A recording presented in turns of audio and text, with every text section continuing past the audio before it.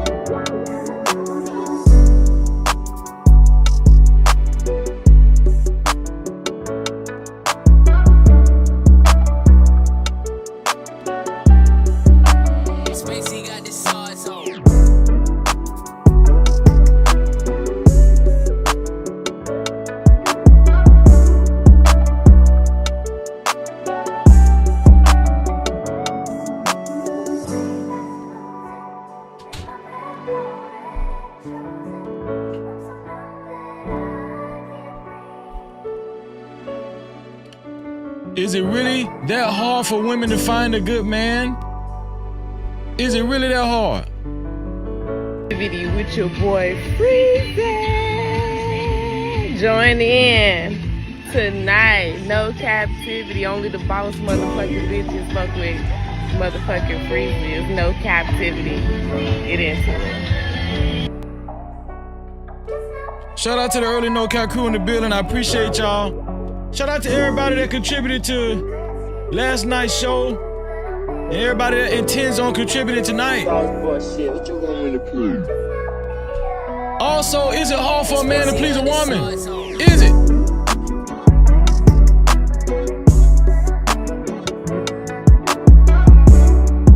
It's Tuesday night and the mood is right.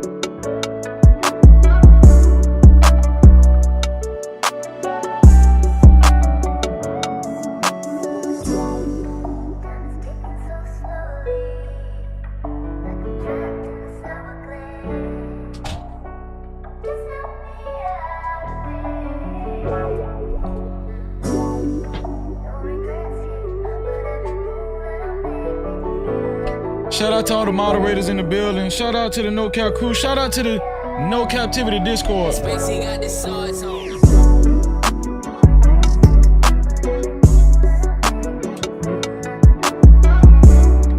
Shout out to everybody that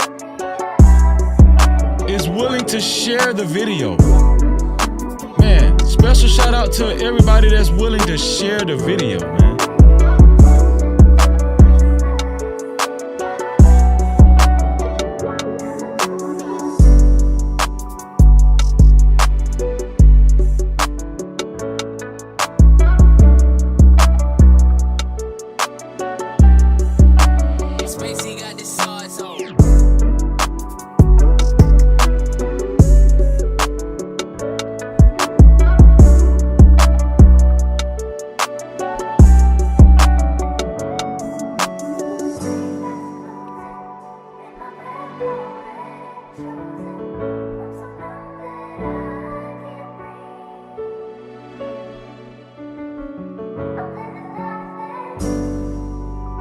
with your boy Freezy.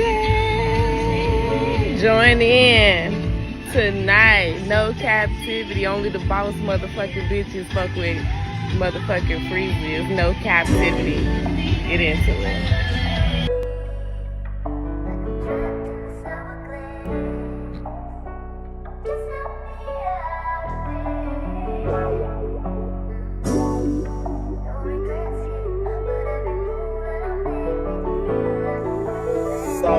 Shit, what you want me to prove? Spacey got the sauce on.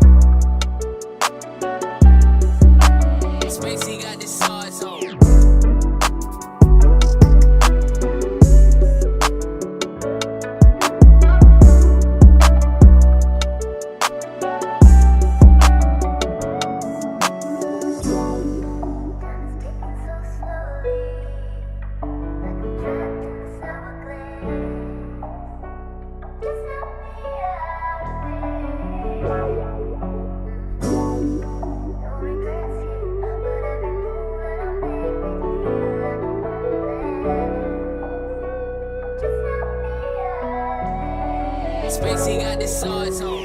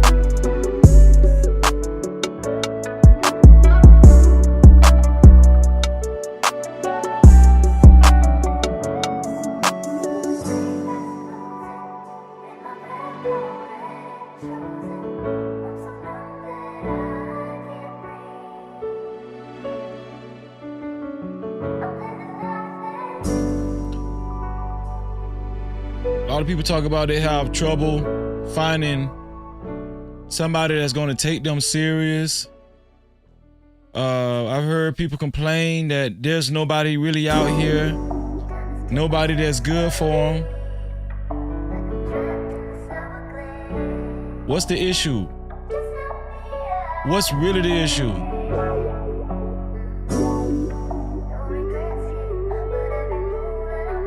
Predominantly, are men or women the problem?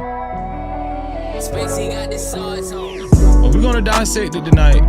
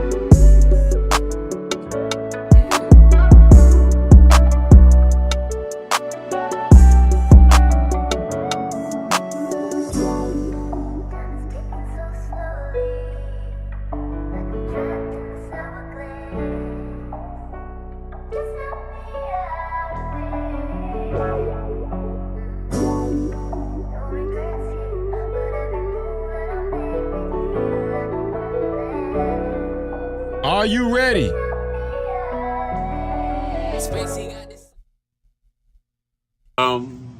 Times in our life, You got time to sing on it. You sing. we all have pain.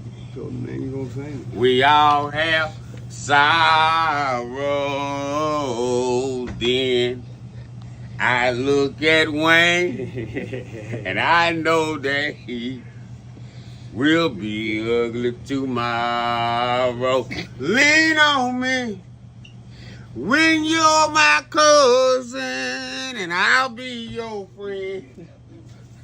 I help you carry on, for it won't be long that I'm gonna need my cousin to care.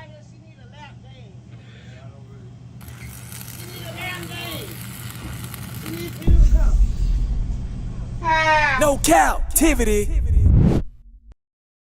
Freezy, freezy.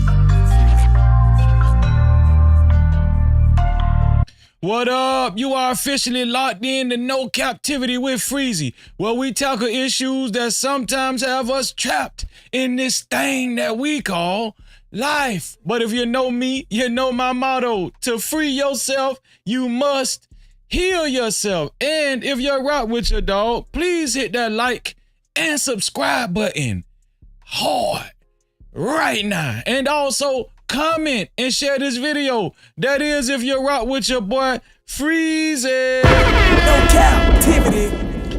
Man, what's up, man? Are you ready to talk about this relationship shit? Huh? Because I know most of y'all really is trying to find real love and don't want to admit it, but it's okay. It's okay because Cupid doesn't lie. No captivity. Listen, is it really that hard for women to find a good man? Is it really that hard for women to find a good man? I've heard a lot of complaints. We've sat in and witnessed a numerous amount of panel discussions, in real life live streams, in real life podcasts. We've witnessed a bunch of arguments, a bunch of back and forths. People do not agree. Primarily men and women. Primarily men and women do not agree when it comes to why they're not, we don't hear a lot about successful relationships, right? In these days and times. Women say, hey, this is the problem. That's the problem. This the problem. That's the problem. Men be like, oh, no, that ain't the problem. This the problem. That's the problem. This the problem. That's the problem. Is it really that hard for women to find a good man? Is it hard for men to please women? Now, is it hard for men to please women? We were supposed to discuss that last night. But last night discussion that had got so good, it just went on and on and on and on into the wee hours of the night, and we didn't get a chance to discuss. But we're going to discuss also later on, is it hard for men to please women? Yeah. I think that men and women, when they get together and find love, or they feel like they're getting attached to somebody, the ultimate goal in most people's cases, now we know some people will disagree, but the ultimate goal in most people's cases is to get married. We know that's the ultimate goal, but we know there are some people that's very pessimistic when it comes to marriage. They said marriage does not work. We know people like that, right? And even for those people, this conversation would be suitable because there's a problem, right? Because traditionally, marriage was always a good thing. I always thought that was the goal. I thought marriage was the goal, right? But before we even get there, let's just talk about plain old relationships, between a man and a woman.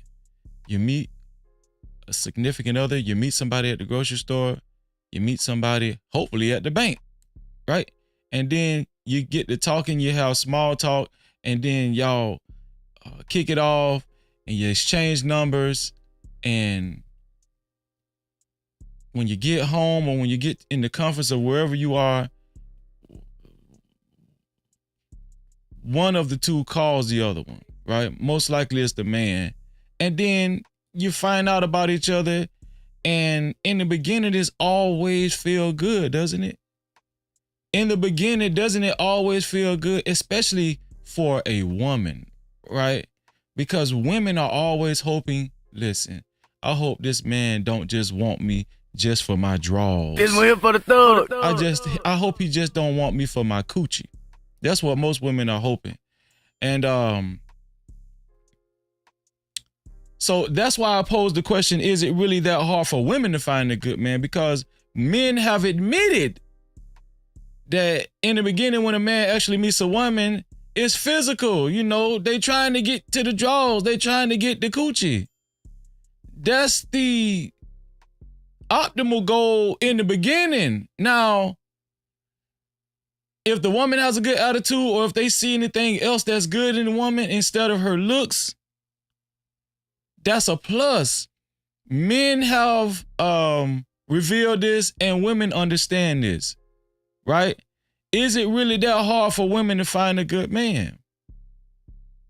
Now that we know all of this, Kevin Samuel say men are visual creatures. So we know when a man first see a woman, he looking at your ass, literally your ass, all right? And he looking at, well, I done heard some crazy stuff. They looking at your feet, men looking at your feet. They looking at your knees, men looking at your neck. They looking at your shoulder blade, right? Men looking at your hair. It's some men that's looking at you all up and down as if they're your stylist. So yeah, men, very physical creatures. So we know that men are visible. We when we first encounter a woman, we pay attention to her looks, but we like to pretend that women don't do the same, but women do the same thing, right? But when men and women actually get together and they exchange numbers and they decide to get closer, I think women are hoping for the most part, not all women, but I think most women are hoping for something much more than just something physical or sexual, right? Most women want to keep their body count down as much as possible. So they're hoping that this dude is a decent dude. He's not a creep. He's not just gonna ghost me after, the first night we have sex or the second night he's not gonna get tired of me because, he want to have sex with somebody else, right? But that's what we're going to discuss tonight. So you guys jot those questions down because that's the topic of the show. Both of them. No Cap-tivity. Both of them. But y'all know what time it is, man. Let's do the roll call. Because that's what we do over here. Man, shout out to Emperor Kojak 313 the Great. Make sure y'all subscribe to my dog gaming channel. He said, what up, Dope Freezy? And chat, smash that like button. No Cap-tivity. Shalom, man. Appreciate you being here. Always good to see you, Emperor. Shout out to my sister, Just J, aka J Forever and a Day. Make sure y'all do what Just J said. She said subscribe to the Realest channel on YouTube. And that's this one. Shout out to Just J. Thank you, Just J. It's always good to see my sister. She make me feel at home. Shalom. No Cap-tivity. Shout out to my sister, Just J. Shout out to my brother, Next Level. He say, big salute, Freezy. Let's get it. My dog, my brother, Next Level in the building. Make sure y'all subscribe to Next Level channel. No Cap-tivity. Also, shout out to my sister, Brina. Y'all better do what my sister Brina said. She say, let's keep the panel going and support Freezy with the cash out. From the cash out, $ no cap Freezy, or send a super chat. Make sure y'all do what my sister said. And shout out, and let me tell y'all something. If Brina said do it, man, we need to do it. No Cap-tivity. That's my dog. You know what I'm saying? That's my sister. Real talk. Shalom to Brina, man. Shout out to Cassandra B. She's so sweet. No Cap-tivity. Shout out to Cassandra B. How you doing, sis? It's always delightful to see my sister, man. Shalom, sis. Shout out to Travel One. Travel One, how you feeling this evening? How you doing, Travel One? She say greetings, Freezy, and the no captivity chatters. No captivity. Shalom, Travel One. Let's see. Vegan Sweat, where you been at? Vegan Sweat say, is that right? It's so good to see Vegan Sweat. What's up, Vegan Sweat? No captivity. She say, is that right, Freezy? Is that right? Shout out to Vegan Sweat, man. So good to see you. Man, shout out to Lisa Moore. Lisa Moore hung out with us late night last night. She said, hey, people. No captivity. Shalom. Shout out to Quantum Love in the building. No captivity. Shout out to Quantum Love. Shalom. Voice of Venus. What's up, Voice of Venus? Venus, how you feeling? She said, Freezy. Make sure y'all subscribe to Venus channel if you haven't subscribed to Venus channel already. No captivity. Shalom. Shout out to my sister Venus. It's great to see you, Venus. Shout out to Stan. What's going on, Stan? Say, sup, Freezy? No captivity. Shalom, Stan. Great to see you, brother. Great to see you. I want to remind you guys to make sure you hit that like button, family, with the quickness. No captivity. Don't hesitate. And listen, to support this channel and to support stores of this magnitude, also, if you would like your comments read and highlighted, right? Especially if you would like your comments read and highlighted, you could either leave a super cap, right?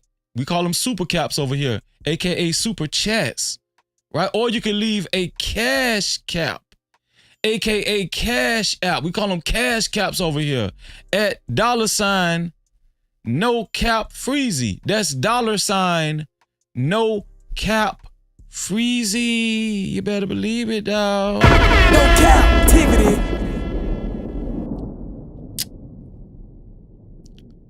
So, it's getting to the point now where women are saying, man, I don't want to mess with you niggas. I'm not dating. I'm tired of y'all. I'm tired of these empty promises. I'm tired of these weird ass dudes always arguing with women. You know, I'm tired of going out on disappointing dates, right? These dudes are cheap. They don't want to spend no money. I'm tired of guys that's always talking about don't date a single mother. I'm just tired. Okay? And when I do go out with a dude, right? He's always looking at other women. He just don't respect me. He don't take me serious, right? I'm just tired, Freezy. Okay, so I just stay home and I watch reality TV. And let me tell y'all something. That's why reality TV had got so big. Reality TV had got big because women stay home. Now, they don't, you know, when women stay home, they don't have nothing to do. They really want to be out with a man. They really wish they could have some business, right?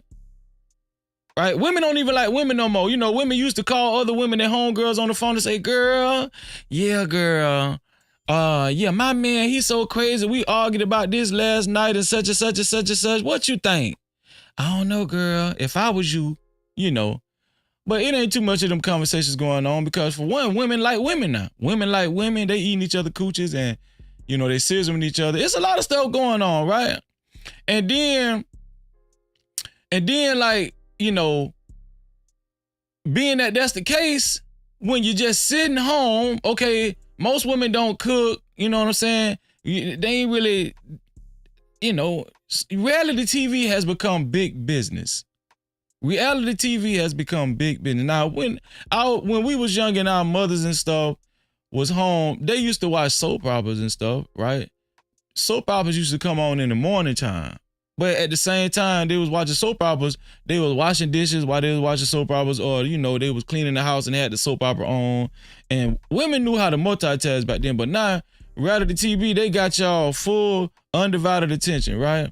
But why is reality TV so big now? Why are women so discouraged about dating men? Why is there so much division when it comes to men and women dating nowadays, right? Men are fear-mongering. They're telling men, don't date these hoes, don't date these women. Okay, and especially don't marry them because they're going to take you for half your money and they basing it on money. And a lot of these guys be broke.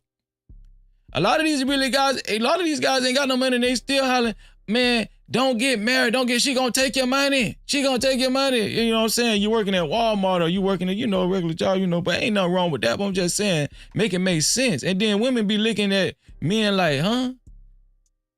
Your money? What you talking about? But it's just a lot of stuff going on. I got some videos that we're gonna react to.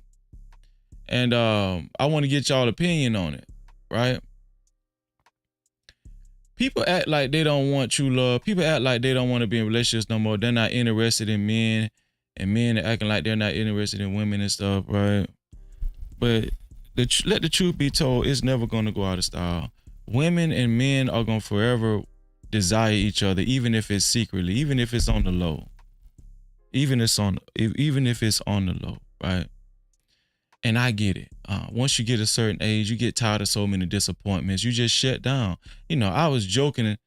Some of it was humorous, but I understand.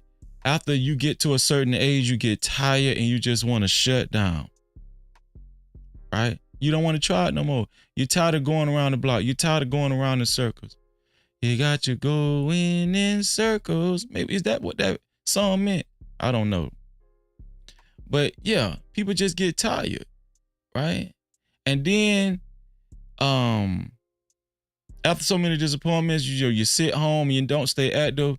It be those particular relationships that make you depressed, right? Then you get depressed, then you start eating a lot, then you gain a lot of weight, and then you get discouraged. You feel like, okay, well, if a man did me wrong then, I know a man gonna do me dirty now because I done gained weight. And then your mind start playing tricks on you. Can anybody identify with what I'm saying? Now listen, I'm not saying all of this stuff is real. I'm saying your mind play tricks on you. And so we bring a lot of these emotions, a lot of these disappointments, a lot of these negative experiences to social media when we want to talk to people and stuff. We want to express ourselves, and then people tell us, no, that ain't the case. You don't know what you're talking about. And they try to tell you about your experience. No, bro, you can't tell me about, I know, what kind of guys I've usually ran into. I know my experience. You can't tell me about my experience, right? Right. And then it's vice versa, because women say, you just hurt. You sound like you hurt. No, I ain't hurt. I just got a lot of sense now, You can't tell me about this, But we're going to get to I would like, to talk to my sisters. If you guys would like to hit the link right early on, I'm going to put the link early on. I got a few videos that I'm going to review. I want to see what you guys got to say about these videos. Right? And it's going to be a fun discussion, man. But we're going to help somebody find true love tonight. We're going to help somebody get married tonight. We're going to help somebody become more optimistic about relationships and possibly getting married. Right? It's not over. We know Kevin Samuels say you done hit the wall and now you're in no man's land. I'm telling you, man, they'll make you want to kill yourself, won't it? I'm just saying, God damn, man. No Cap-tivity. They'll make you want to take yourself out, don't it? I'm in no man's land. They make you feel like you in the desert and it ain't no hope. It ain't no hope, man. And, well, we forget about God and, we listen to man and, you understand what I'm saying? But this is why I think this is going to be an interesting conversation and a much needed conversation. And then there's a lot of other factors, right? We talk about finances, right? Men, now women are picky too. They talk about what men should have before they even think about talking to a woman. A man should be financially stable. He should have this amount of money, that amount of money. And at one time now, you women, at one time, some of you sisters had got a little crazy with it. Now, he need to be making six figures and he need to be making at least $200,000 a year. I mean, it got crazy on both sides. Is it hard to please a woman? That is the second question of the night. right? A lot of men just throw their hands up. Some men want a good woman. They say, you know what? According to them, I don't make enough money, so I'm gonna just try to get some sex. I'm gonna just play like a good guy, try to get some sex, because I know in the end she don't really want me. I don't make enough money. I'm gonna lie to her. You know, when I first meet her, when she first meet me, I'm gonna give a good impression and have this fake necklace on, gold-plated necklace on, you know, and I'm gonna have me some cubic zirconia earrings, and I'm gonna look like somebody. You know what I'm saying? I'm gonna go ahead and rent me a car, you know, because I can't show up in my real car. You know, my real car is a 1993, so, you know, right there, I'm X'd out if she know what kind of car I really drive. She can be like, ooh, I can't go out with you. Well, we finna go out in that. Yeah, what's wrong with that? Change your plans. You know. Girl, he tried me. How he tried you? Girl, that nigga showed up in a neon. What wrong with a neon? But anyway, listen. We're gonna talk about it on both sides. I think that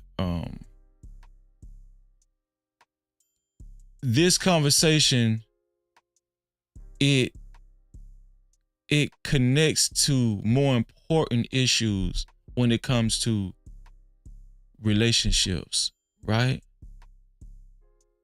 It connects to broken marriages and divorces and broken households and stuff like that, right? It connects to people becoming baby mothers and baby daddies and people having a lot of vitriol and anger towards the opposite sex.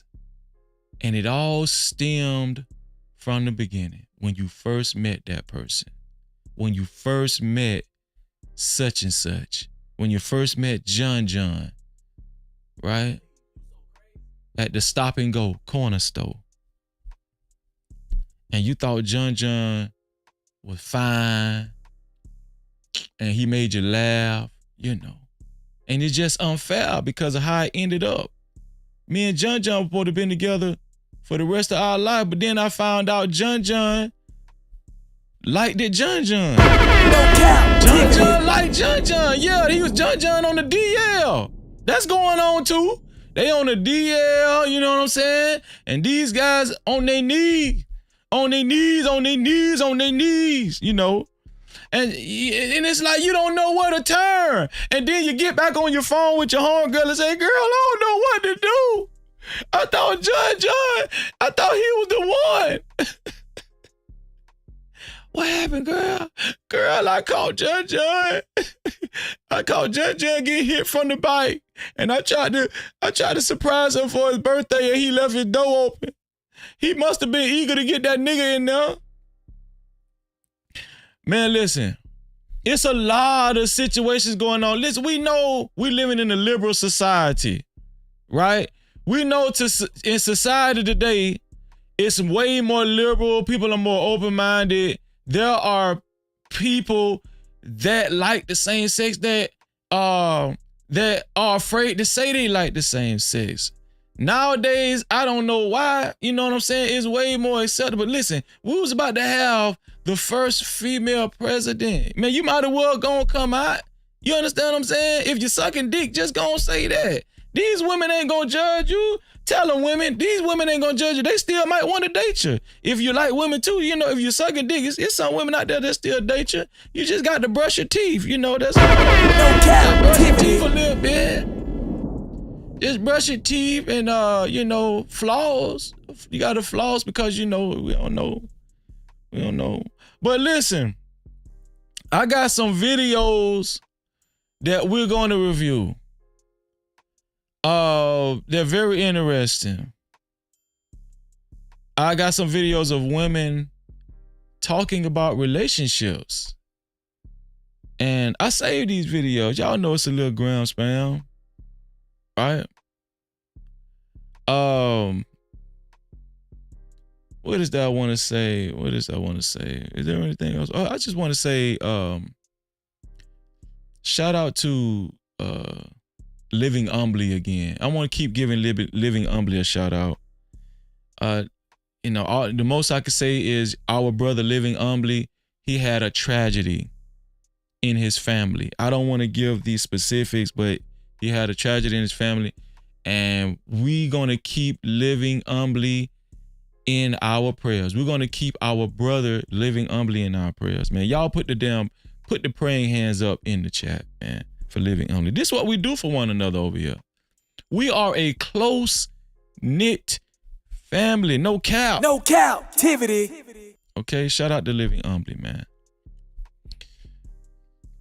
So it's time to get this party started, man. The hell?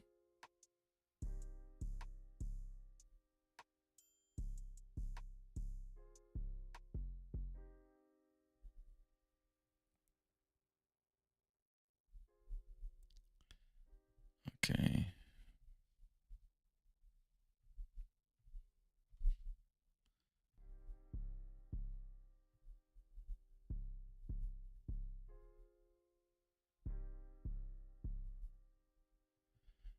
Okay, we're over here. Let's go to the other side of the no captivity room.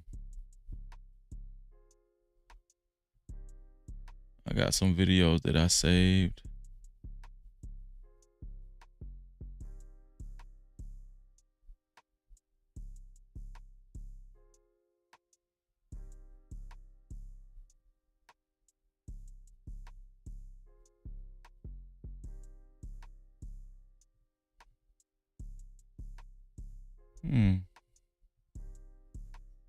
Hold on, y'all. Okay, there we go. Where I'm gonna start first, y'all.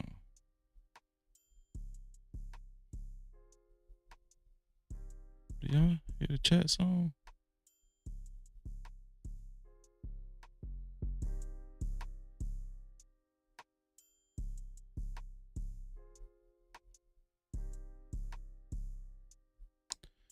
Okay, here's one reason why a lot of women are getting discouraged.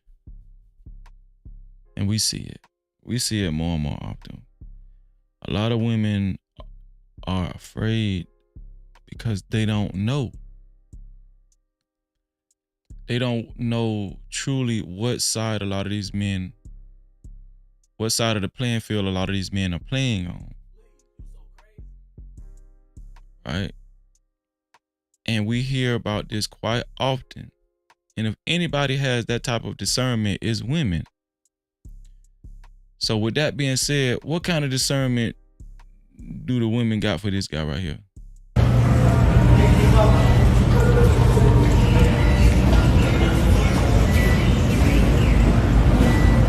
This is an NFL football player. This is the 49ers. He plays for the 49ers. Debo Samuel that plays for the 49ers. Would any of the women in the chat date a guy like this that dresses like this, you know, has this type of style? Let me know. Any other women? Now he's in the NFL. Now let's just be honest, y'all. Women, it's time today. We're gonna be honest. If this guy came up to you and he act like he like you, would you go ahead and take his number and go out with him and take him serious? And what if he went out on a date with y'all like this? Would you take him? Now, obviously, he played for the 49ers, and he has probably a certain amount of wealth. Would you actually be this man's girlfriend? Would you be intimate with this man?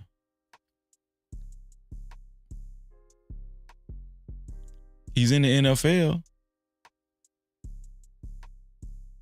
He played with the 49ers.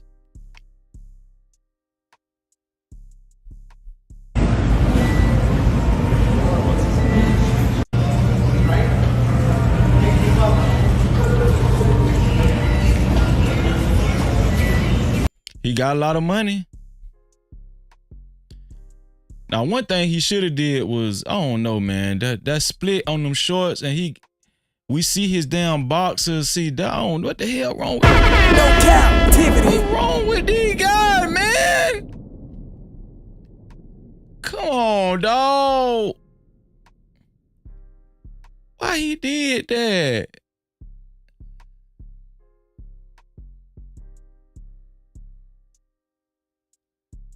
Would women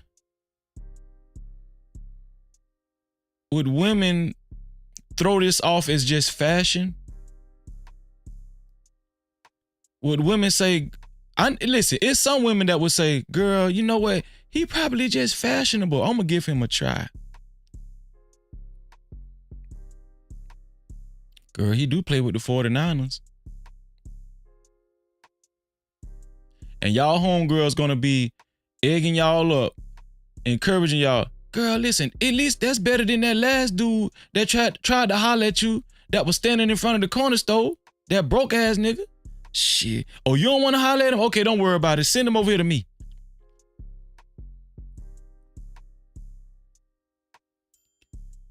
Some of y'all saying no in the chat. Listen, but the man made millions of dollars though.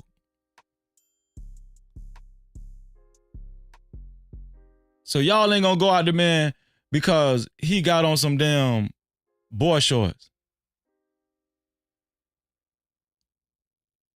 with a split. I'm showing y'all this because men are getting way more liberal now too. So the more and more we go into the future, the less likely you're gonna run into a guy like your granddaddy. Right? And all y'all love y'all granddaddies, right? Granddad. You know, most of y'all love y'all granddad because y'all think most of y'all granddads will stand, you know, he told y'all these stories. He had y'all on his knee. He came from a time where, you know, they was taking care of their wives and stuff like that. And they marched with Martin Luther King. And, you know, they got into a fight with Malcolm X. You know, the real men. You know what I'm saying? I'm just saying the more we go into the future, the less and less likely you guys are going to see men like that. And I know y'all done seen it. The more and more y'all be on social media, it ain't a lot of old school guys, right? Like Freezy, I'm old school, you know what I'm saying? I'm old school. You'll never catch me wearing no shit like this here. But I'm just saying, is this just the age that we're living in and women are just going to have to adapt? Is that what's going on?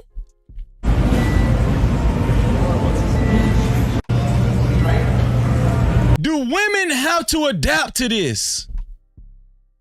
Is this why it's so hard for women to find a good man? Because y'all being too picky. When y'all see this man walking Red Lobster, you act like you're better than him. You turn your head. You don't want to date this man because he got on coochie cutters. Huh? You don't want to date this man because he got coochie cutters on? So you think you better than this man? Huh?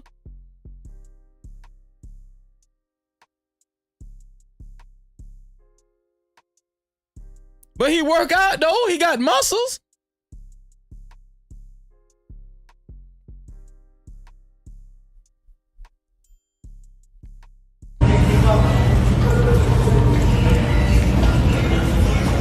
Look how he's swinging that wrist. Yeah, he on the runway right now.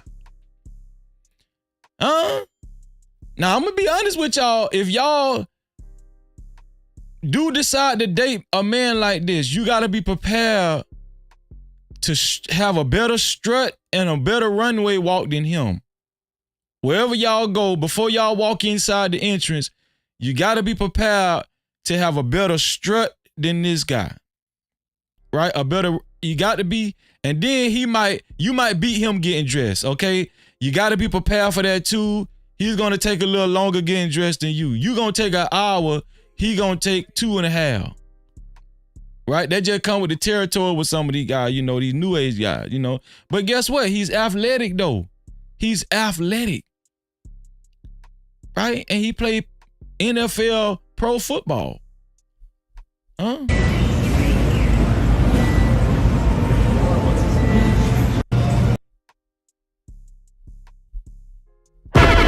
Cap-tivity.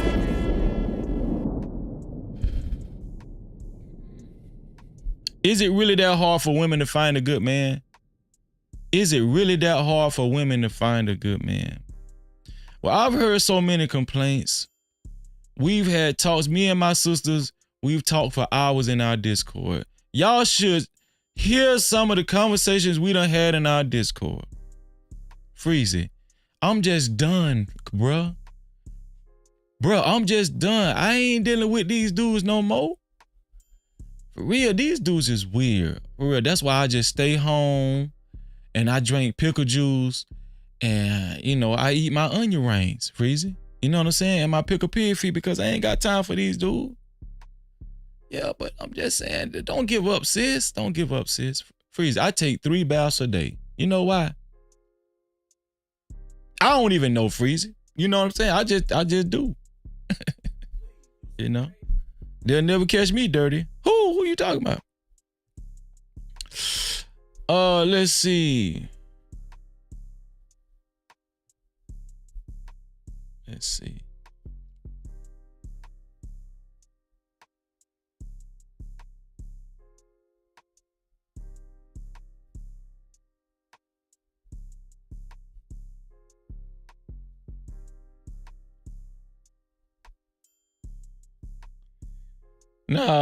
Now, okay, so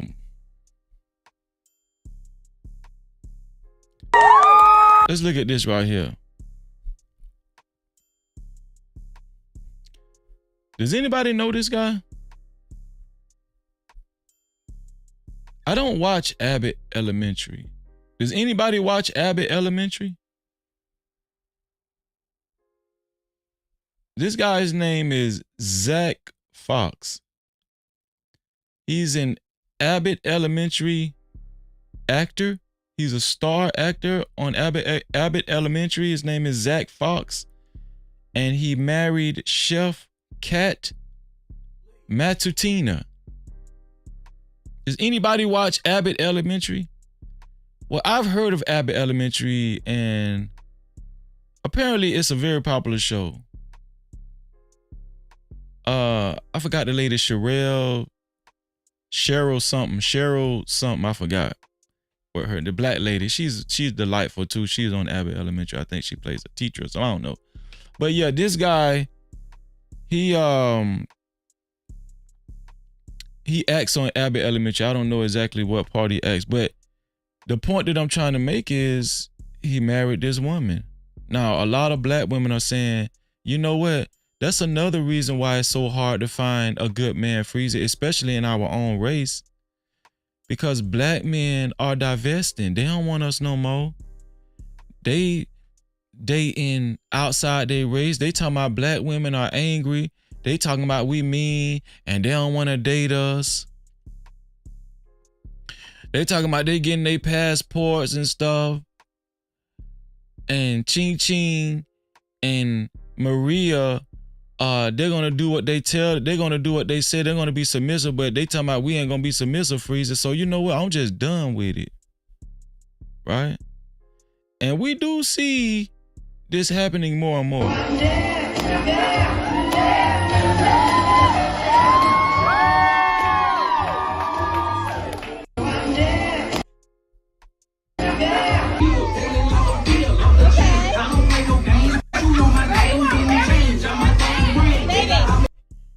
There's Zachary, what his name? Zach something. I forgot.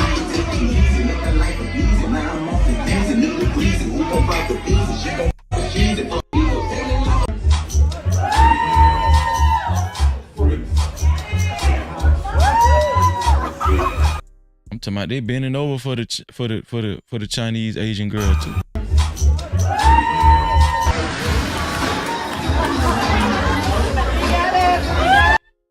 Let me tell y'all something. Them girls with other races, they getting BBLs and everything. Listen, they compete with black. They getting breast implants.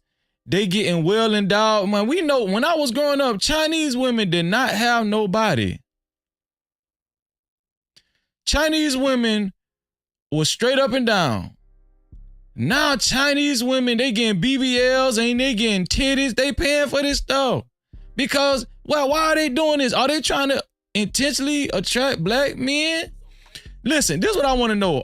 Are other women of other races paying attention to these conversations? do they actually hear black men saying, I'm tired of black women. We need to divest. We need to, go across seas. We need to go to China. We need to go to Colombia. We need to go to Puerto Rico. We need to go to Thailand. Y'all think other women are paying attention to these conversations? And so now, Chi-Ching, she making an appointment to Dr. Miami saying, listen, I need some ass and I need some titties. Is this discouraging to black women? I don't know. I'm just exploring all options. Is this discouraging to black women? Is it really that hard to find a good man?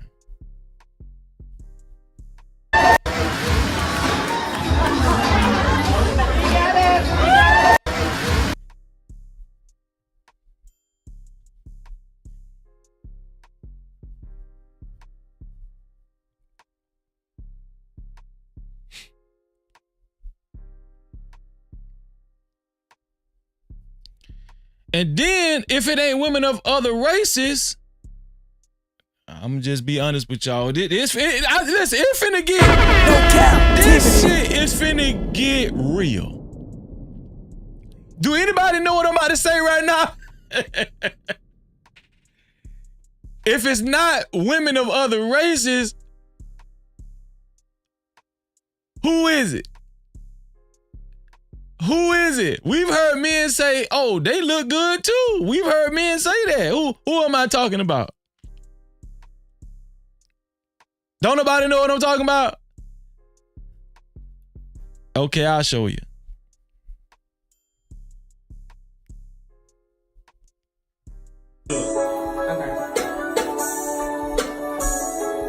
Yeah. They call me sitting, I'm a star. Thorns in my car. Pussy, yeah, I pop it. Diamonds, I be rocking. Your nigga never cared between my legs, so baby, stop it. They said I couldn't do it, baby, shoot off like a rocket. I'm that girl, yes, I swear, I'm the shit, bitch, I swear, fuck the truth, I'm the death, unicorn, yeah, I'm bad. They said that I'm the... Man, they got trans saying, oh, your nigga want me, your nigga don't want you. Your nigga that don't want you, he want me. And they saying it bold. But we got guys, we know guys that saying, I don't know. We know guys that said, we don't heard men actually say, listen,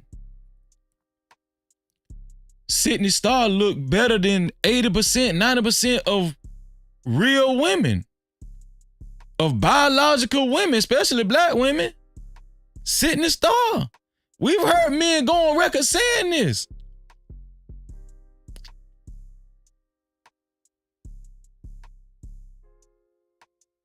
Is it really that hard to find a good man as a woman, as a female? Girl that y'all is talking about. But if you ain't talking, let me keep my name out your mouth, okay? Okay, alright. Okay, alright. Yeah. Okay, alright. Okay, alright.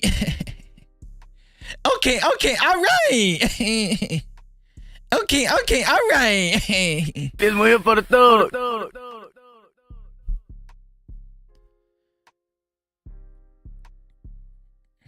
Now, y'all might think Freezer reaching, but men in 2024, going into 2025, men are being more and more open-minded. Not most men, but I'm just saying a small percentage of men that's growing. This small percentage is growing. They're getting more and more interested in trans women like Sydney Starr. They're saying that these people look good. Do women pay attention to this? Do women say, what the hell? What that nigga just said? Huh? No captivity. Do women say that to themselves? Right? I'm gonna be honest with y'all. I heard a dude say on a podcast, and this was a while ago, I heard a dude say, you know, trans women, they're just like women. But I think that they're better than women because they think like men. Yeah. No captivity. Yeah, I heard a man say that. Yeah, trans women, they in some ways they're better than women because they know what men want because they used to be men. It's a lot of I'm gonna be politically correct.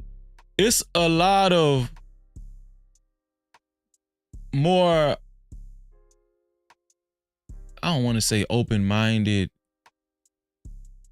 Like, men are exploring their options because, you know, men want to find love too, right? Right? Sydney Star know it. Huh? Okay.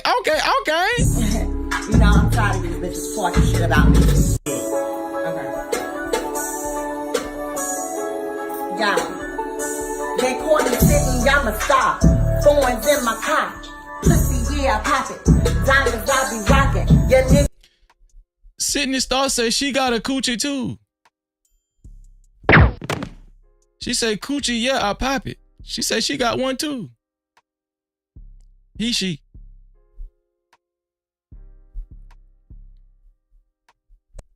You never care between my legs, so baby, stop. They said I couldn't do it, baby, shoot off like a rocket. I'm that girl, yes, I swear, I'm the shit, bitch, I swear, fuck the truth, I'm the death, unicorn, yeah, I'm bad. Isn't this shit psychological? Can y'all see where I'm going with this? This shit is getting more and more psychological. Because there are a lot of men that's not going to admit it. Now, I think this dude is a dude. Listen, I'm not there. I'm not there. I ain't got there. I ain't never been there. All right. This a damn man, and he trying to rap right now. Okay, that's how I'm describing what I'm seeing right now. But there's a lot of men that's looking at this person and saying, you know what? She look good. She do look good. If Sydney Star walked up to a lot of men nowadays and said, you know what? You fine. You fine. It's some men that'll blush. Y'all don't believe that? It's some men that will blush because Sydney Star said that. Because they just want to find real love. Because they just got out of this relationship with this disrespectful woman. And Sydney Star know that. You know what I'm saying? Sydney Star know that because Sydney Star used to be a dude. You know? Damn, Sydney Star got eyes for me. Sydney Star like me. There's some guys thinking like that. It's psychological. That's what I'm trying to tell y'all. We got to explore all possibilities. They said that I'm the girl that y'all is talking about. But if you ain't talking, let me keep my name out your mouth.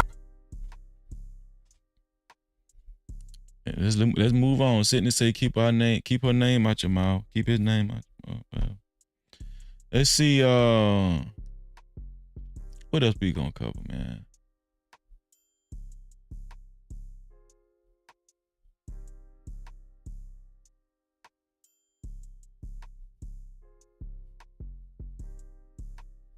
This is what I meant to tell y'all too. Do y'all remember PBN Rock? Does anybody remember PBN Rock? Remember the singer / rapper PBN Rock that got killed in California at the restaurant? Does anybody remember that dude? The dude that got gunned down in California, in LA. PBN Rock. Anybody remember that guy? I think this happened last year sometime. A lot of people were saying that the reason why he got gunned down when they tried to rob him, they were saying that the reason why he got gunned down was because his girlfriend that met him at that restaurant, she shared a picture and the picture had the location. Does anybody remember that? His girlfriend shared a picture of the restaurant where they was meeting at and they had the location on it. That's why a lot of people were saying PBN Rock got got murdered. And listen, I'm just taking a little detour, right? We finna get back to the topic at hand. But I just want to show y'all there's some new information that just came out.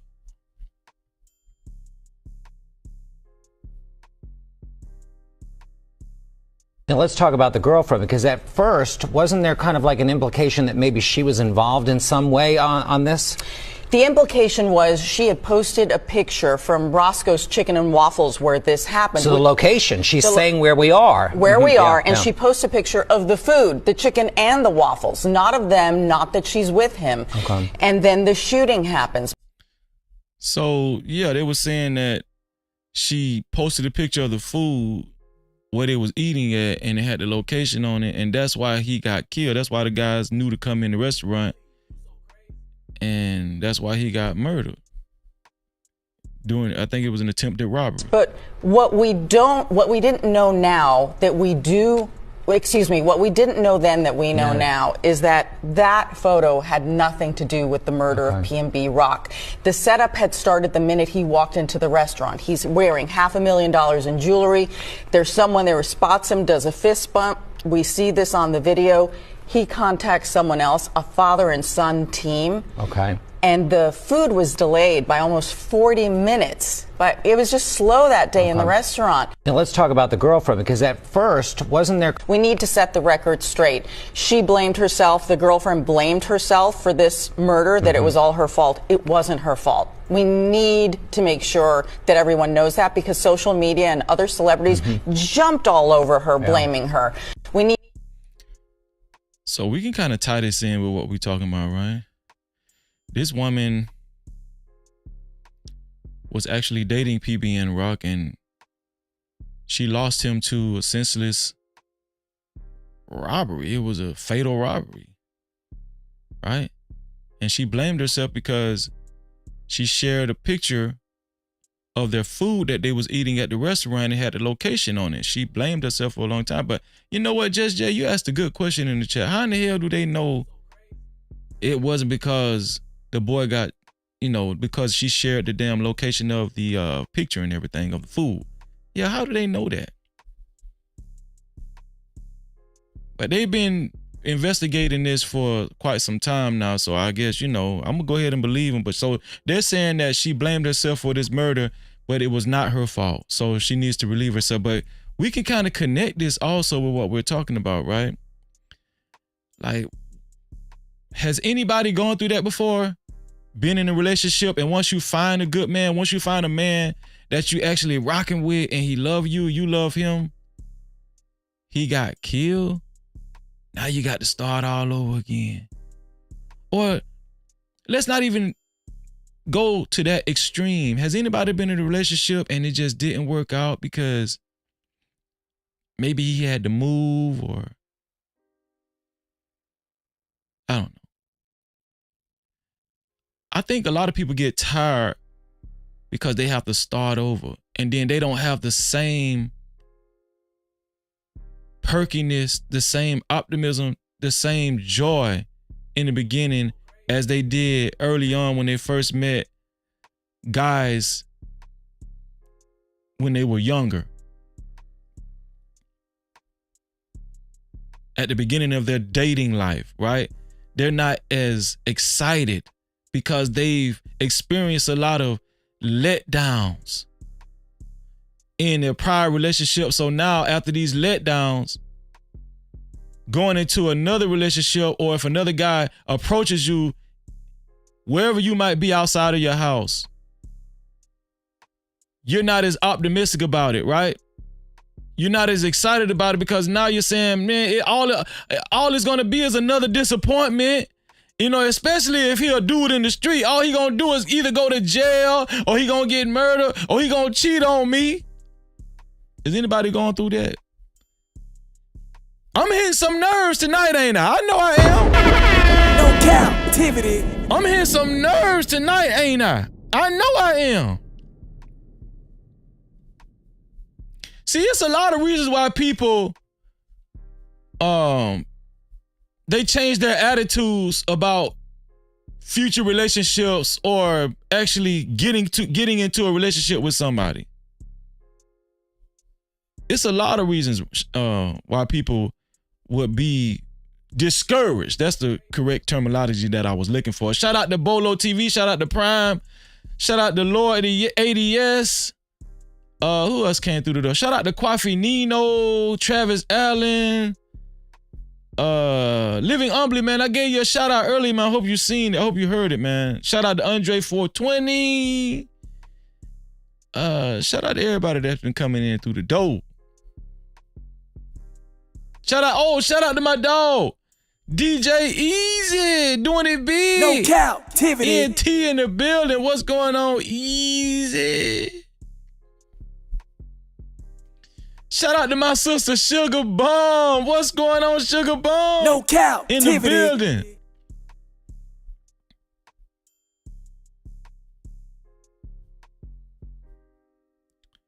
Yeah, so, you know, this woman lost her man in a senseless gun robbery about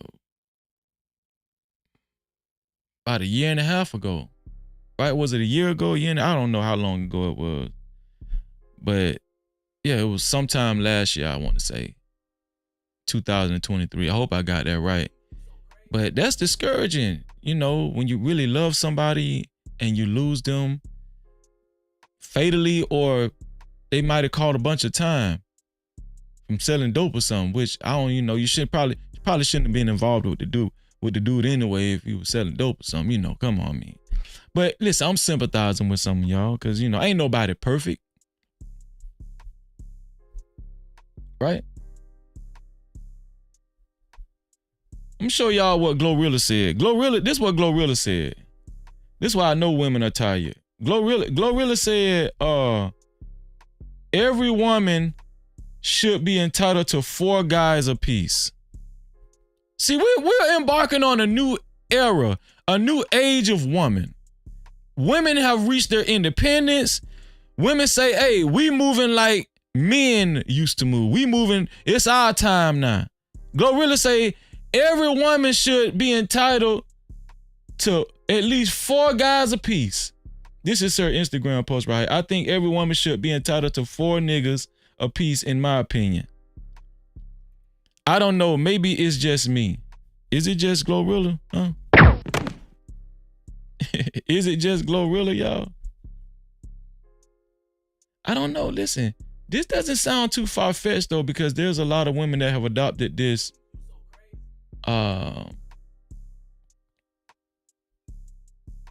masculine mentality. Like, listen, if it's good for men, it's good for women too. Okay? The day of the submissive woman doing what a dude say is over. Those days are over. It's a lot of women with that mentality. We're not listening to y'all. Shout out to Say Franny. What's going on, Say Franny? No Cap-tivity. How you doing? Does anybody agree with Glorilla? I think every woman should be entitled to 4 dudes apiece, in my opinion. Y'all think Glorilla just feeling herself because, you know, she became famous? Because I highly doubt that Glorilla was thinking like that. Hold on, let's bring Glorilla picture back up. Hold on, let me put Glorilla up here. We finna put you on the chopping block, Glorilla. I highly doubt that Glorilla was thinking like that before she got famous. I'm gonna tell y'all something about people. People get beside themselves when they get a little clout, don't they? They just say anything. But no, some women just feel like that though. She say, I think every woman should be entitled to 4 guys apiece.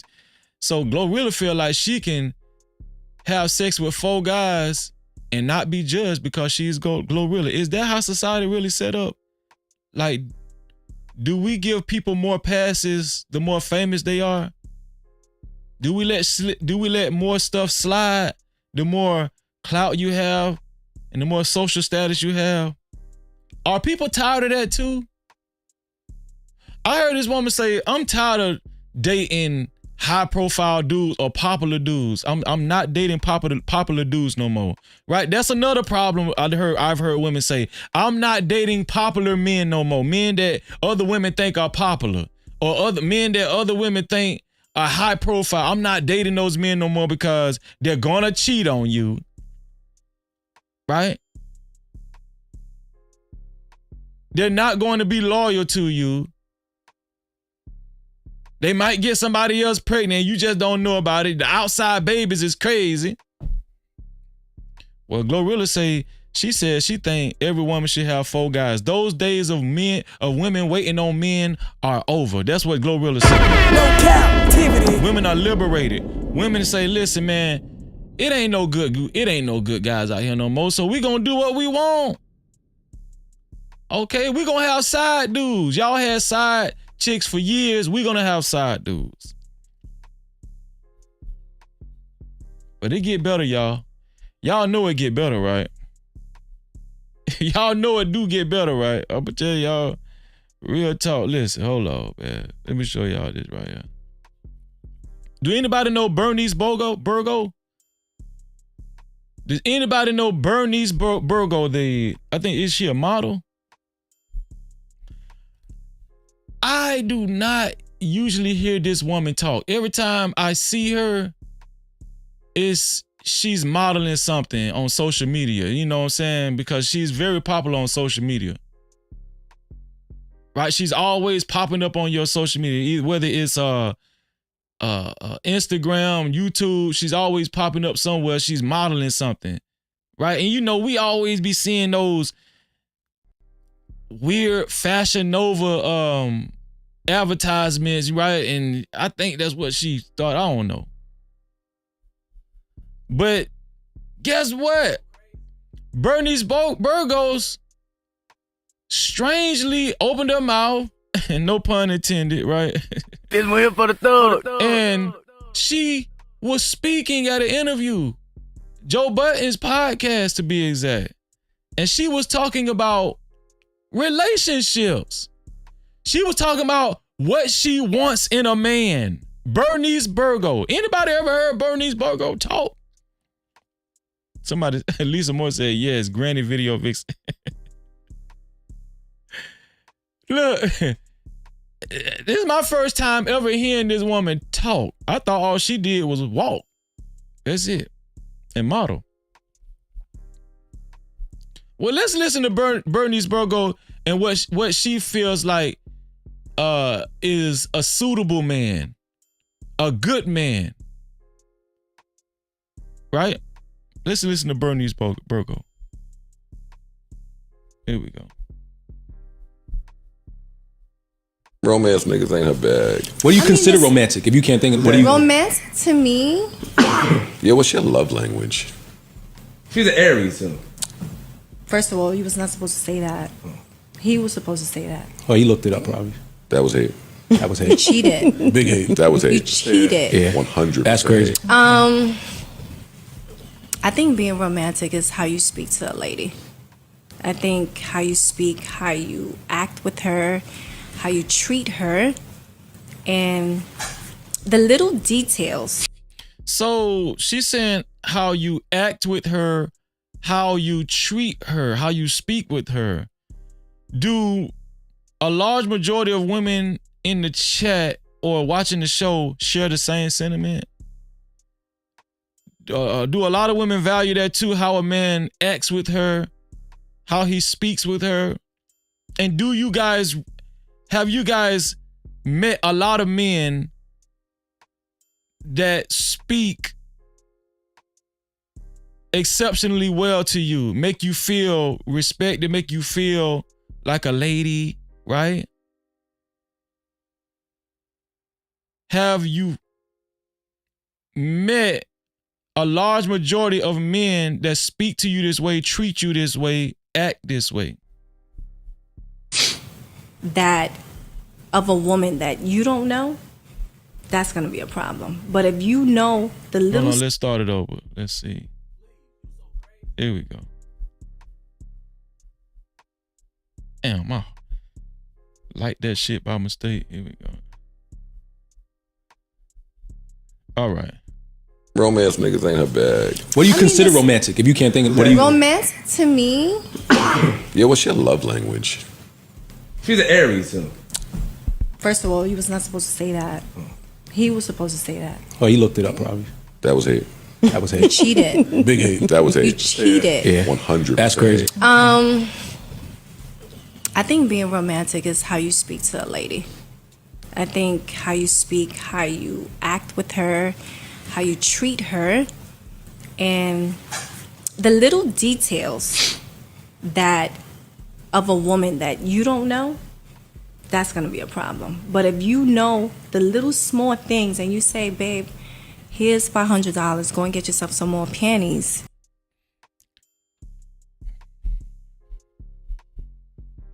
No captivity. So first she said the little details is very important. If a man knows the little details about a woman, that's very impressive. And especially if he comes out and say, here, babe, sporadically, and says out of the blue, here, babe, here's $500. Go get you some panties. $500 was for some panties. Where they sell $500 panties at? Here, baby, here's $500 for some panties. And then you just know the little details about a woman. Now, I do agree with that. Like, if you've paid attention to the woman that you claim you like and you're talking to, if you pay a lot of attention to detail, I think that's what Bernice Burgos is getting at. Now, she kind of lost me with the $500 panties, but I do understand what she's saying as far as the attention to details. Women like when men know little things about them, like little things, right? Pay attention to the little things, like $500 panties and stuff. How you know I need some? Romance niggas ain't her bag. What do you consider romantic? Oh, I checked your drawer. That's what I be doing. You know, just the little details. If I'm in the supermarket and I'm talking to you, or you text me, hey, what are you doing? I'm in the supermarket, and you send me like $500, that's like, whoa. You're thinking. It's just little stuff like that. It's little shit, yeah. That's little. You just in the supermarket and your man send you $500. That's little. Do y'all see? Now, I'm going to be honest with y'all. Most of the dudes I know, if you said that shit was little, they going to be so offended. No captivity. If a man send you $500 out the blue because he was thinking about you, and you say, thank you for that little thing that you did earlier. What little thing you talking about? You sent me the $500. That wasn't no damn little thing. That was my whole damn paycheck, ho. It's here for the thug. Right? But then again, we're reviewing and reacting to somewhat celebrities, right? It's the little things. Cute. Okay. Can you give me an example? Oh, I checked your drawer. That's what I be doing. You know, just the little details. If I'm in the supermarket and I'm talking to you, or you text me, hey, what are you doing? I'm in the supermarket, and you send me like $500, that's like, whoa. Now, let's translate this more so to us brokies, right? Maybe she's saying if you're in the grocery store and you get a cash out and your man sent you $50,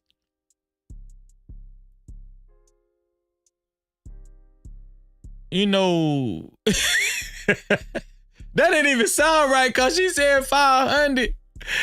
I'm just saying. So if your man sent you $50, that ain't the little things that count. If he say, here, babe, I just felt like sending you $50.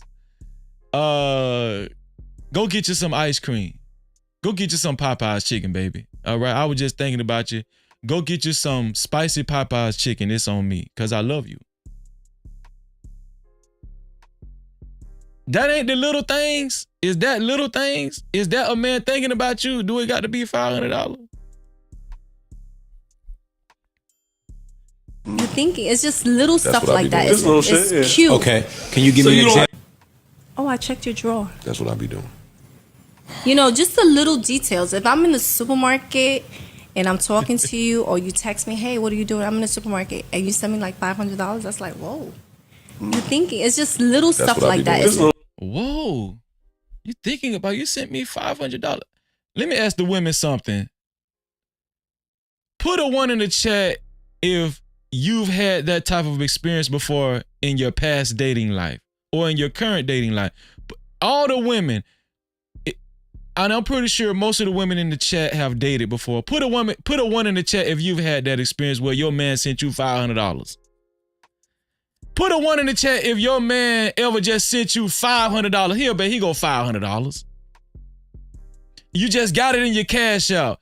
Dang, I just felt like sending you $500. Put a one in the chat. Okay, Lisa Moore said that happened to me before.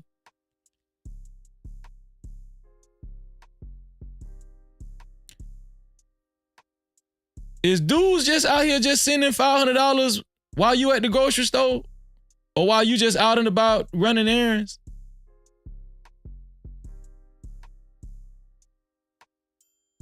Now, Lisa stunning on y'all. Lisa say more than that, Freezer. Yeah. Say, friend, say, not $500. Hell no, Freezy. $500. This one here for the thug. These niggas cheap as hell, Freezy. Ain't nobody sending nobody $500, Freezy. Just Jay say, I lost 500 strands of effing hair. Yeah, I lost 500 strands of effing hair, Freezy. No cap. The only 500 I got or lost or whatever. Okay. Say, friend, say a little something though. She got a little something though. Okay. But a little something count though, right? Sugar Bum say, Freezy, come on, you know I'm standing. I got them 500. No now. Cap-tivity. Sugar Bum say she done got trips and all. But why y'all say it ain't no good men out here? Cute. Okay. Huh? No Cap-tivity. Sugar Bum, listen, that was a setup question. From now on, don't let me hear you say it ain't no good man. Not saying that you said that before. But you done got $500. You done got trips and all from these dudes. So, Sugar Bum, you done had good experiences with men. And Lisa Moore, you too. You done had good dudes sending y'all $500, taking y'all on trips. Okay? So, this is an indication it got to be some good men out here. But no, seriously though, for the most part, is it really that hard for women to find a good man? All right. Tonight, if the discussion goes well, maybe there's going to be a man that sends all of you women in the chat $500. We don't know.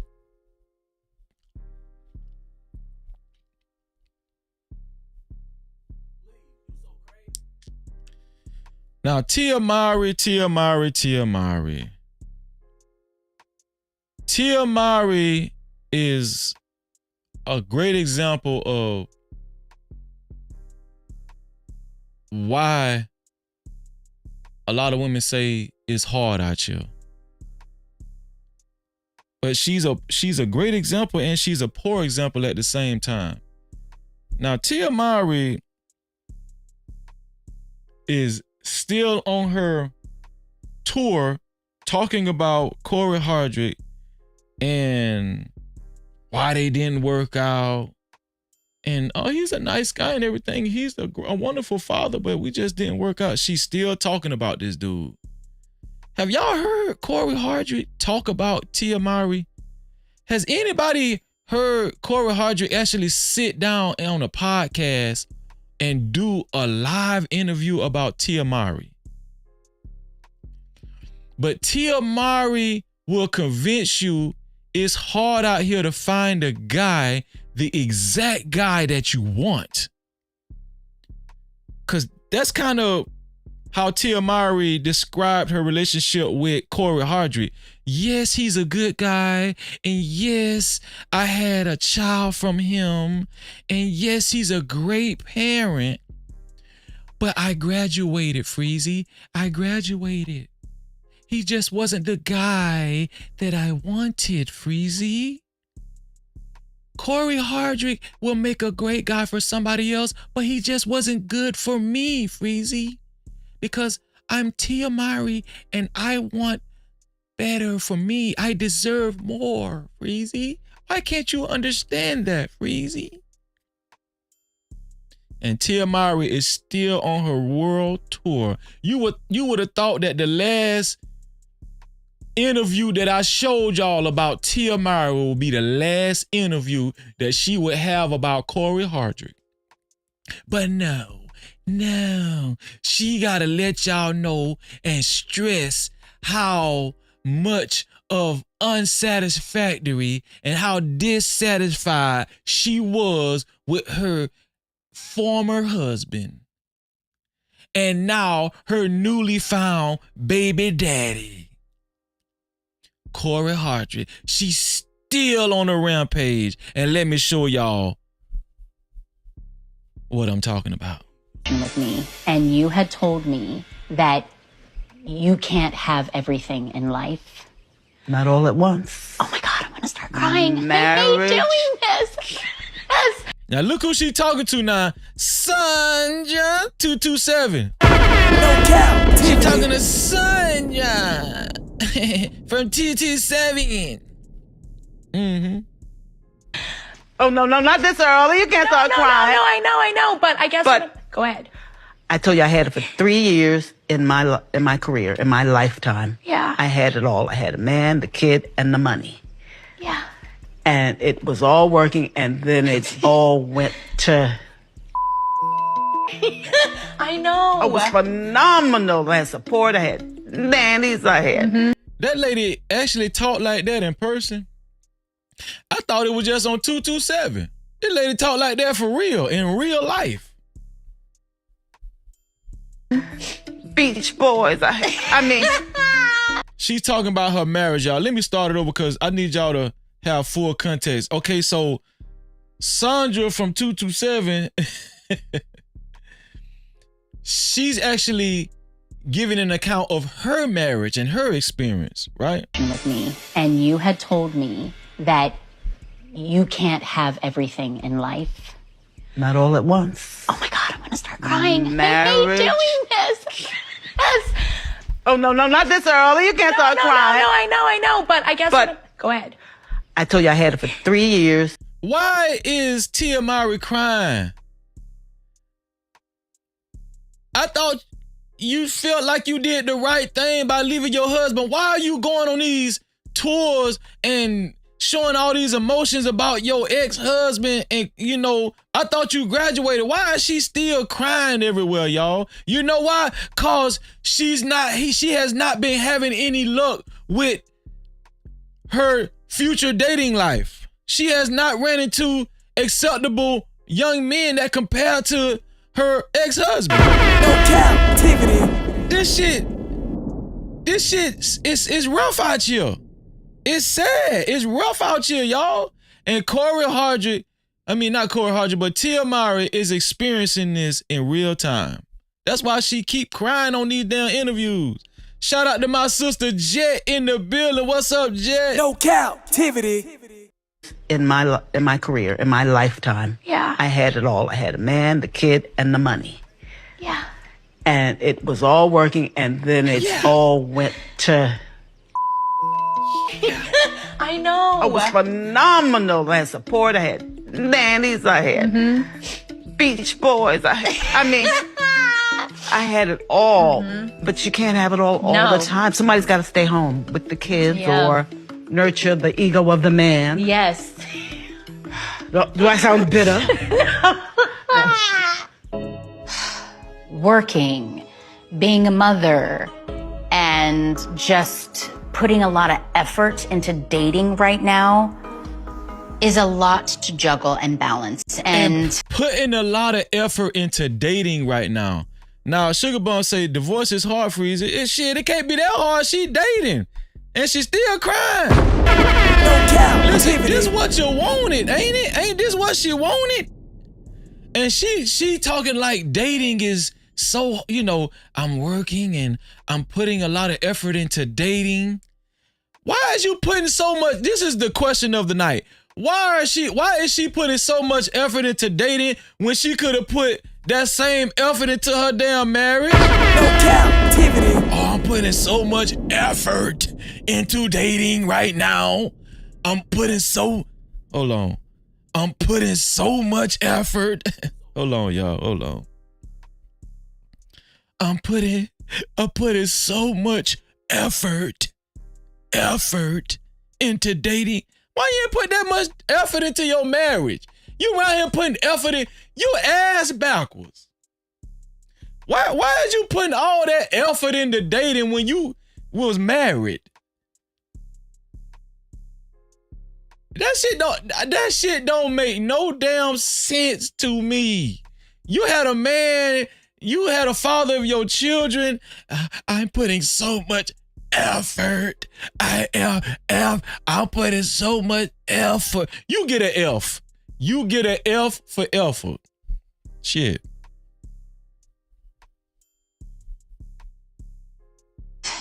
I can't help but wonder if I am repeating the same mistake now. I don't know if you know, but when you were having that conversation with me, that's when I was like just smiling through it all. In the back of my head, I was like, is she in my head right now? I was already having questions about my marriage, but you didn't know. No. No, But I did know from the other side, if I might say, somebody else was dissatisfied because they weren't working. No, I know you're absolutely if one right. partner makes more money or has more success, or is a gap that is so hard and it can't work out. And it can't have competition. It just doesn't. So where they're going with it now, they're saying that a big problem is, she said, what Sandra from 227 is saying is that what she experienced was she was working. She was in Hollywood, she was working, and her man was more so staying home, and whatever he did for a living, it wasn't making nearly as much money as Sandra for 227. What's the lady real name? I'm gonna just keep calling her Sandra from 227. And so she said that's why it didn't work out. She said she thought she had it all. She had a husband, the children, the house, the cars, and she had the pool boy. She throw that in there too, right? But she said that it just didn't work out because, you know, when men don't make as much money as women, men tend to go into competition. Thank you, Emperor Jackie Harry. Jackie Harry, thank you. Jackie Harry saying, when you in a relationship or when you in a marriage with a man that don't make as much money as you, men tend to have low self-esteem and they go into competition with the woman, right? Which, listen, y'all know Freezy gonna keep it 100. A lot of men probably will resort to that type of attitude, right? But y'all already know where they going with it. Y'all already know why they did this interview. Y'all already know why they made this sit down. And I'm gonna be honest with y'all. Tia Mowry is so strategic. They probably planned this shit. Come on, dog. Let's just be honest, man. They planned this whole interview. And Jackie Harry, aka Sandra from 227, is about to act like she finna say some new shit that she never told her friend Tia Mowry about Corey Hardrick. Watch this. Not work. It doesn't. And you can't stop your career because you want to even it out. And I like him. I don't dislike him, so I don't want to put that out there. But I already told him, I said I'm on Tia's side. I know. So. You got to choose sides when there's a divorce. So she was saying that Corey Hardrick told her. Jackie Harry is saying that Corey Hardrick actually confided in her and said he was basically jealous of his wife because Tia Mowry was working more than he was. Even though we looked up both of their net worths, and I think she was only worth like $3 million, and he was worth like either 1.5 or $2 million, right? She was worth more than him, but it wasn't that by that many millions or whatever. They both of them millionaires, I read, unless there was a change.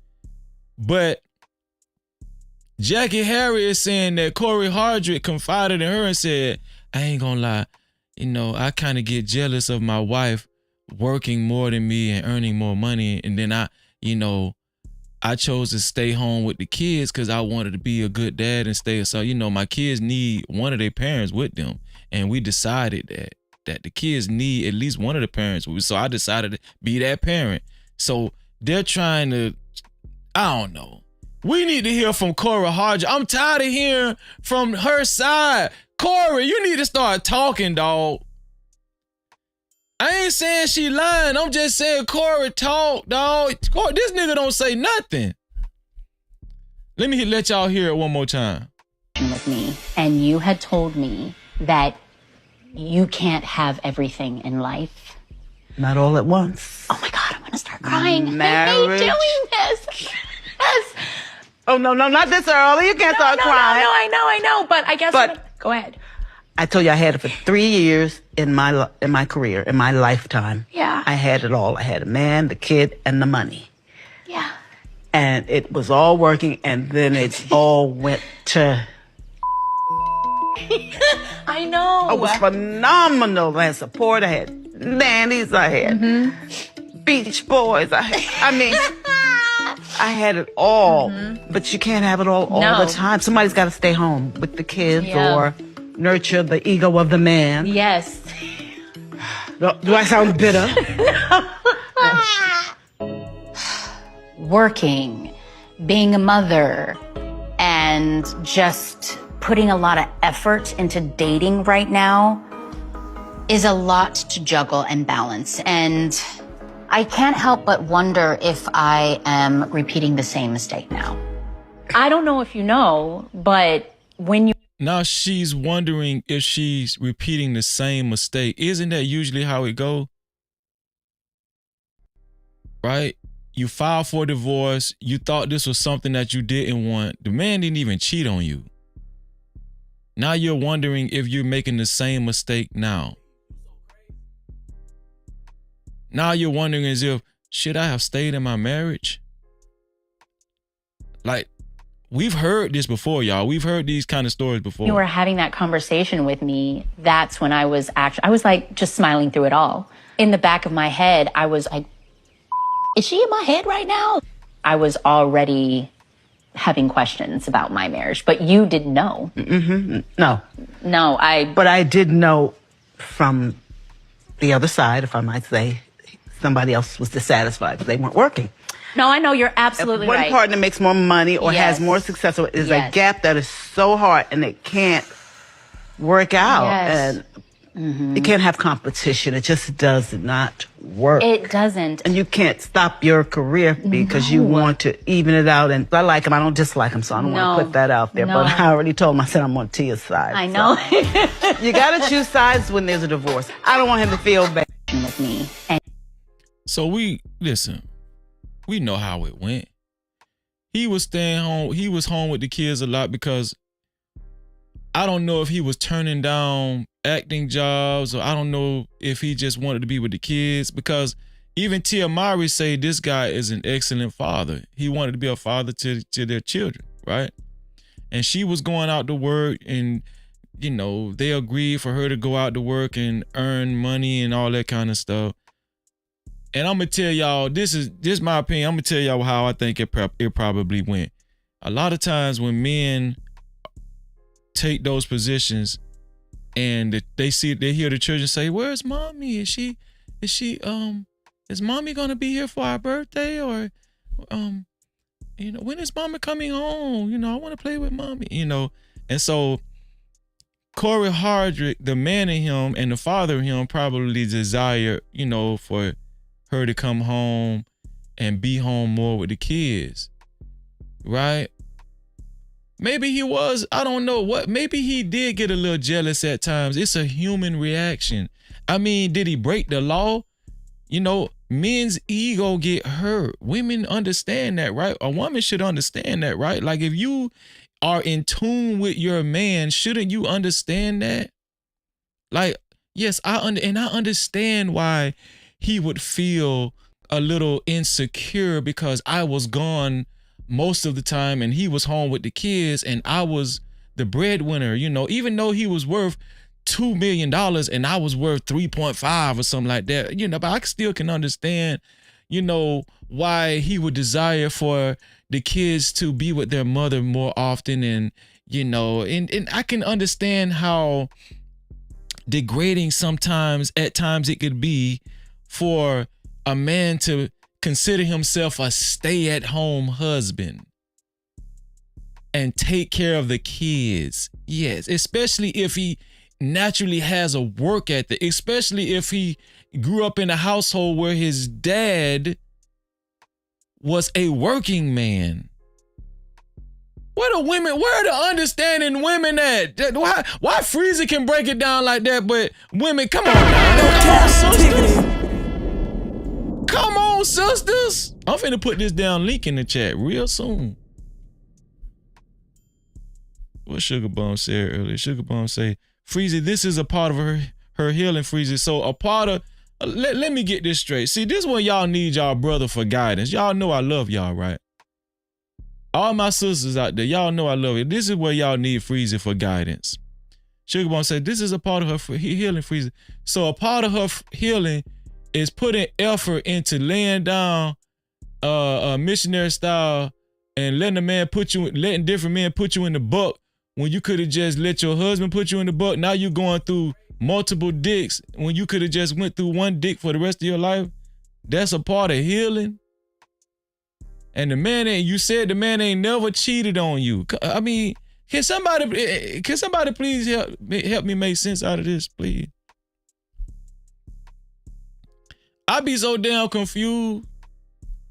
Hold on. Y'all know you get better now. This the last video, and I'm gonna put the link in the chat. This the last video I'm finna show y'all right now. So we know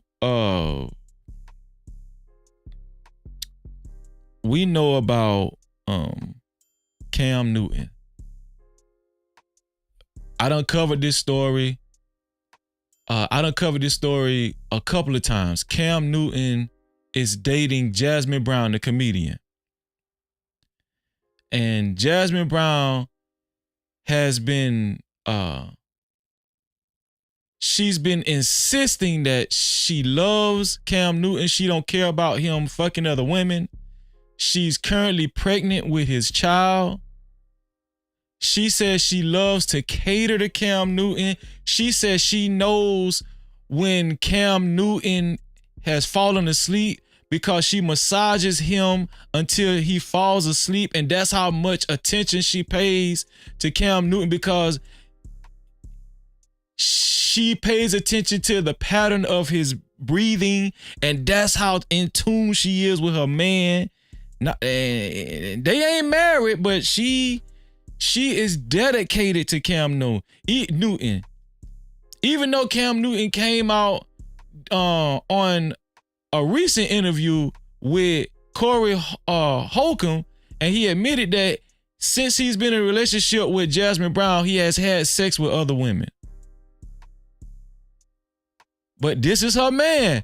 This is Jasmine Brown's man. But do y'all remember when Cam Newton had a sit down on his podcast with Dr. Cheyenne Bryant? Does anybody remember Dr. Cheyenne Bryant? And she was telling Cam Newton about his ass. Do anybody remember that? No Cap-tivity. Does anybody remember Dr. Cheyenne Bryant when she was telling Cam Newton about his monkey ass?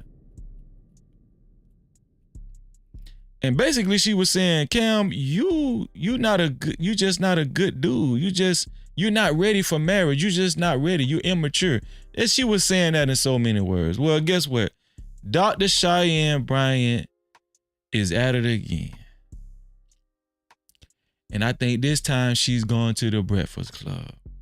Let me see if I got that in marriages old interview to all with, film myself. You are not going to see my situation. My desire to get married, that's a very vague question, and it's for you What to situation are you referring to that they're looking at and thinking is not high function? Just my life. Your life entirely, or your life in relationships? My life. See, don't deflect. Let's stay. Okay, this is the interview that I reacted to a few weeks ago. This is Dr. Cheyenne Bryant. This is the interview that went viral. Just in case some of y'all missed it, I'm gonna catch y'all up. Here, your life entirely, or your life in relationships? Both, really. And they think that you're low functioning. No, I don't. You just said people see your life and think you're not high functioning. The opposite of that would be low functioning. No. Okay, so here you go. You're trying to take my intentions away from this. Can I correct it? Yeah, go ahead. Or can I give you more? Yeah, some more information. Heck yeah. So, I'm not married, right? I have beautiful children. How many? 8.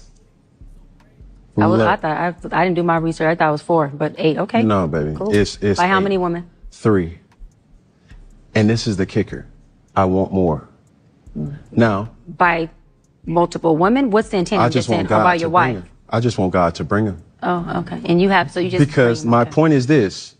So obviously Dr. Cheyenne Bryant is exposing the dysfunction in Cam Newton, but you know, he's looking to the gods and acting like, you know, he's spiritually sound and he's explaining himself away on why he wants more children, even though he already got 8 from 3 different women. And he's trying to make sense out of it. But Dr. Cheyenne Bryant basically is trying to expose this guy and, like, you know, he's a degenerate, right? See, my situation, that's a very vague question, and this for you, is lower than my fear of divorce. So, as you had said, Dr. Bryant, you said it, I didn't say it, I will agree. I'm just taking my time. You're not taking your time. I am, though. You're being very action-based. You're not taking your time. You're being very action-based. I'm taking my time. You're being very action-based. You have 8 kids with 3 different women. Yes. You are creating, procreating, and multiplying. That is not taking your time. You're being very selectively active. Okay? So you're creating, in disclaimer, the kids are innocent, they are beautiful and amazing. Anything I say has nothing to do with them babies, because I can't wait to be a mom, and I love the kids, period. But you are proactively choosing where you want to be active at and where you want to take your time. You want to take your time in having a wife because of your own fears. But you will, and I say this with all respect and love, what I'm about to say next, okay, Cam? But my desire to get married. So you know, she said, and I say this with all love and respect, so you know she finna say some crazy shit, right? you will selfishly create broken families, even if you're in their life and you're a proactive father, and I believe you're not. So she accused Cam Newton of selfishly creating broken families.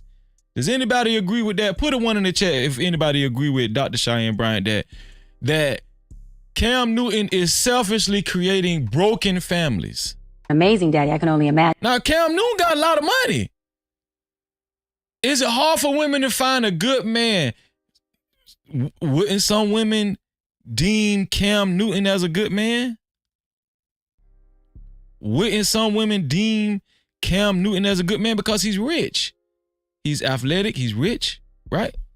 He could take care of all the children without no problem. With just your presence and knowing you thus far, but these families are still broken. Every child cannot have Papa in the house with them. So some child, if not all, will end up with some kind of deficit without Daddy being there. Now, you chose to do that. I'm not saying you sat there and woke up one morning and said, I want to be selfish today, so I'm going to go make a baby. Not saying that at all.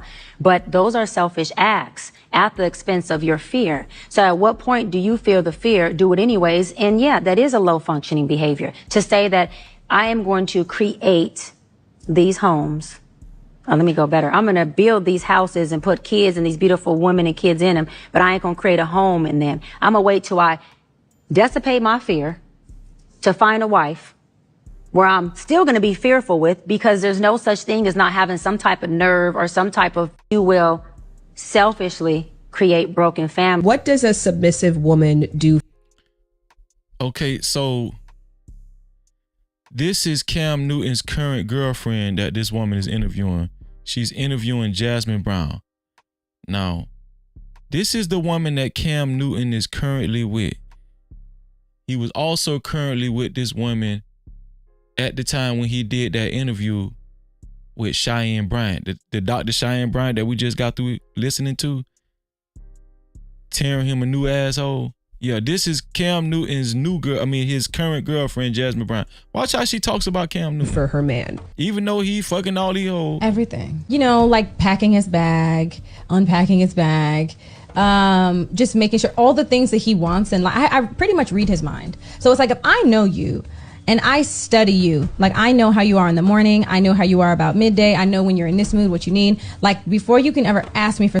This is Jasmine Brown, y'all. This is Jasmine Brown. Something, I'm already on it. I mean, he's spoiled. And you know, when I talk to my girlfriends about it, I was like, oh, how are you guys doing? And I'm just like, girl, he's rotten. I'm like, he's spoiled rotten. Like, he's rotten. But I love that. Like, I want him to be there. I think my biggest flex is how I treat my man. And I've been known to love people back to health. And sometimes it's very draining, but my love is my superpower. And I used to hate that about myself. But now it's like, I'm just embracing it. Like, that's who I am. Like, if I love you, I can heal you. It's your joy. It is my joy. You know, I love to see him eating the meal that I cooked. I love seeing him sleep easy. Is this why a lot of y'all having a hard time finding a good man? Because you're not willing to allow this man to be the man who he really is and sleep with other women and get other women pregnant and just heal him through your love.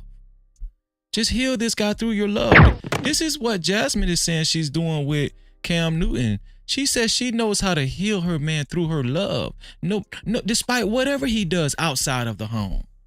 Right? That's what Jasmine Brown is saying. Every night, like clockwork, I scratch this man's back to sleep. What does a submissive woman do?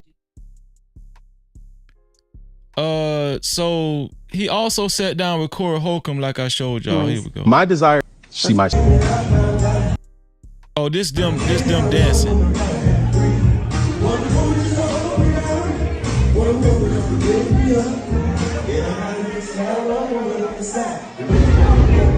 Wow. I never seen this video before. Do y'all know what this song is? It's a how the song go?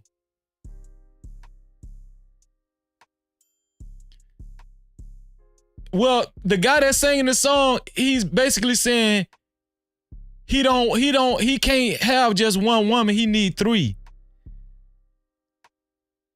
One woman just to lift me. How does it go down? What is the name? If you want to leave, go ahead and leave, baby. One thing that I found out, I can't have one woman, I gotta have 3. One woman just to hold me down. One woman just to lift me up. One woman just to, and I need one woman on the side that really don't give a fuck. That's what they dancing to, y'all. And she just happy. Mostly every man in the world want a woman like Jasmine Brown. Listen, she don't want to get married. She gonna let you just have sex with all kind of women, right?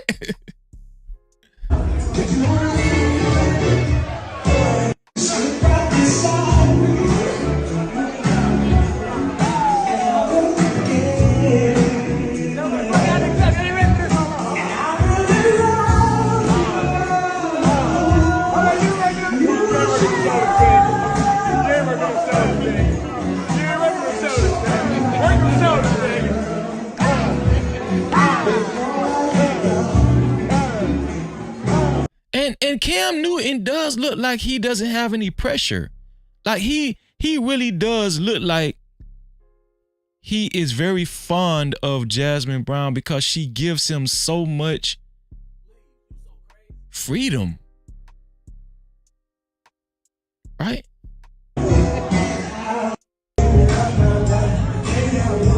Gotta have 3. One woman just to lift me up. And you gotta have one woman on the side that really don't give a fuck. Oh, okay. I just wanted to do that again. Okay. He also sat down with Corey Holcomb too. You are not finna tell me you up here fucking one person. It's not finna happen. No. See, you're trying. So this is at the same time he was with Jasmine Brown as well. He sat down with Corey Holcomb, and Corey Holcomb said, "You is not gonna tell me you was just fucking one person. You is just fucking one person. Since you've been in this relationship, come on now." Let's listen to Cam Newton. Trying to deflect back to me. No, I would never do you like that. But I got respect for you. No, here. But you didn't answer that for a reason. No. Understand this. You didn't answer for a reason. I'm going to answer mine, and then I want you to answer mine too. What's going on, Just Me? How you doing? Great to see you. I will answer it, brother, and I promise you I won't bullshit with you. Okay. How long you talking about? What you mean? Fucking one person. What do you mean, how long I'm talking about? As long as I've been with Jazz has not been the only person that I've had sex with. I don't know your situation. But I'm getting personal. Right. I don't know your situation. Since you want to take it there. And this is the thing that has... Do you feel like I'm being disrespectful? No. Because I'm not trying to be disrespectful. Do we give Cam Newton credit for just keeping it real and being honest? No captivity. Do you guys give Cam Newton credit for just being honest? Because, I mean, that is a good thing, right? That's a positive trait, right? Well, guess what? Dr. Cheyenne Bryant, she has some things to say. She doubled back on her opinions about Cam Newton. I think she sat down with Charlamagne the God, DJ Envy, right? Jess Hilarious on The Breakfast Club, if I'm not mistaken. And let's see what Dr. Cheyenne Bryant added to her opinions on Cam Newton. Here we go. And so my intent was to use Nick's situation and shift a whole culture of black men. Same with Cam, and it happened. There were a lot of naysayers, but a lot of black men were actually in there creating the viralness and saying, listen, Doc is right. We need to create more husbands and less baby daddies. Black men were like, I'm 26. I got 3 kids by 3 different women. And she's right. This ain't it, man. Yeah. We got to do different. That was my intent. And my intent is what manifested. So, and Nick as well. Cam was resistant, but Cam had answered a lot of questions in his household. Cam had a lot of stuff. He had a lot of different conversations he had to have with that woman. Whether she wants to come out on social media and wear the mask she's been wearing, that mask is off at home. Yeah. Cam had to answer questions. That created a lot of conflict. Conflict is needed for resolve and for shift and change. And so, yeah, entertainment or not, I wanted to make sure that what happened, that the conversation is now being had everywhere. And so my intent was... Dr. Cheyenne Bryant says she is doing her due diligence, right? To expose these fuck niggas. No captivity. In so many words, that's what Dr. Cheyenne Bryant is basically saying. Do you disagree? That's what she's saying? Let's keep going. Was that it is time for our community to do things differently. And if you have already created broken houses and homes, you're not doomed, but you need to stop. It's a time to stop. Like, we're not here to create broken houses and now you're projecting your daddy issues and mommy issues as a man onto an entire generation that has to now grow up to figure out what the hell is the root of their issue and how do they not sabotage and how do they do this thing differently. Yeah, I saw Cam say. Cam said that it affected his relationship with his first 2 baby moms and his current situation. So you feel any remorse for that? Or? No. Yeah, because I'm here to interrupt that pattern. No. Yeah. Like, the shit should have been interrupted a long time ago. A long time ago, yeah. You know, Cam, and you come from, and not that this breeds, good decision-making people. She's really describing Cam Newton and his situation as very dysfunctional, and she's using it as a prototype and as an example compared to many other situations, how other guys operate in the world. She's using Cam Newton as an example. She's saying that Cam Newton is very dysfunctional, he's very toxic, and he needs to be stopped. She's saying he should have cleaned up this behavior. She's saying that he should have stopped this behavior a long time ago. That's what Dr. Cheyenne Bryant is saying. And she's not gonna stop until she stopped these fuck niggas. That's what Dr. Cheyenne Bryant said. I ain't said she said. But Cam he's a pastor's child. He comes from 2 parents that are still married and they're pastors, very much involved with the church. And when you come from a lot of pastor kids and these folks who coming from these really perfect households or perfect, that it is time for our community to do things differently. And if you have already created broken houses and homes, you're not doomed, but you need to stop. It's a time to stop. Like, we're not here to create broken houses and now you're projecting your daddy issues and mommy issues as a man onto an entire generation that has to now grow up to figure out what the hell is the root of their issue and how do they not sabotage and how do they do this thing differently. Yeah, I saw Cam say. Cam said that it affected his relationship with his first 2 baby moms and his marriages that have a lot of infidelity, a lot of brokenness in them. These kids learn how to mask their life as well. And they learn how to overcompensate for what they're missing in broken houses, in womanizing or manizing ways. And that becomes an issue. And then they just becomes a dysfunctional pattern where they keep creating this. They get comfortable in dysfunction and say, I'm thriving here. No, you're not. You've learned to survive. and you're teaching everybody else who you are, creating or procreating how to survive. So like with the Cam situation, is then there like a follow-up conversation with him, or like he wants to work through more stuff now off camera? Because like I'm sure it triggered a lot for him as well too when those additional conversations had to happen. Or did he block your number? Or like is he, you know what I mean? Like what happens after that? We see it on the internet and it goes crazy. Yeah. The baby mom's a girlfriend, all the fallout. There's been recent fallout too with him talking about her, Jazz, not being the only woman that he slept with in a relationship. And so there's things coming out now. Does he hit you up and say, hey, I want to do some more work, I want to have a conversation? Or marriages that have a lot of infidelity. He's like, nah. He hasn't hit me up to say yes, but he's definitely not like, nah. Okay.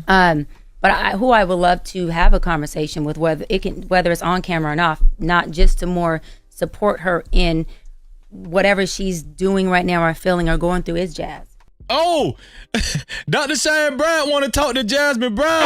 No Cap-tivity. She said she want to talk to Cam Newton's current girlfriend, the one he just knocked up, the one we just seen him dancing with.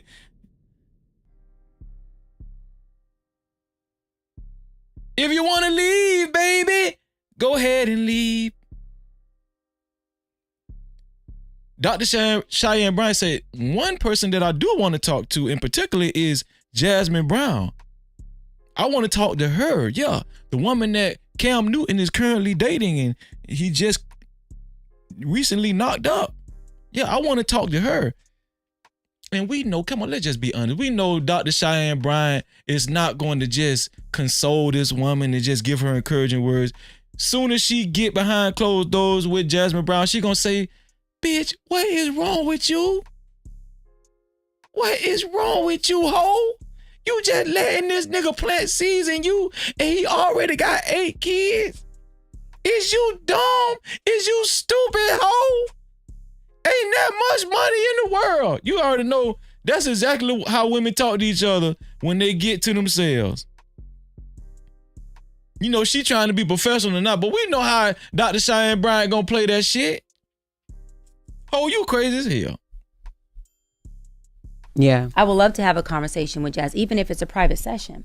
I think that she needs tools on how to be in this relationship if she's going to stay. And if she chooses to leave, she needs tools on how to also pivot that. And it's not about having a conversation with her or having a session with her to get her to change her mind. It's about getting her to feel supported and showing compassion and trying to figure out where she wants to navigate from here. She's okay with that. So if she understands and she is willing and she's like, okay, I'm all in, I'm abiding by every rule that you have, then what the hell are you going to talk to her about? What can you? That's a fact. Jessa Larris made a great point. No Cap-tivity. Listen, Jessa Larris say, listen, if she happy and she's abiding by all the Cam Newton rules, what the hell you gonna talk to her about? Now, I ain't gonna lie, Jessa Larris kept that shit 100, because that's kind of what I was saying too. Like, oh man, listen, if she like it, we should love it, right? Jessa Larris say, if she happy over there, she abiding to everything Cam Newton want her to do, and she okay with this man fucking other hoes and knocking her ass up, what the hell you gonna go talk to her about? If that was, she a grown ass woman. That's what Jessa Larris saying, right? You say to her that'll change. I think how it's happy helping, she is. I think with it's this. helping her come to. He's like, nah. He has it to herself, and I think that Jazz got herself into something that, one, she didn't understand that she was getting herself into, and I think she would love to backpedal if she could. But where do you go from here? You have a child. A lot of women, especially Black women, stay because they don't want to be a product of a broken house. Yeah. And they don't want to be a single mom. Who wants to be a statistic? Who wants to be that, right? And so for her, I understand why she would want to stay to make it work. But I also would understand why she wants to leave. Do y'all think this is appropriate that, now this is a psychologist, right? Dr. Cheyenne Brown, I think she's a therapist or whatever.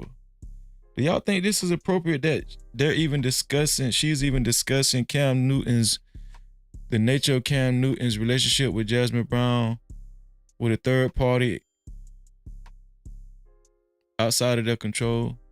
I mean, this, Jasmine Brown over there dancing and stuff, she just trying to she's trying to just go on about her life with Cam Newton, and I'm pretty sure Jasmine Brown is like, there are plenty of other dysfunctional relationships that you could talk about other than mine, ho. Why are you worried about me? Go get you a man. Damn. Listen, it's two sides. I'm understanding. I'm trying to read both people's mind. Right? That's my job. Okay? Don't kill me with it. I don't know. Do y'all think Dr. Cheyenne Bryant is sincerely concerned? Or is she using this for content? I don't know. Let's see. But she is, but let's just be honest. Is she making good points about Jasmine Brown and Cam Newton as well? Right? Two things can be true at the same time. To do it right. Yeah. And it's not because he has kids, it's because this man is not honoring you. Yeah. He's disrespecting you. And he's not only doing it privately, he's doing it publicly. He's not even allowing it to be pillow talk. You know, so it's like, and that's what I mean by the epitome of a high valued man in the most low functionality you can have. Like, you have no respect to her.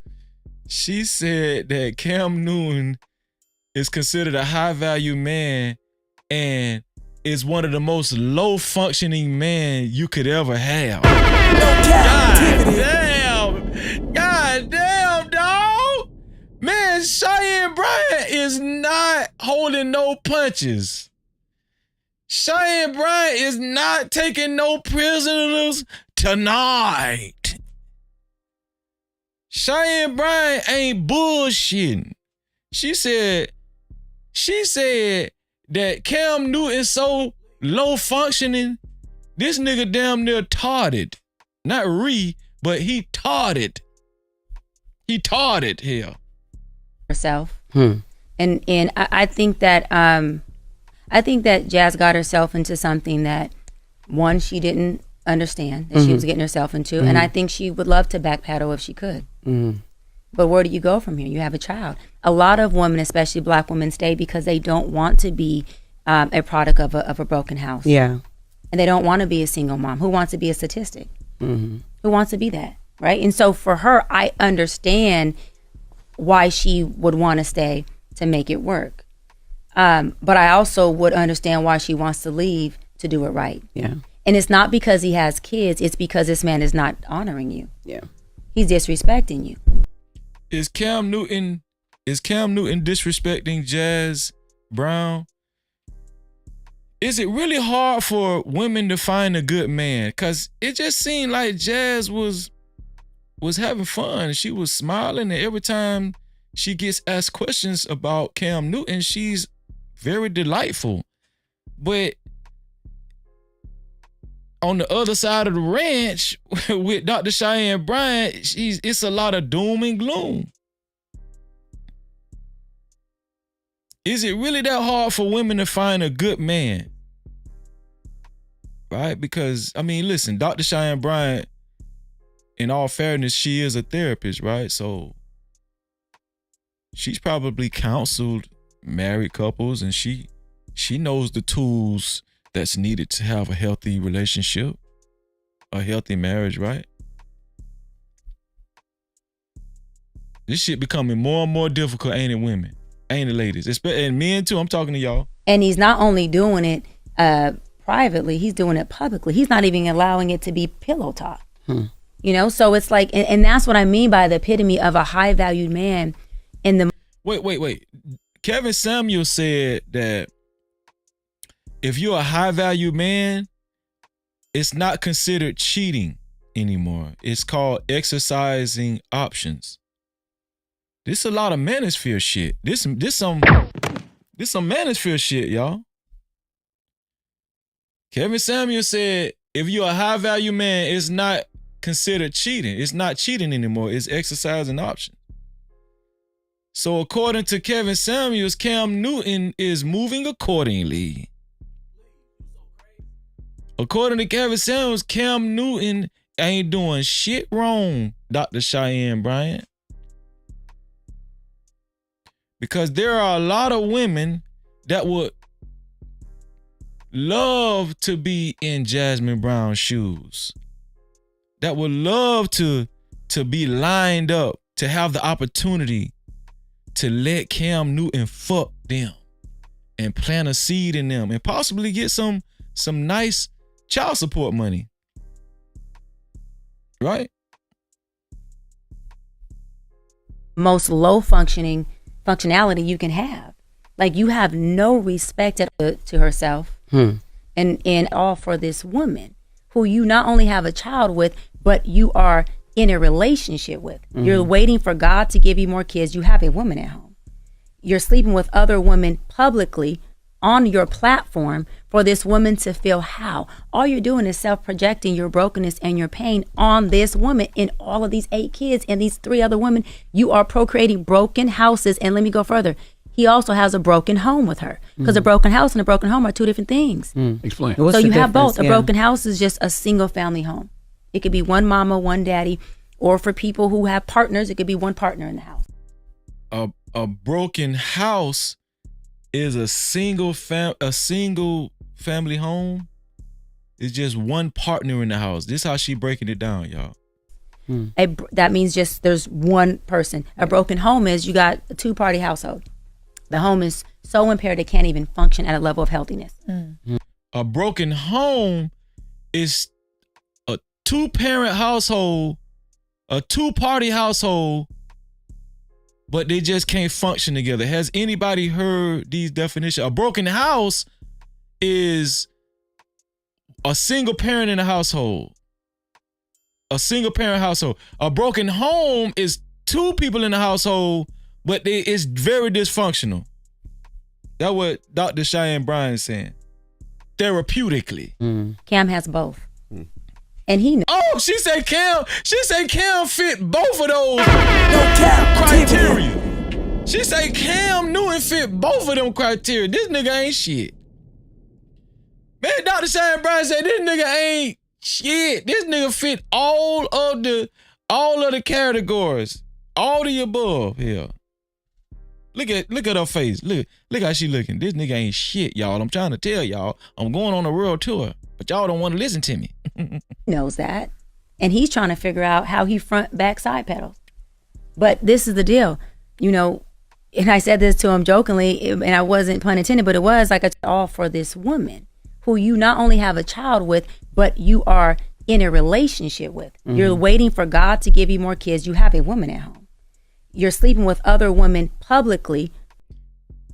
I ain't gonna lie, man.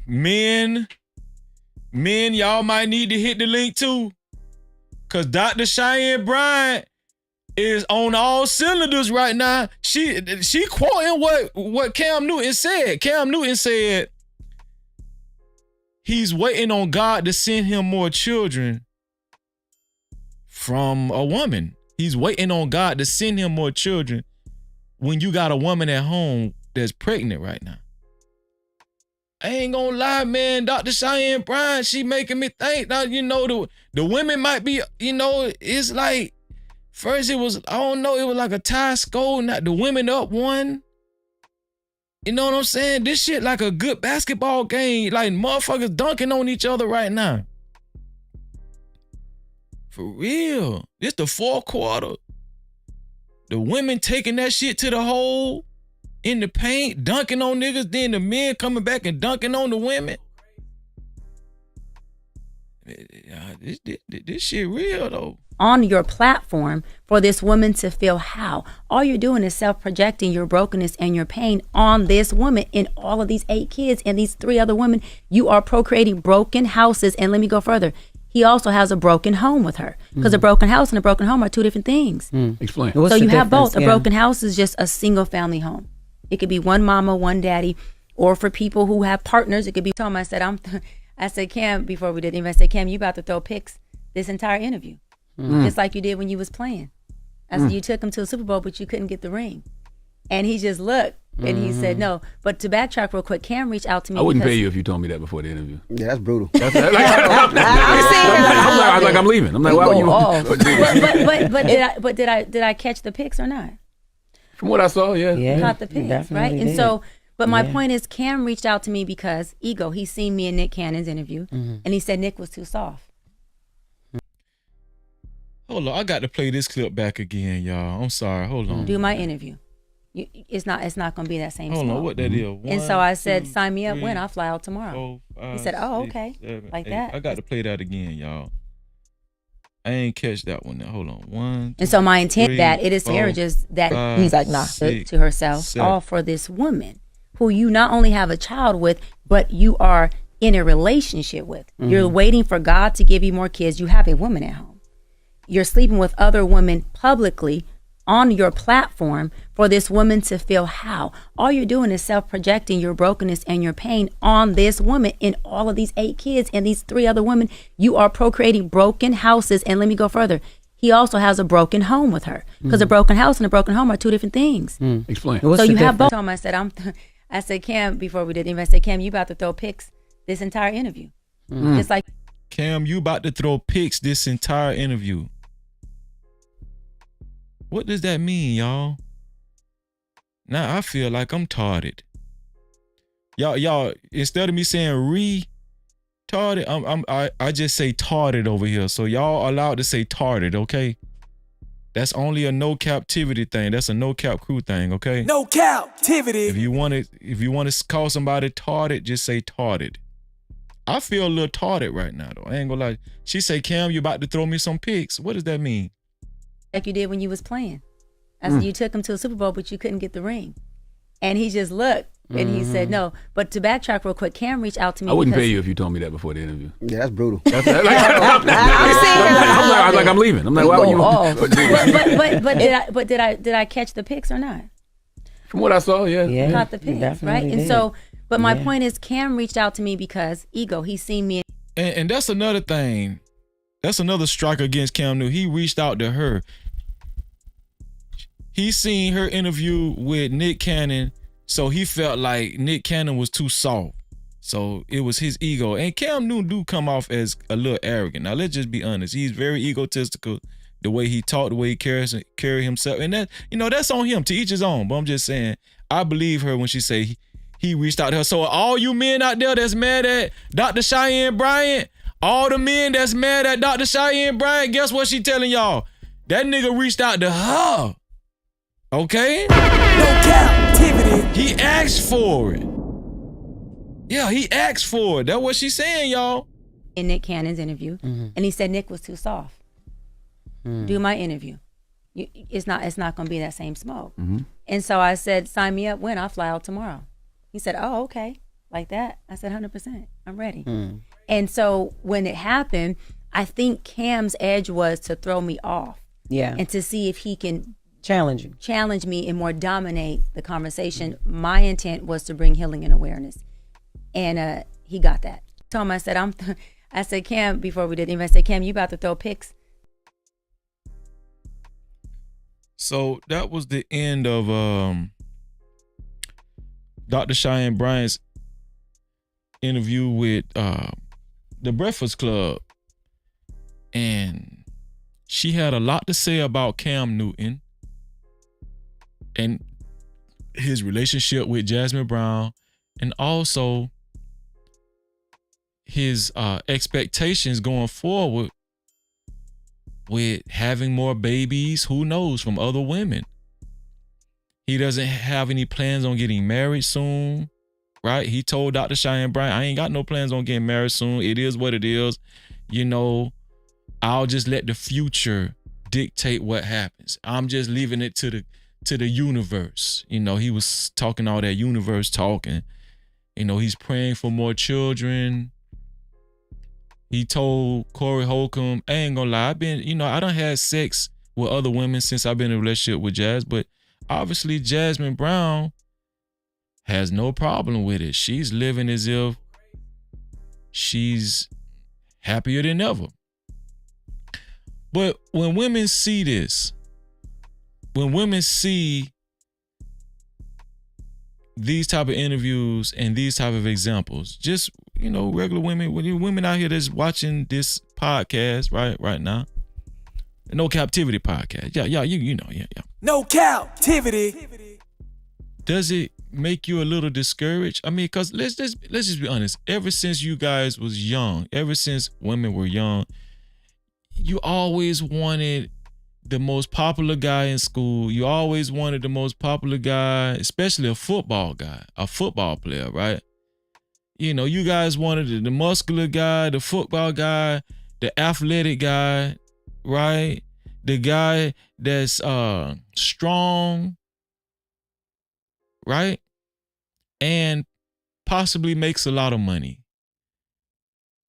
Well, no. Hopefully he makes a lot of money. You want this guy, the Prince Charming, to pull up in a Rolls Royce, Mercedes, surprise you with a bouquet of roses, and you want to be the most important woman in wherever you are. All right, that's just the fairy tale. That's the classic fairy tale. And a lot of women, they look at NFL players, ex-NFL players that made millions of dollars as this type of opportunity. But then when you see how these kind of situations be playing out, with Jasmine Brown being pregnant, and then this guy has no plans in the future, really in the near future, to marry her. And then not only that, he has a desire to get other women pregnant. He already has 8 kids. He got 3 baby mamas. He got Jasmine Brown pregnant. And then you ask yourself, damn, so if I get with a high profile dude, is this how it's going to be for me? Right? If I get because listen, a lot of y'all women say y'all want a man that's already established.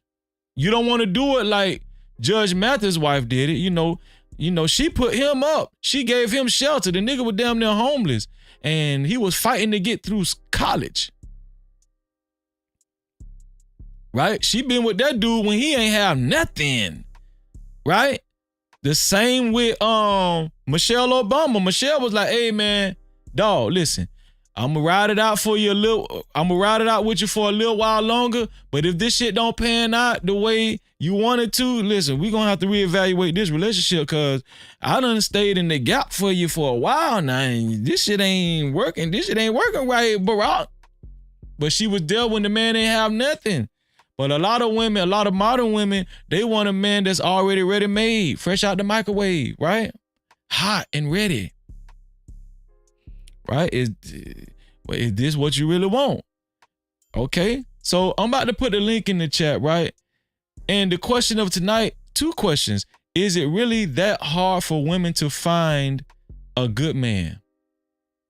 Is it really that hard for women to find a good man? And the second question is it hard for men to actually please women? Right? Is it hard for men to please women? Because when your average man listen to Cheyenne Bryant, like I've seen a lot of comments after they've heard Cheyenne Bryant and what she had to say, in these interviews, how she interviewed Nick Cannon, how she interviewed Cam Newton. It's a lot of men that don't like Cheyenne Bryant because she's too complicated. Cheyenne Bryant is just too complicated. Right? So let's talk about why it's so difficult to just find an acceptable relationship that you will be okay with.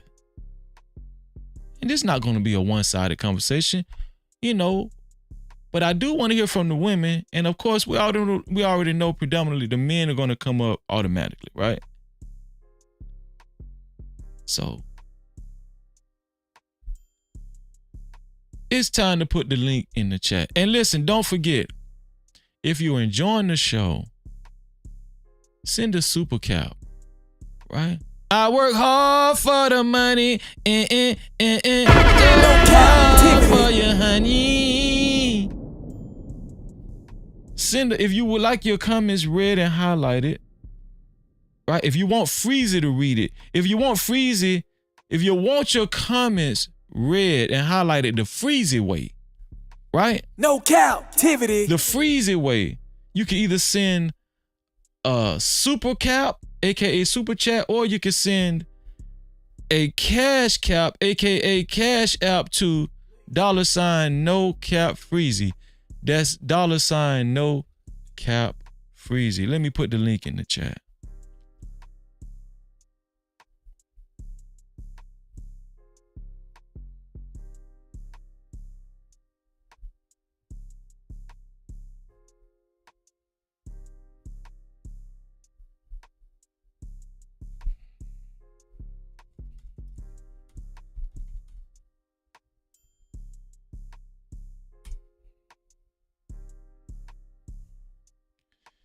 And I'm gonna go ahead and pin it to the top too.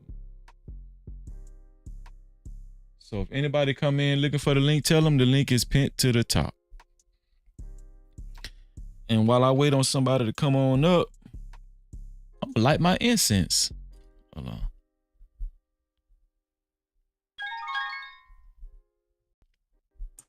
Shout out to my sister Jess J in the building. No captivity. Hold on 1 second, sis, while I light my incense. 1 second. Here we go.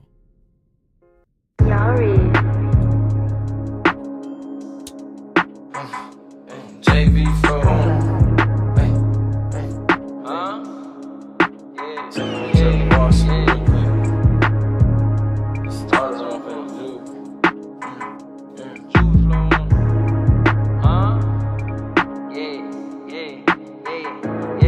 And you done hit the bluff for 10, yeah, and caught the bin, yeah. You wanna fuck her and a friend, yeah, do that again, yeah. Get 2 lags, know them boy could double back and spin, yeah. Ride around with that extend, yeah, you play to win, yeah.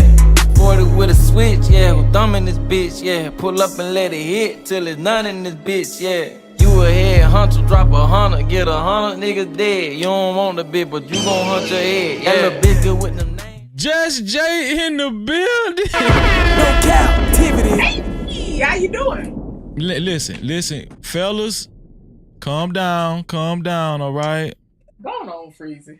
Stop. Yeah, I'm just saying they don't know about you, sis. They don't really know about you, you know. Y'all see my sister up here looking Nubian and glowing and stuff? Huh? Amen. Praise God. Amen. Now, Just Jay, I said a lot and I covered a lot. Relationships is a serious thing. It really is. Like, I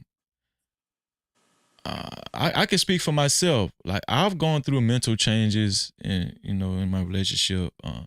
Relationships can be very challenging and draining, or they could be very pleasant and a very good experience. Right? But I think that from listening to a lot of conversations on these panels and, looking, the reason why we even have a lot of these platforms is because I do think a large majority have not experienced the latter as far as like happily ever after and I found my one and all that kind of stuff, right?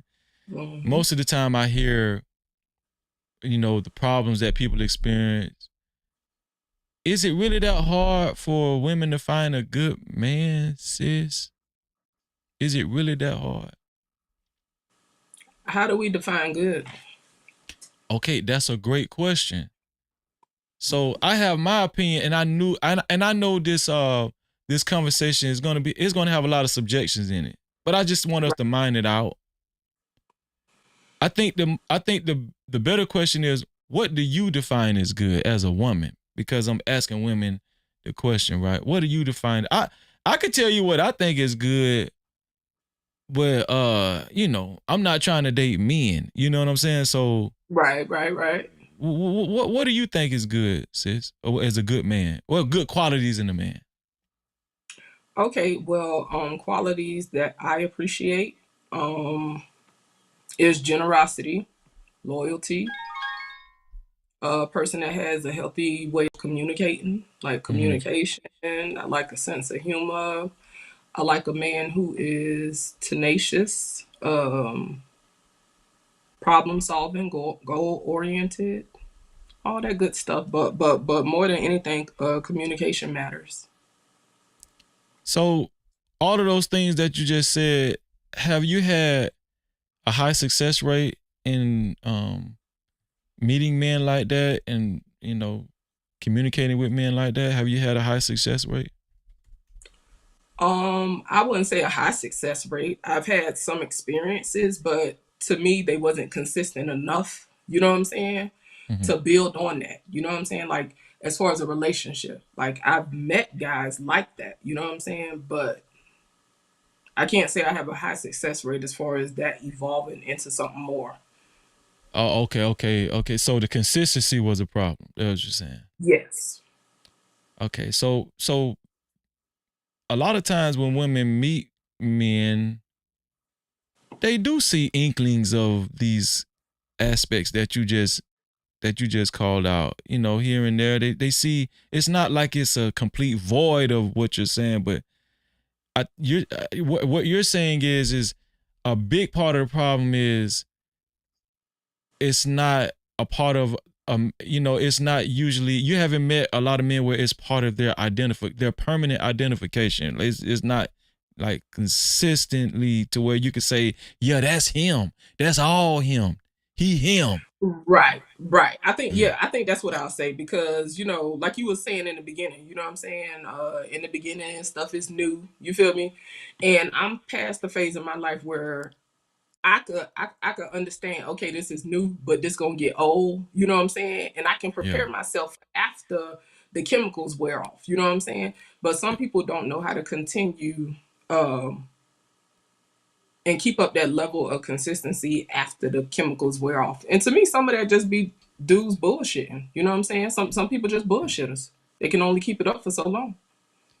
Rush, I see you down there, bro. I trust me, I see you down there. Thank you for coming up too, Rush. Shout out to Rush. No Cap-tivity. Continue chop it up with my sister for a second now. But let's just be honest, man. In the beginning, it's just better, isn't it? Like when you first meet somebody or somebody first approach you as a woman and you get googly eyed, and that feeling of that butterflies and that feeling of that fluttering feeling in your stomach and your chest, and you're nervous and you think this is the guy, this is the one, right? There's a lot of compliments in the beginning.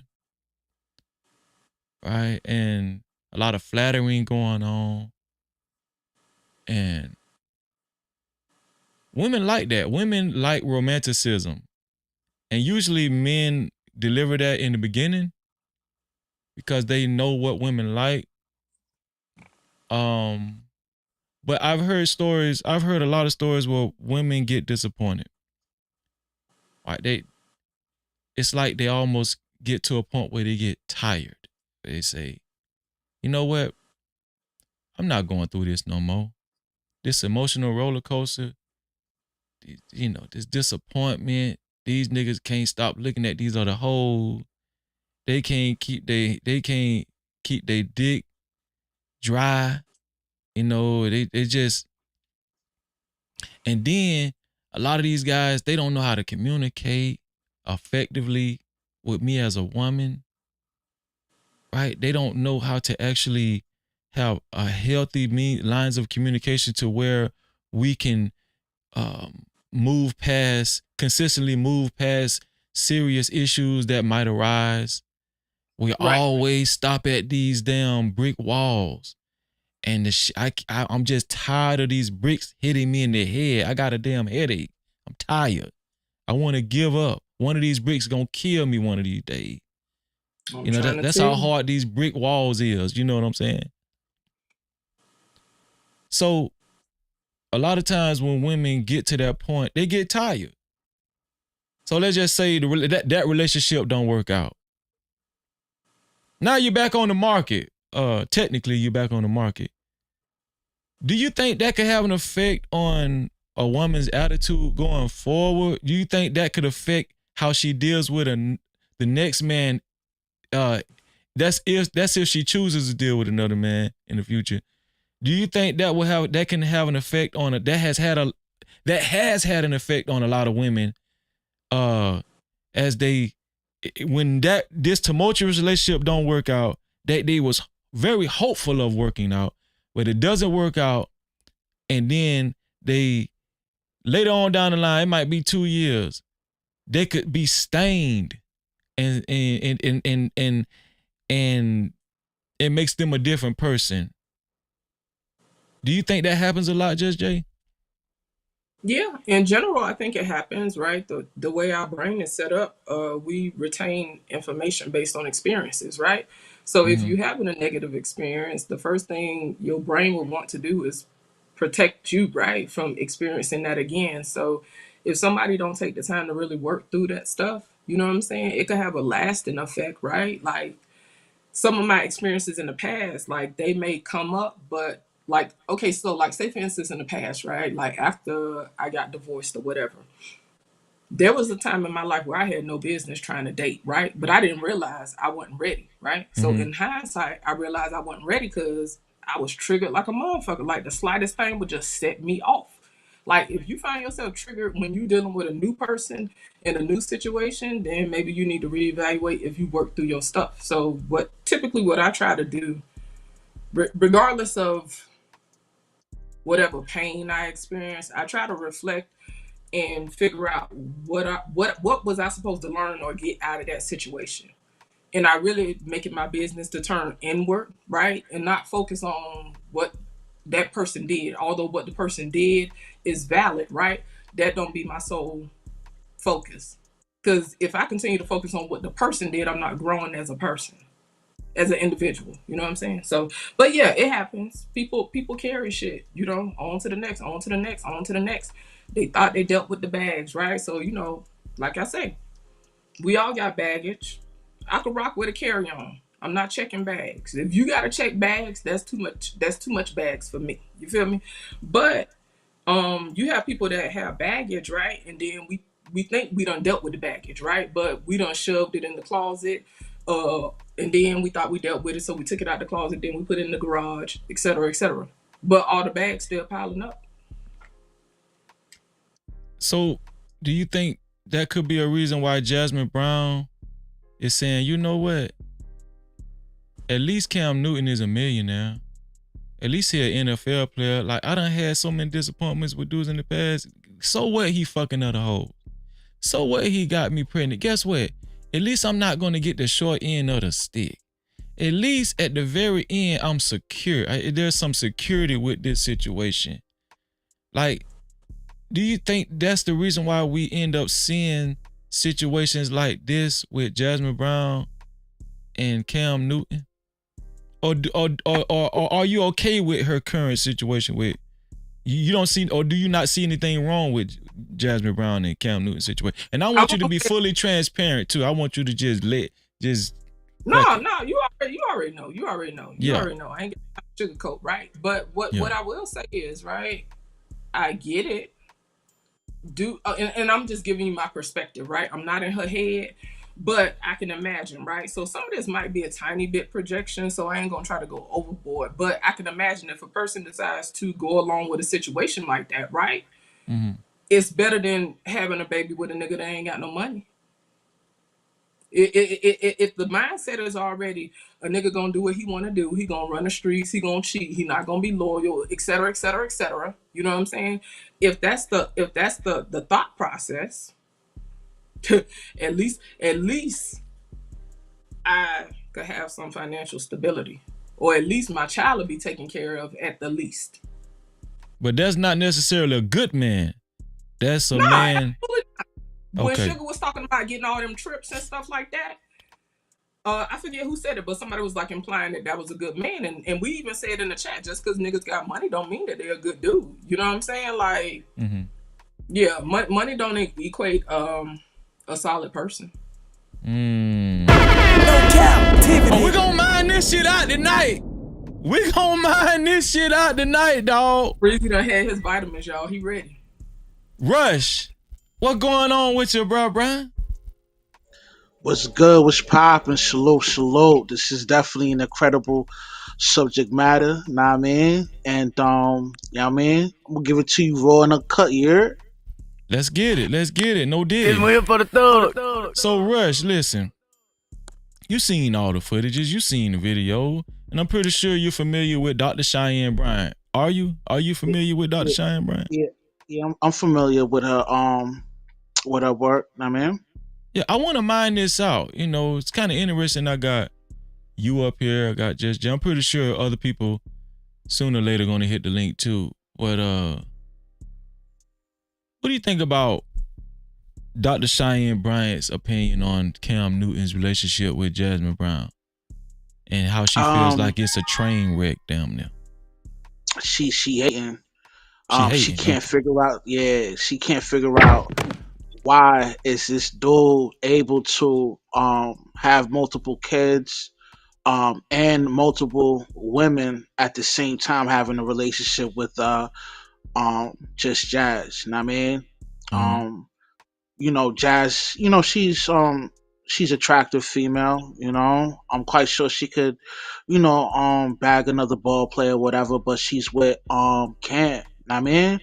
And you know, one of the principals from the red pill community or whatever from Kevin Samuels or whatever, which is you know, a fact. You know, dudes like Cam, they have the ability to have multiple women and they're gonna be cool with it. You know what I mean? Most females don't want to deal with a dude that don't get other bitches. You know what I mean? So, you know, it's just one of those things that, you know, she's cool with it. And the Cheyenne, she hating on that, and she can't figure out why he got it on lock like the way he does with Jazz. Yeah. I understand everything you said. Let me ask you a question, Rush. Just from a man's point of view, and listen, I just want to let everybody know that's watching. All of this whole show is going to be heavily opinionated, so I just want to stress that. I don't think it's possible to actually say a lot of factual information in this show, but I do want to hear how people think and their thought process, because it has a lot to do with how these modern day relationships are working out, people's mindsets, right? I'm trying to pick people's brain. Rush, do you think the majority of men in society today, especially black men, desire to get married like our grandfathers used to be and all that stuff? Do you think they desire to get married? Yeah. Unfortunately, yeah, there's a lot of suckers out there that want to get married. I mean, Cap-tivity. You know me, man. Stay sucker free's my campaign. You heard? So you don't have a desire to get married, obviously, right? Nah, man, never that, man. I can't do it, man. You Why know? not? Why not? I mean, I got my personal reasons why, but you know, it's just one of those things. I mean, I'll keep it a being. You know what I mean? Just like, one. Just give us one. Just give us one. That's all. You know, the reason why you shouldn't, you know what I mean, lock down the female, because the moment you give her that kind of validation, she's bored. She's gonna monkey branch to a better situation. You know what I mean? So you think once you validate a woman to that nature, and you actually make a woman an honest woman, she's going to take advantage of that man and monkey branch to another guy? She's going to feel like the guy that asked her to marry him is weak in the end?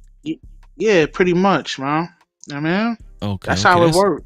That's interesting. That's interesting, man. No Cap-tivity. What about, you know, I know it's impossible for you to speak for women, but just, you got sisters. I mean, I don't know if you got sisters. You got female cousins, right? You know women in your life. From your consensus, do you think women want to get married? You think women desire? You think the vast majority of women still desire to get married? I want to. They like the idea of it, but they can't follow the protocol that come with it. You know, they want their cake and eat it too. You know, that's what I see with majority of these females out here. You know, they want their cake and eat it too, but they do want to get married. It's just for pretentious reasons. That's what you're saying. Yeah.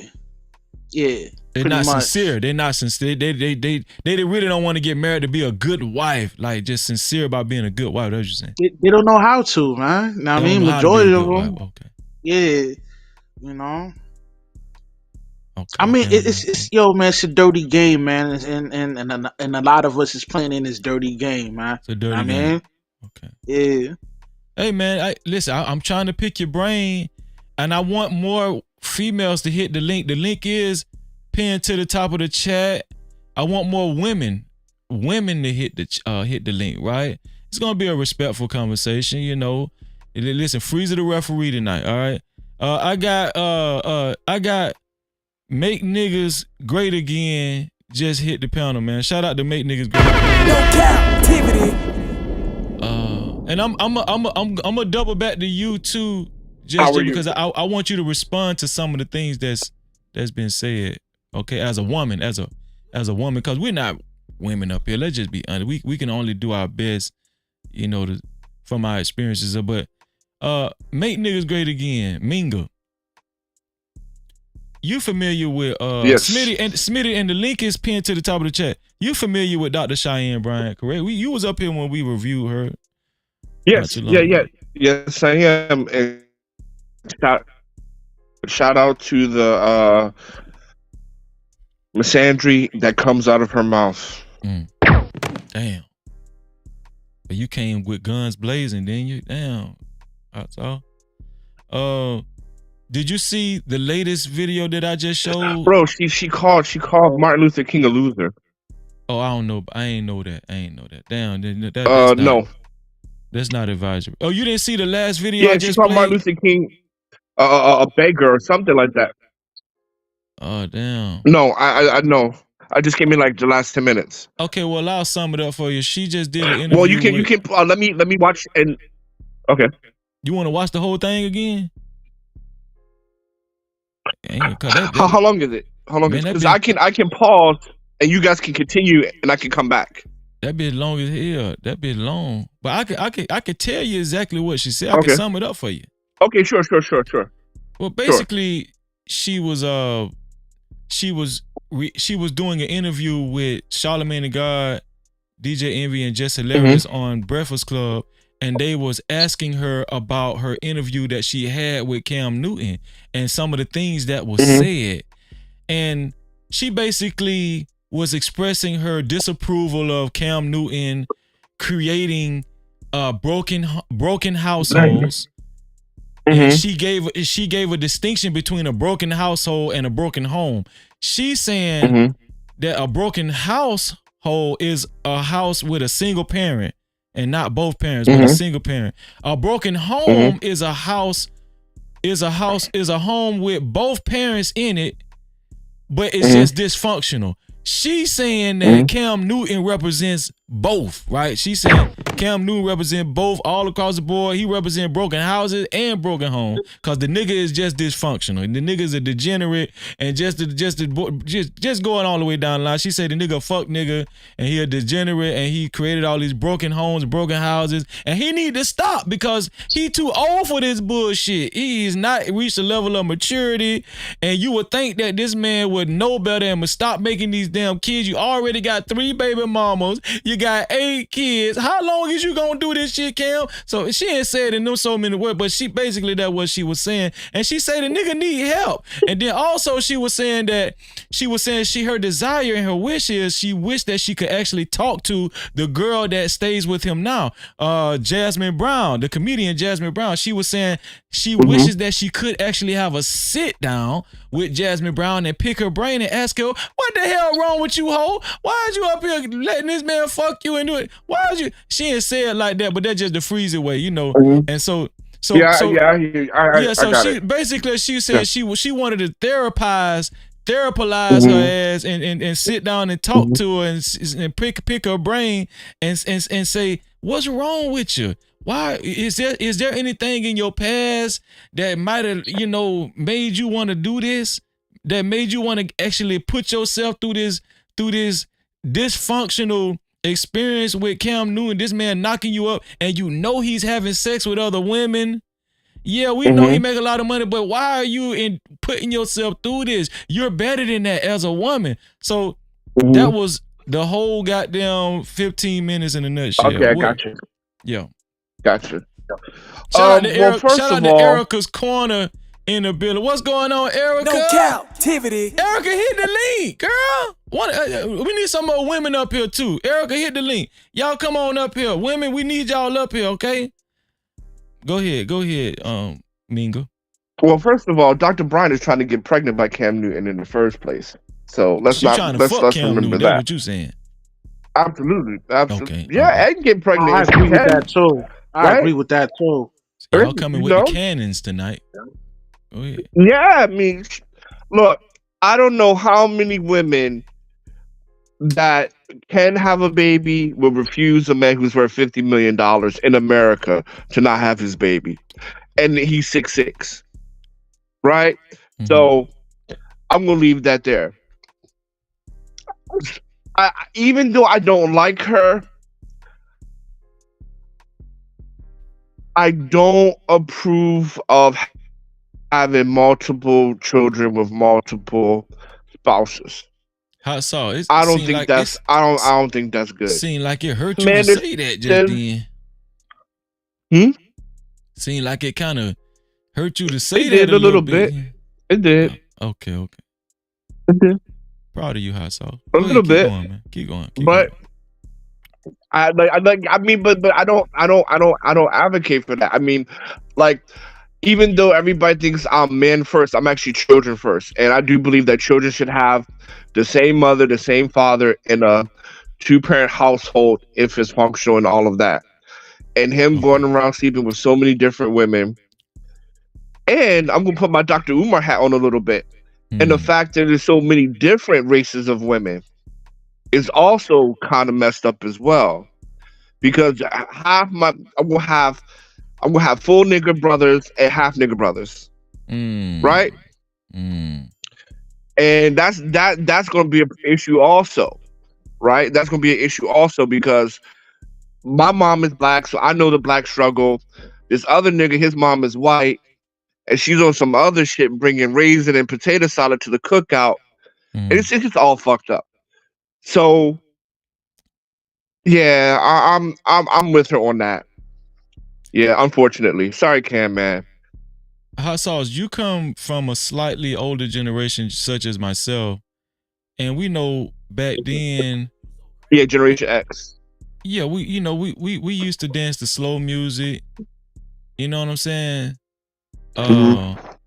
Give me that honey love. Give me that honey love. We got Kelly, goddammit. Yeah. And so, back then it was more sensual. Men really liked women back then. Like it was more romantic. Men used to get nervous before they actually stepped to women. It was more like it was a butterfly. Men, it was more of a sport, and it was like we really liked women, and we were still in the marrying what is it called? Attitude. I'm trying to figure out exactly how I want to say, but anyway, you know what I'm saying. Do you think nowadays it's the same sentiment? You think men? No. So you don't think men feel the same way about women and say, you know what, that's gonna be my wife right there, and already knowing she gonna be his wife. No, women broke the contract. Over, man. Oh, hold on. Let me finish my turn.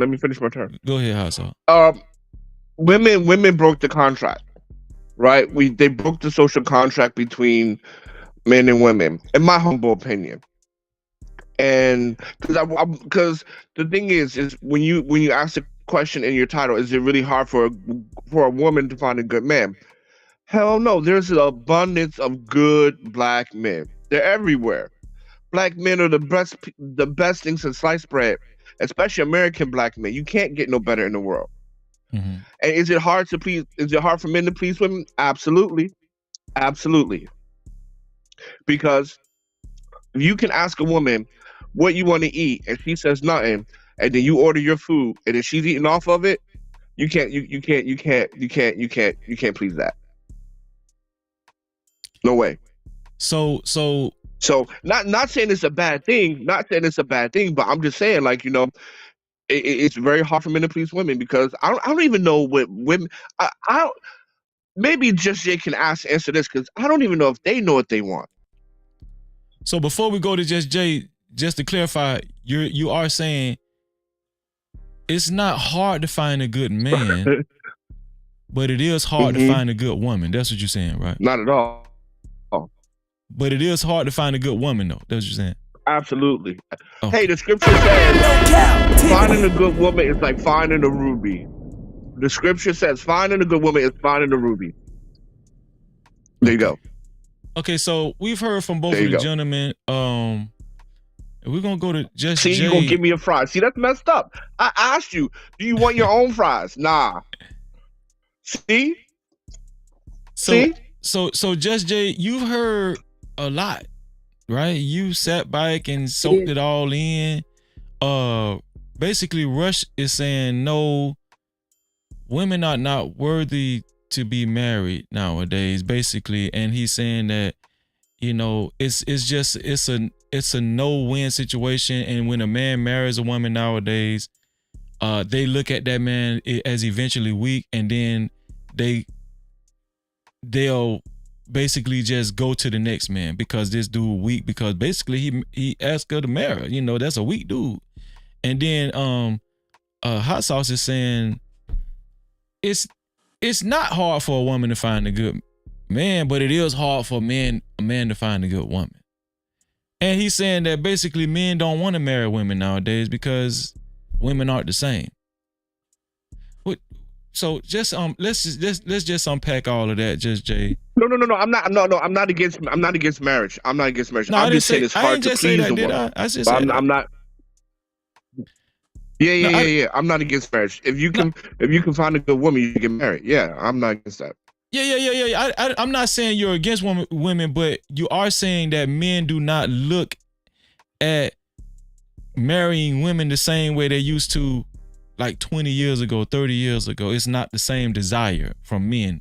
That's what you're saying. Oh, okay. Oh, yeah. Well, no. I still think men do want to get married. No, I absolutely think men do want to get married. Matter of fact, I think men want to get married more than women today. Really? So men still got that honey love for women. When you phrase it like that, it's difficult. But I will say that men in general do want to get married, do want to have a family, more than women do. More than women do. Okay. So thank you for clarifying. Yeah. So yeah. Just right. What do you think about all this? You heard from the men. What do you think about this, Just? Is there any truth to anything the men said? Anything? Is there any truth? Let's start there. Is there any truth to anything they said? Well, let's get this out the way first. Okay, go ahead. Yeah, you asked me if I wanted fries, and you ordered fries, but you still gonna give me a fry. It's really that simple. Hot Sauce. So let's get that out the way. I done took a couple fries off your plate. I don't need to know what I want. Okay, I've already said this. All I need to know is what I don't want. All right. As far as the other conversation, like, I think there's validity, right? I think your experience with relationships, your fears, and all of that stuff can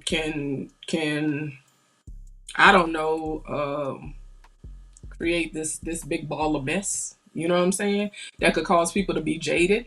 Regardless of my experiences in life, I'm not gonna go around and say all men ain't shit. So even the idea that,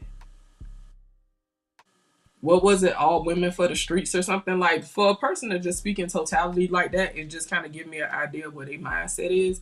Are there challenges finding quality partners nowadays? I do think that it is a challenge, right? Because we in a very overly hedonistic society, right? Like, we already talked about the blurred lines and stuff. Like, people going out farther and farther and farther, you know what I'm saying? People give in to every desire, every whim, you know what I'm saying? Every fleeting thought.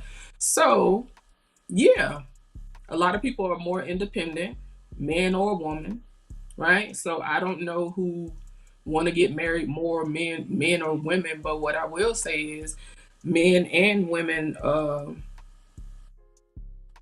don't have to be together like they used to be. You know what I'm saying? Before it was more life and death. You know what I'm saying? Now it's not as much life and death, but I still think that people want companionship. You know what I'm saying? And want to build with somebody. Well, the qualities that you gave earlier, Just Jay, that you desire in a man, you said that you have met men in your lifetime with these qualities, but they just don't exude those qualities on a consistent basis. Men don't show these. It was either out of balance. You know what I'm saying? Like, okay, he was out of balance. Cool in this area, but in this area, he was totally lacking. You know what I'm saying? So I wouldn't say, oh, I've just never met no nigga that don't embody nothing. Yeah, I refuse to say anything like that. You know what I'm saying? But for the type of relationship that I want and how I want to thrive in a relationship, I haven't found somebody that was well-rounded, I guess I should say. Right? Like, I don't think a person is going to be a perfect circle. You feel me? Like, if you could view it as a circle, I don't expect a person to be a perfect circle, but at least let the motherfucker connect. You feel me? You motherfuckers are triangles and goddamn swirls and spirals, but the fucking circle ain't connecting, you know? So yeah. So there are things that I found. Yeah, I think that's with anybody, right? There are qualities about people. You know, a dude could date a chick and he liked this about her, but she lacking in this area, you know? So just finding a well-rounded person these days, to me, is a challenge, because I think a lot of people in general just got a lot of shit to unpack that they possibly not unpacking, you know?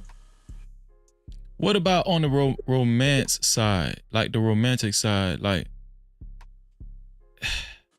do you, just from your point of view and from your experience in today's time, do you think a lot of men even look to romanticize women anymore? Like, you know, most men, hell no. We could just cut to the chase. Most men, hell no. Right? With what you were saying, right? Listen, this is what I'm saying. Like I was telling you the other day, I don't necessarily, I don't know. I hold on to hope, but I ain't holding my breath. You feel me? The quality relationship, the type of relationship I want, I just don't think I'm a have it, right? Because I want a slow drag with my man. You know what I'm saying? Listen, ain't that the slow drag? You feel me? Like a lot of, I don't know, dudes nowadays don't seem to enjoy women, if that makes sense. And I'm just speaking generally. They don't seem to enjoy women. They seem to tolerate women. And so, to Hot Sauce point about dudes wanting to get married, I do think that men want to get married, but I don't think it's because they fucking enjoy women, generally speaking. I don't think it's because they Why you think men want to get married, sis? Why do you think they want to get married? I think a lot of them want to carry on their seed and have babies, right? Which is valid, right? And then they also want somebody to take care of them. But it's not so much because I really want to enjoy this person. I want to go through life with this person and do life with this person and just really have some type of companionship. Is more solely duty. I don't know if I want to say action oriented, but it's just more of like fulfilling a duty. You know what I'm saying? Like, you know, I gotta have this job. You know what I'm saying? I gotta work. You know what I'm saying? Do I necessarily want to work? No, but I gotta work. Is it marriage duty though? Like, oh no, before you go there, Rush. Before you go there, Rush, let me ask you this. Love a duty as well. So, love is a verb, which is an action word. So, yeah, so part of it is duty. That's why people who are married, even when they not feeling well, they push through because they also have a duty to their spouse. So I think that's a part of it, and I think that's important as well. So we talk about romance, and basically you were saying, hell no, Freeze. It's from my experience, I don't think a lot of men actually look to enjoy their women, especially towards marriage. They just basically, you're saying that you do think men still want to get married, but for more practical reasons, like, having their seed and, Just checking their list, not because they want to enjoy somebody. So yeah, to your point, like a lot of dudes nowadays don't seem to be romantic in general. Like niggas ain't even trying to listen. You know what I'm saying? Like I'm trying. So you're saying it is really hard to find a man like that from a woman's point of view. What you're saying that you desire? Yeah. Okay. In my opinion, yes. I do think that you know you could find somebody that probably just want to get married and do whatever, you know. But you know to have a certain quality relationship, I do think that's more of a challenge. Put a 1 in the chat if you're a female in the chat. Put a 1 in the chat if you identify with what Just Jay is saying. I'm interested in seeing the women in the chat. Do you guys are the women in the chat? Do the women in the chat agree with Just Jay? Is it hard to find a woman? Is it hard to find a man that actually enjoys you and wants to be romantic with you and just have that type of experience with you, other than just having sex with you, possibly procreating with you, getting married for those reasons? Put a 1 in the chat if you're a female that understand what Just Jay is saying and you can identify with that. And while we're waiting on that, let me read these super caps. Super chat. Shout out to Prime for his $5 super cap. He said, finding someone who is capable of being in a relationship is slim to none. Man or women, y'all tarded out here. Nothing but self-destructive grown children. So no Cap-tivity. Prime saying we all doomed. Prime saying the men and the women fucked up. So shout out to Prime. Also, super chat. Shout out to Nardos and Laws, aka Kwafi Nino, for the $10 super cap. Thank you, Kwafi. He said, honey, honey, that's R. Kelly. He said, honey, you're so sweet. Where sugar got a long way to catch you, and all I gotta do is add a little lemon like you my favorite drink. And I don't even know how to sing it. I don't remember. All I know is give me that honey line. He say words of. No, that's Erykah Badu. Damn, my bad. He said that's words of Erykah Badu is what men want in reverse. Oh, let me read that again. Honey, you so sweet. Where sugar got a long way to catch you, and all I gotta do is add a little lemon like you like to my favorite drink. So he's saying that's how men look at the woman of their desires. That's how men want their women to be. Okay. Shout out to Quafanino, man. Shout out. No Cap-tivity. Super chat. Shout out to Fanny P for the $10 super chat. She said, hey, my girl, Just Jay. Can I get your number, Just Jay? Please, pretty please, if that's okay. That's what she said. No Cap-tivity. Shout out to Fanny P. I appreciate y'all. Thank y'all for supporting the show and allowing me to read your comments the Freezy way. Right? The Freezy way. Thank y'all. I appreciate y'all. May I respond to something if you're done? Actually, I wanted you guys to, I wanted it back and forth. I wanted you guys to kind of respond to each other. So we heard what Just Jay said. What do you think about that? Is there, and I'm gonna ask you the same question, House. Is there any truth to what Just Jay said? Some things, okay, when she says when she's talking about like I forgot, but it's a reflection, like don't get married at all. I will agree with her. You can get married if you find the right person. So I will agree with Just Jay on that. But the thing is that what I kind of think is what is a little bit over demanding when we're talking about doing life together from a man's point of view. So first, I want to say this. Black men used to be very sweet. We used to put on that Jodeci mixtape, bring you flowers, drink your bath water and all that. Now you do that, it's a cornball. right? I mean, but just Jay, we're different generation. I'm talking about the nowadays, right? Different generation. Nowadays, different generation. Because you gotta look at something, right? Men either date their same generation or a younger generation, or the generation a little bit, or the next generation down, right? So especially you can't go up there today and bring flowers to a woman and talk about let's go on a first date. You're a cornball. Also, women out here talking about where you Cheesecake Factory ain't good enough no more, right? And these things go viral. So meaning that even if it's not in your algorithm or not, these things are going viral. And it's over demanding of women. And then on top of that, you got to protect yourselves from the women that will take advantage of you, right? Because they see you as a meal. In your phone, it's not hot sauce, it's meal ticket, right? And these things go viral. Why do you think women look at the flowers and stuff like that as corny now, or drinking the bathwater? I mean, it's cornball. You know, I was talking to Fanny P the other day. Fanny P was like, if you can't get high with me, don't bring me no bullshit flowers. Right? Why do you think, why do you think, from your viewpoint, why do you think a lot of females are like that or have that type of characteristic nowadays? Why? Man, masculine energy, man. Masculine energy. But I want to get to my main point if I could before I pass the mic. Go ahead, bro. Whereas we talked about duty, and living together and romance and all that. Because I love you, I'm dealing with this white man every day.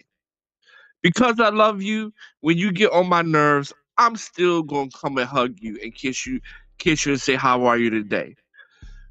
Because I love you, I'm gonna still take care of the children even though they bad as hell. Right? That's also a part of being romantic. Right? Doing things I don't want to do, but because I love you, I'm gonna do it anyway. And then on top of that, hold on, back up. Hold on, wait. On top of that, when everybody's on my nerve, hold on, let me finish. Okay, go ahead. And on top of that, when everybody's on my nerves, you still want me to take you out on a picnic under the stars? Come on now.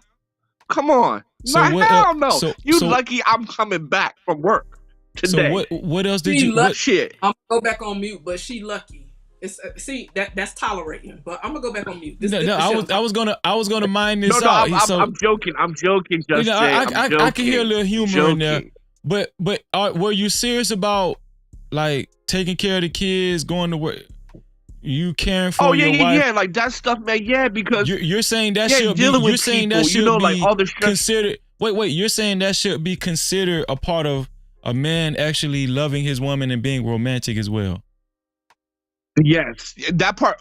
Facts. Dealing with niggas you don't want to deal with for the love of your family is romantic. What do you think about because that? Unlike my wife, I don't have the luxury of I'm not feeling like I don't want to do this today. I'm a man. I'm expected to provide. I'm expected to have some type of stability. I'm expected to be emotionally controlling, and I'm expected to suffer. What do you think about that, Judge Jay? Do you consider that an element of romanticism? Okay, so I don't know how. Okay, let me try to articulate this the best I can, right? Mm-hmm. I am definitely a woman that appreciates the little things, right? When he get up and he go out to work, yeah, that's expected, right? But if he come home and he tired and stuff like that, yeah, I appreciate that. I don't take that lightly, like, oh yeah, nigga, that's what you're supposed to do. Yeah, that's what you're supposed to do. But I'm still one of the people, I don't mind saying, you know, I appreciate you. You know what I'm saying? Like, you done been out all day, you done pulled 12 hours, baby, I appreciate you. Stuff like that does matter. You know what I'm saying? If I see my dude going out grinding every day, coming home exhausted and shit, yeah, that's what he's supposed to do. But I also appreciate it, especially if I'm in a situation where I ain't got to go out and fucking do it. Absolutely. But I wouldn't necessarily say that is total romanticism. You know what I'm saying? Like, I don't necessarily, to me, romanticism is something that is set aside, right? Those are efforts that are set aside. if I'm articulating that in the best way. Like, that's something you have to plan for and make time for. What he talking about still matters. I will never discount that. You know what I'm saying? Right, but it seems like you kind of feel like, damn. No, what I'm saying is, I'm not saying it's all encompassing. What I'm saying, but that's also a part of it. Like, for example, right? It is important. Getting in an argument with her, and she bringing up shit from like 3 weeks ago. 3 weeks ago, but then I still come home the next day bringing you flowers and saying, "Hey, just thinking about you," or are you okay today? Doing a mental. That's part of being romantic with people. I don't want to, not even with you, but dealing with. I'm sorry, he cutting out a little bit. Sorry for over talking. Did he cut out? Actually, his phone just dropped. Go ahead, Just Jay. But what he was saying as far as like flowers and stuff, and greeting her and everything, if that's sincere, yeah, all of those things add up with a woman. You know what I'm saying? And you texting her throughout the day, how you doing, baby? Just hollering at you. I'm busy. I gotta go. All right, cool. Those things do add up. What I'm saying is though, like there are moments that have to be set aside, and I don't want to sound ungrateful, you feel me? Because I have to keep emphasizing to me those things do matter. I will never discount that, right? But I think that there still has to be effort to set aside time. Both people have to set aside time, especially if they got kids or if they have other duties that they both, you know what I'm saying, it's kind of scattered and stuff like that. People have to make time to come together, you know what I'm saying? So those little things help maintain. Like if you got a full tank of gas and you starting to get low on the tank, you feel me? Those little gestures help keep the tank going, but eventually you're going to fumes if you don't set aside time, if that makes sense. Right, but let's just be honest. I mean, just because you take your ass to work and, a lot of women feel like you took your ass to work. That's what you're supposed to do. That's your reasonable service. I mean, right. I mean, you want some brownie points for supposed to do. You want some brownie points for providing? I mean, and that's why I say yes. You feel me? Because you have a lot of dudes that be yes, goddamn it, yes. For doing what they supposed to do. Like some dudes would be like, I bought my child diapers this week. Like you want a certificate? Like I don't be understanding, right? So in that regard, right? That's but those things still matter, and I think it's important to express appreciation, but I'm not going to be printing out no certificates for that. Okay. You had cut out hot sauce and Rush. I'm gonna get you in there real shortly. You had cut out hot sauce. Go ahead, finish your thought, hot sauce, because your phone had dropped. Yeah, I have a bad connection. Okay. Did you? Yeah, I have a bad connection. But yeah, I mean, look, all I'm saying is this, man. All of that is a part of being romantic. And yeah, can you hear me? Can you hear me? Yes, sir. Yes, sir. We hear you, hot sauce. You cutting out again, hot sauce. Well, while he chopped and screwed, I did want to say, shit, I lost my thought. But as far as those things, I was gonna make a point, right? Like historically, right? It seems like there have been complaints throughout history, right, of a man thinking because he provides the finances, right, that the job is done. Shit, I pay bills. Party over. Let me sit in my chair after I come home from work and leave me alone. You know what I'm saying? Don't get me wrong. I do think that times are changing as far as men's involvement with children and stuff like that. But generally speaking, I do think that a lot of men, feel like if they paying the bills, like that's it. I'm good. I pay the bills. That's it. Yeah, that deserves some extra credit. So Rush, what do you think about? Do you kind of agree with what Hot Sauce said? And I want you to speak on. You had said something about no, because I think Hot Sauce. I asked Hot Sauce, did he feel like men wanted to get married as much as they used to think Hot Sauce said not as much as they used to. They still want to get married, but not for the same reasons, not for like those the same reasons as far as like wanting to romanticize women and all that kind of stuff, but they did want the tangible things that women offer. I think he was kind of agreeing with Just Jay as well. But you had said something about because they're for the streets. We want to expound on that, Rush? Yeah, I will expound on that, and also I'm gonna give Just Jay some pushback. Saying that most men aren't romantic. Um, the first situation with the first comment, pretty much like due to social media, college, etc., most women are conditioned to be for the streets. Sexual liberation is a real thing, and it's pretty much it's been implemented into our social construct. You know what I mean? So a lot of these females, yeah, man, they like to emulate the Cardi B's and Megan Thee Stallion, and wants to be wifed up at the same time. Now as far as her comment saying that most dudes aren't romantic, it's just that that's not true. It's just that females won't appreciate it. You know what I mean? From the dude that's trying to press her, or try to bag her, and if he does bag the chick and they in a tangible relationship, she will not appreciate his romantic gestures. Pretty much she'll probably finesse him for his resources and let the dude that's that nigga bend her over. And this is the mechanics of the game that most people don't really expound on. So you're saying guys are tired of being used. They have been romantic. They have tried to, please a woman, impress them, be romantic, but they get tired of being taken advantage of. So basically that's why it kind of slowed down a lot. Yeah. Yep. Dudes got feelings too, man, and they could, sense that they're being misused. So here's the thing, like, why do men even entertain those type of women? I mean, is it something because you can see?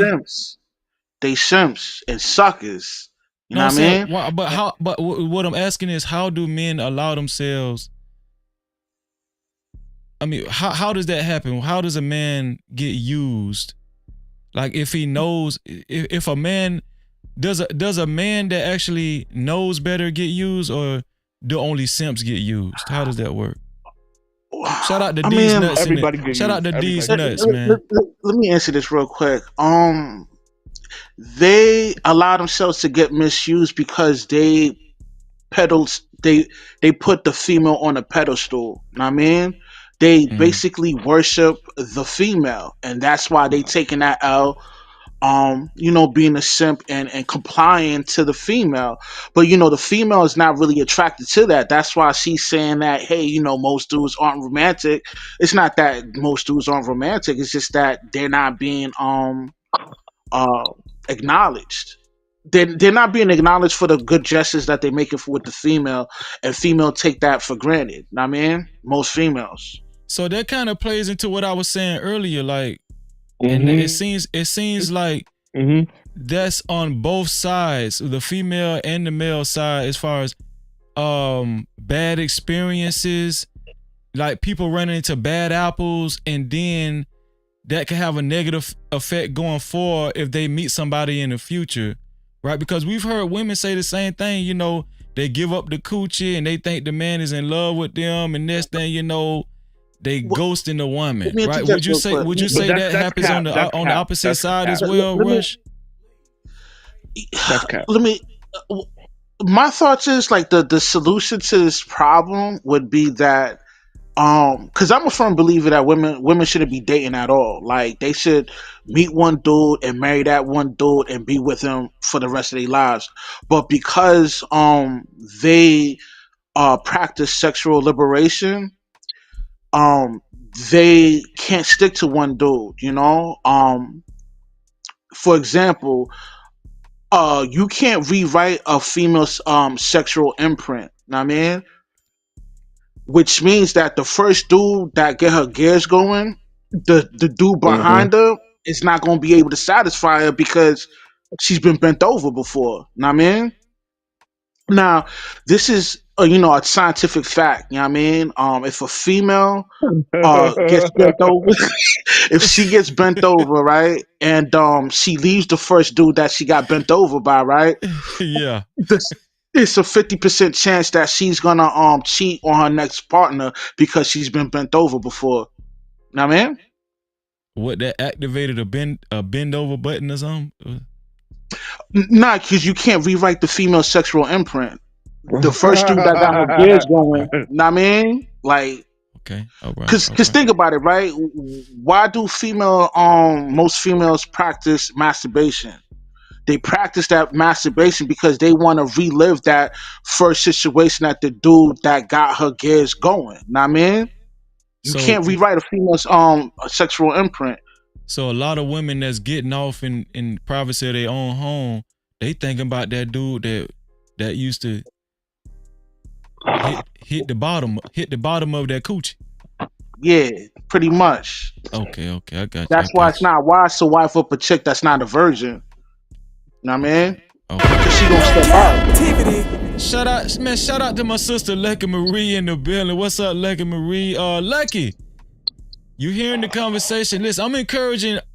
We need more women up here. Listen, one of y'all, we need some more women up here to have this conversation. Okay, so Rush, I heard what you had to say. I want to mine this out. Hot Sauce, do you want to? Did you want to add to what Rush said? Because I got some stuff to this gonna be an ongoing conversation. But go ahead, Hot Sauce. I just wanted to finish my point about being romantic, right? Like as far as making sure that her oil is checked, her gas is filled, the kids' homework is done. Right? Because it's not like, I don't know one black man that just pays the bills and then come in his house and don't do shit. Right? He's checking to make sure the kids' homework is done. Doing the oil changes and washing the cars, filling the gas, making sure the lawn is mowed and the gutters are cleaned. And the backyard is mowed and shit like that. Right? And probably helping out with the laundry too, which is a sin, but I ain't gonna go there today. So when we say like you're supposed to, like, yes, you're supposed to give people a pat on the back, even if it's what they're supposed to do. Because I don't have to do it. I can tell you I'm gonna get some cigarettes on Christmas Eve and you ain't gonna see my black ass ever again. Right? Mm-hmm. Because if we gonna do that, I think that. So yes, I think give Just that Jay, nigga applause for doing what he's supposed to do. I think Just I'm gonna read these super chats and I want Just Jay to respond to a lot of what was said. But I think Just Jay did acknowledge it is appropriate to show appreciation to your man. That he's doing what a man is supposed to do, like provide. And I think she did acknowledge that. Sorry, Freezy. Well, one last thing, because it just came back to me. Okay, the reason why romance is dead is because when we were younger, getting into the dating field, you would bring the roses and the flowers and the love letters and the mixtapes back in my day. But Johnny Football is behind the bleachers with his pants down and her mouth is open and she's on her knees. Johnny Football ain't do shit. That's why. That's why. Because romance you're is saying dead. Johnny Football didn't have to work at all for that coochie, but Steve Urkel. Johnny Football just had to score a touchdown on Friday. But Steve Urkel damn near did a whole. Steve Urkel was bringing. Steve Urkel did the mixtape, the love poems, passing notes. Do you like me? Check yes or no. Right. Okay. Yeah. While Eddie Winslow just had. She let Eddie Winslow eat the. She let Eddie. I hope his signal fall off. I hope it die. Shout out to Gamewise DJ in the building. What's up, Ryan? No Cap-tivity. He keep dropping off. Shout out to Antoine, man. What's going on, Antoine? Thank you for the $5 super cap. Antoine say 2 words that best describe this: unrealistic expectations. No Cap-tivity. I think Antoine was commenting on what the fellas was saying. Also, Antoine said, thank you for the $5 super cat. Antoine said, I was married for 17 years and took care of somebody else's kids, and I got to pay her $83,000 because she wanted the divorce. Marriage is over with. Damn. No Cap-tivity. Antoine. No, that's Anthony. That's Anthony Allen, ain't it? Damn, Anthony. My bad, bro. Feel bad for you, dog. Super chat. Shout out to Antoine again for the $2 super cap. He said, it's all about the little things. Pay attention. All about the little thing. That's what Bernice Burgos said too. It's all about the little thing. No Cap-tivity. Sis, you heard what the guys saying? They said a lot. And actually, Rush broke it down to a science as far as the hit it from the back button, and once she ruined, she get hit from the back, and she might have sucked a couple of dicks, so he's saying this. She kind of that ain't good. Let me expand on that for a little bit, Freezy. It's a scientific fact. If a female loses her virginity by one guy, right, and she leaves that guy and deals with another dude and actually marries the second dude, it's a 50% chance that she will step out on that dude. And she only had one body. Now, the average chick, the average chick nowadays is for the streets. So, we talking about females that got, maybe from 18 to 25. Yo, they probably sitting on 50 bodies, man. Easy. So that's like a 95% chance they're gonna cheat on. That's what you're saying. That's like a 99.9%, 99.99. Yeah. So Rush gave us a little science right then. Just Jay, from a female's point of view, because females have a story. They go, you know what I'm saying? Like, it's not a one-sided thing. And I know, and I'm going to implement this too, because I want you to kind of talk about this leadership. I've heard women say they desire leadership from their men, especially black women talking to black men. They don't see a lot of it. Now we got Hot Sauce saying, hey, women need to acknowledge men going to work and providing and, paying the bills and taking care of these kids.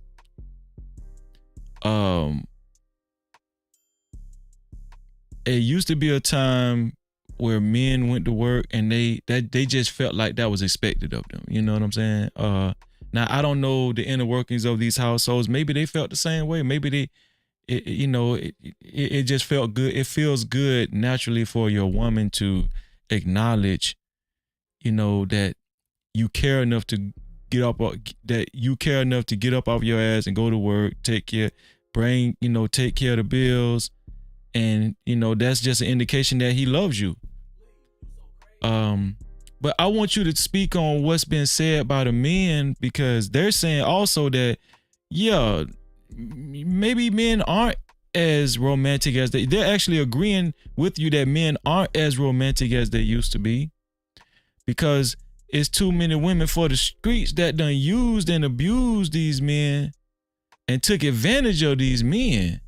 So now they just like, you're damn right, I'm not finna be buying no roses. I'm not finna be, some of these men don't even want to go 100% on, Red Lobster. We got to go 50-50 because, listen, I don't got to take advantage of. No, I'm not going through this no more. What do you got to say about this, Just Jay? Well, some of the stuff he was talking about is pseudoscience, but if he could provide the references for that, because he said it's science based, I would like to see that. As far as the whole romantic thing or whatever, like I said, generally speaking, I think that people are just more in the time of tolerating one another. The same way, you know, they're giving these stories about men tired of being used and all this other stuff. Some people call it riding the fence. I believe I just have balance for the most part with the way I think, because there are a bunch of women out here feeling the same way, but it's in regards to their bodies. They feel like they just being used for their bodies. Men feel like they just being used for their wallets. It's the same song, new dance. It's just people are less tolerant of each other and less willing to commit to a relationship. People want to be in situationships and want to have all this ambiguous ass shit going on nowadays. Everybody wants to be wide. I won't say everybody, but people want to be wide open to have all these options and to move around, because I think that people lack the tenacity, they lack the morale, they lack the integrity to see a thing through. And what do you think about, do you think women still do desire leaders in men? Absolutely. Shit, I can speak for myself, you know what I'm saying? Absolutely. What does that look like? You got women that want to, you know, listen, everybody different. You feel me? You got some women that are go-getters. They up and at them. They ripping and running and whatever. A lot of shit I would not do if I had a choice. A lot of shit I do because I have to do. And, yeah, it is what it is. But I don't want to do this shit. So do you kind of look at what a lot of these guys are saying is excuses, like they're saying that men have been burned and they, you know, they entertain these type of women that end up taking advantage of them in the end. No, I'm not saying that. I am not saying that. But well, you kind of, I thought you agree with what Rush said. You was like, that's true. You kind of agree with what he said. No, too. No, I was agreeing about you've been backpedaling a little bit today, Hot Sauce. But as far as no. Okay, go ahead. No, I agree with him on the she'll cheat on you if she has one more body. I agree with that. But what I'm saying is that, like I said before, right? What I'm basically saying is this: women reward what they want. Mm-hmm. Now, I have yet to suck a dick because she didn't give flowers. So if I'm looking around and I'm doing romantic action 1, 2, 3, and as Urkel and Eddie Winslow ain't doing shit, well, what are you teaching me? You're teaching me that stuff is not necessary, right? And then I'm seeing other girls doing the same things, right, with little to no effort. So what are you teaching me, right? I don't need to do these romantic gestures. I need to do something else. Right, but do men properly know how to pick a woman, how to identify a woman that they could pretty much tell this is a decent woman. She wouldn't fuck Mr. Football underneath the bleachers. I think most dudes are clueless because they don't understand. Hold on, Rush. Unfortunately, everybody. Go ahead, Hot Sauce. Everybody. Yeah. Well, typically, right? Your environment dictates what you have as far as dating, right? People date what's around them and what's available. So, and most women, and I don't mean this in a negative way, right? But most women kind of just goes what the society says, right? So when it's hot girl summer, most girls are going to be about hot girl summer. And when it's about Netflix and chill, it's about Netflix and chill. Even Just Jay said, right? Everybody wants this situationship, right? So that's just, it's whatever it is at the moment, right? Women nest in the moment. So, right, more or less, whatever your environment is, most of the women are going to be very similar. I'm saying similar, not the same, right? It's going to be similar. Okay, so You're saying there's a lot of men victims out here. That's what So you're saying. if the women in your neighborhood, well, no, I'm just saying if the women out here are not requiring, if the women are here rewarding dudes for not being romantic, other dudes are going to follow suit, right? They just gonna want to fuck too. Well, I mean, if I don't need to buy you flowers to fuck, then why am I buying flowers? But here's my question: why are you entertaining a woman that just want to fuck? Because most of the women are the same, and especially if I'm a teenager or young adult. Now we get to the nitty gritty. Yeah. No, we're not, man. No, we're not. BB. Come on, bro. What? This is what I hate when you do that, bro. I hate when you do that, man. I hate when you do that because most women are similar, and people date what's in their environment, man. Come on, stop. So wait. So you saying most women are just hoish? That's what you're saying? Yeah. I mean, don't bite Not your tongue, all, nigga. But most. Don't bite your tongue, nigga. Yeah. So you need to be. So you need to be more. You need to be more like Rush. Rush just quick with it. He quick off the trigger. Because I don't listen. Yeah. But I don't want to be calling women hoes, right? I don't want to do that, right? I don't want to do that. Okay. I'm trying to be a better man. I'm trying to be a more balanced man. Well, I'm just. I mean, you don't got to call them hoes, but I mean, that's how they gonna take it. That's basically what you're saying. I mean, you just being nice. All I'm saying is this.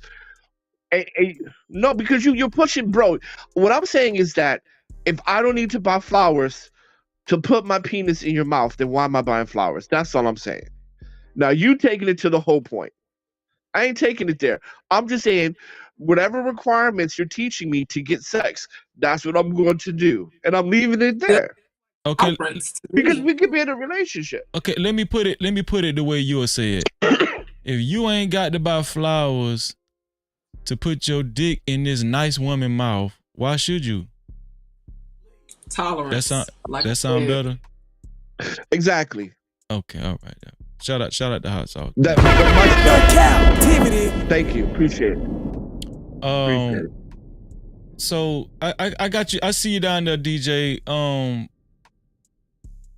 Before I go to Just Jay again, because I want to bounce off the men and the woman up here on the panel. So what about leaders? What about women desiring leaders, gentlemen? I mean, women want leaders, right?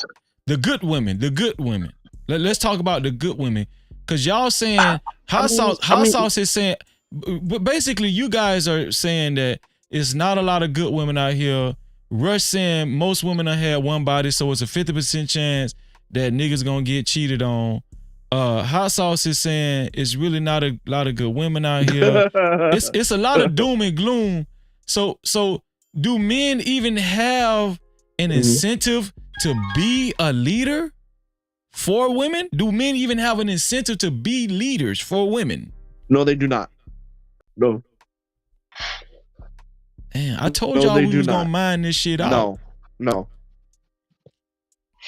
You know what? Because you know what? Like before, like I told you before, I'm the leader of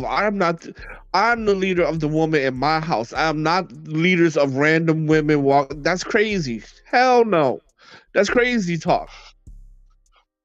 Well, I was just saying in general, the way you guys, and Rush, you can answer too, the way you guys described women nowadays and how they operate. We even went into science with this shit, right?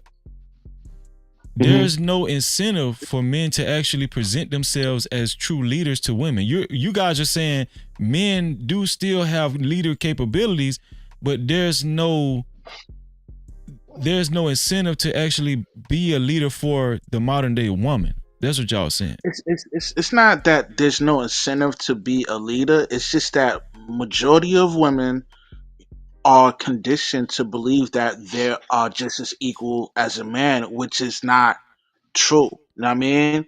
A dude, he takes upon more responsibility and innovative ideas to create a decent infrastructure on how the lifestyle we live now. You know what I mean?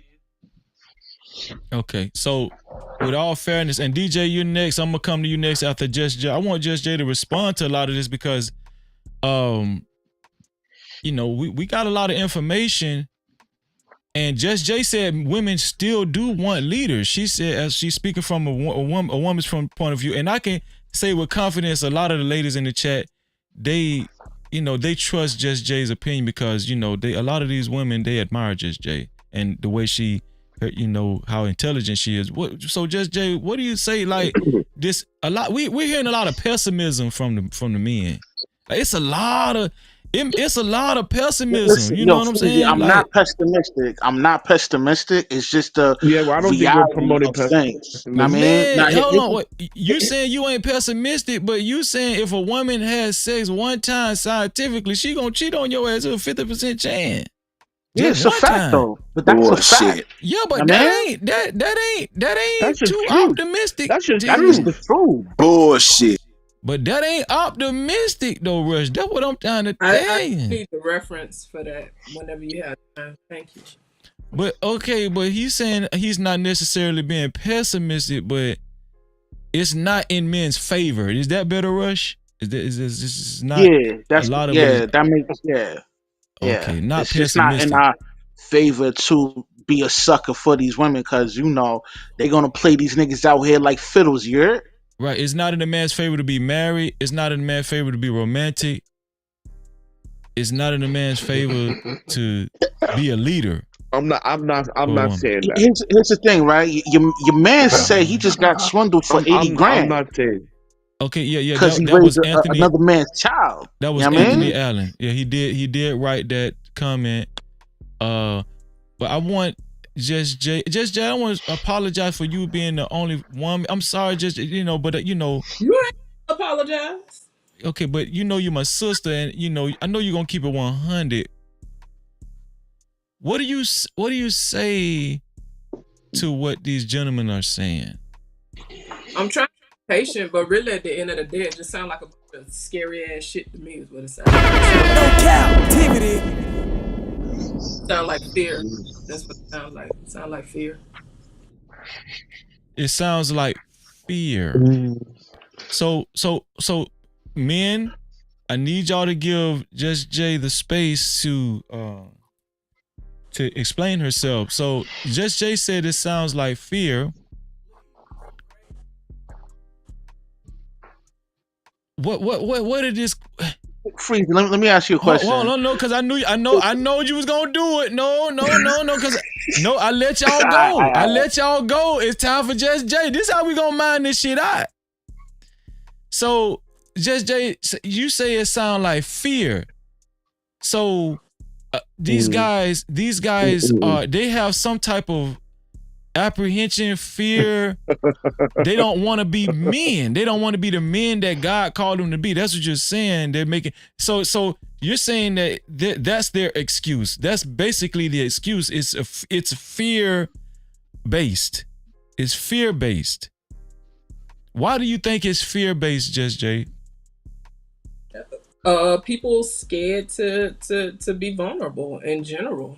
Men and women scared to be vulnerable, but like a lot of the excuses I hear in the space coming from men as to why they don't do this, why they don't do that, a lot of it just seems to be fear-based. And don't get me wrong, it takes courage to be vulnerable, and I think that a lot of people just don't have that fucking courage, so they spew a bunch of bullshit. That's what I personally think.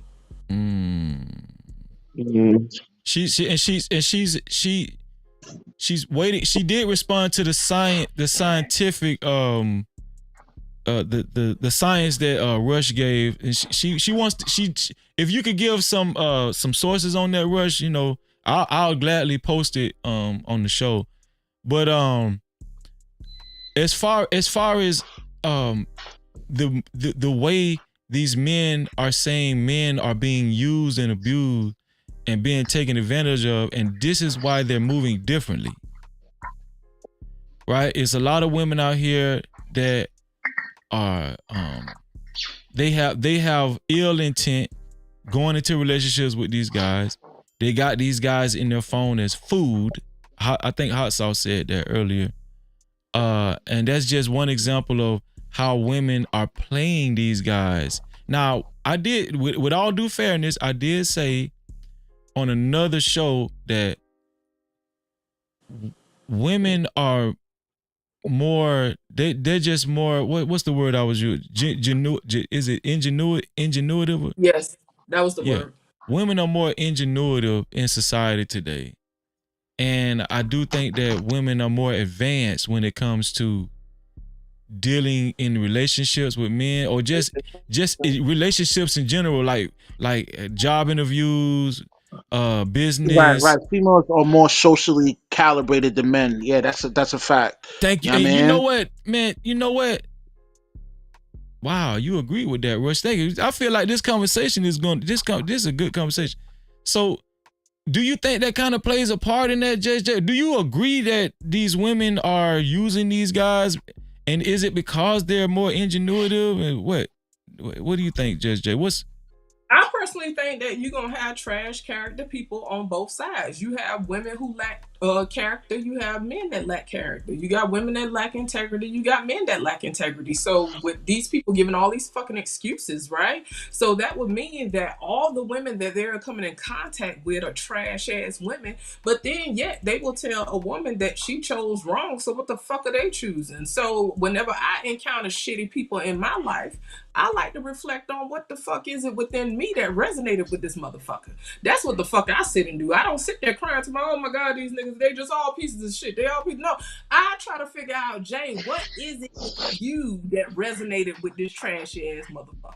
That's what I do. That's just something that I personally do. So yeah, I don't get it.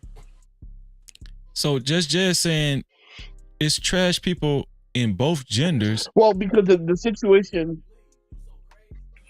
No, hold on, Hot Sauce. Just Jay is saying that women could actually use the same excuse. Women could say, they don't really deal with dudes the way they used to. They don't take dudes serious no more because all these dudes want to do is fuck. They just want to, I done got used for my coochie.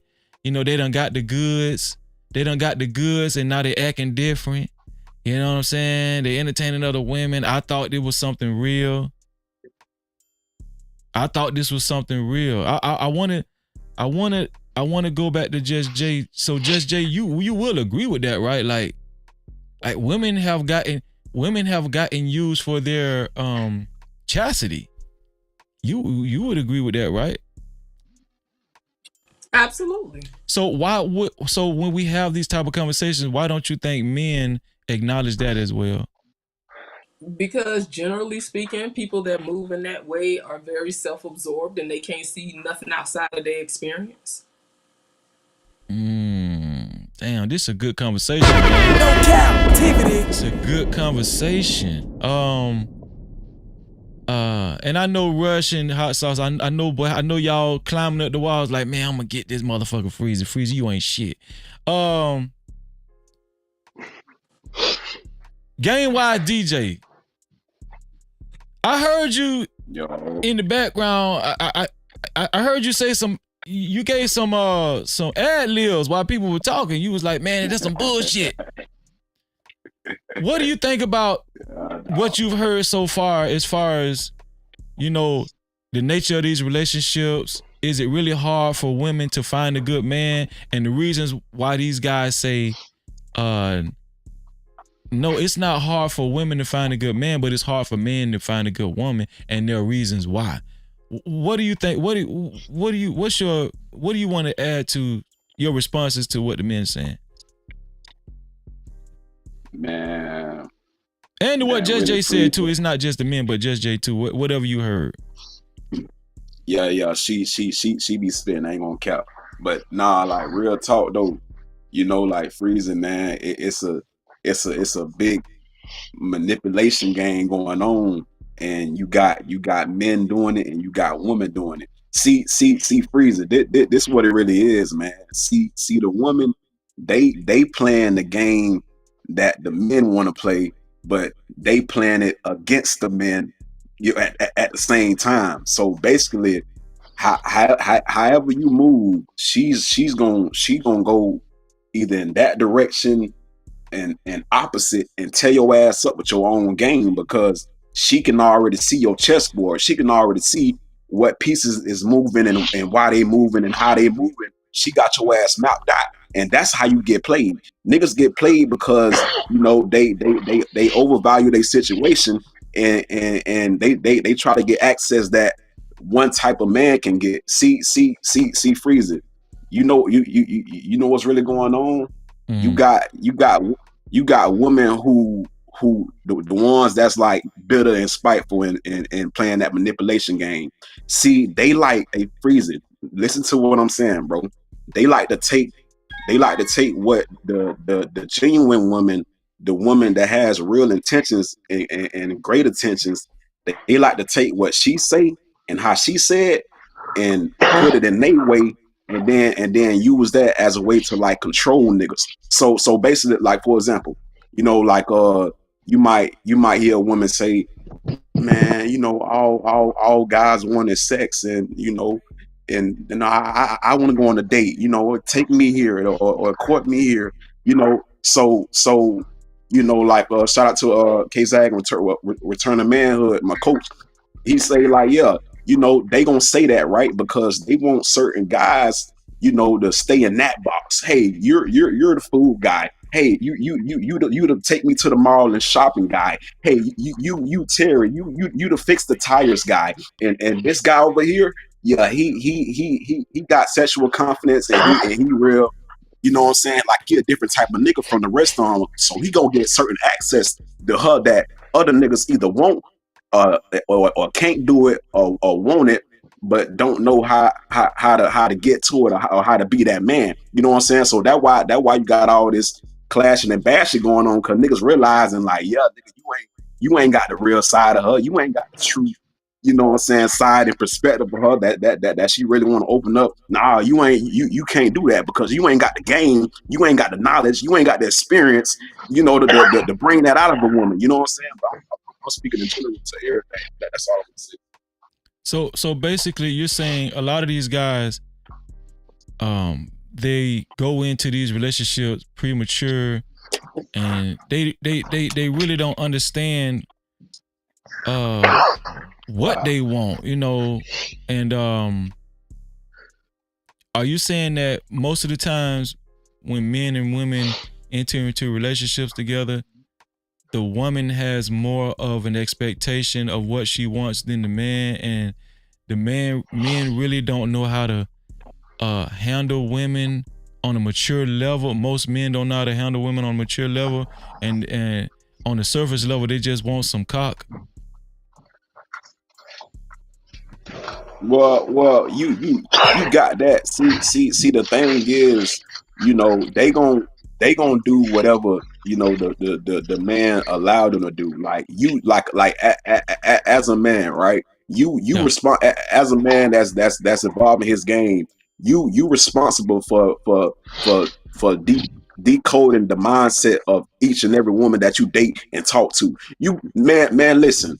Soon a woman open her mouth, you need to know exactly who she is, my nigga.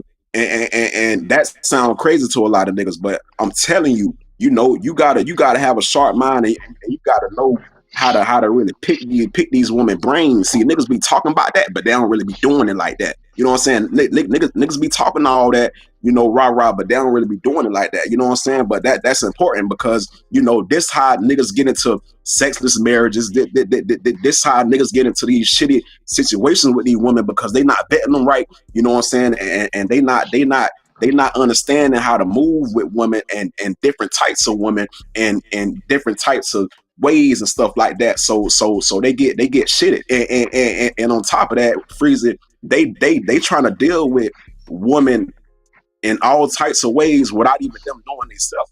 Nigga, you don't even know yourself. Nigga, you not working on your mindset.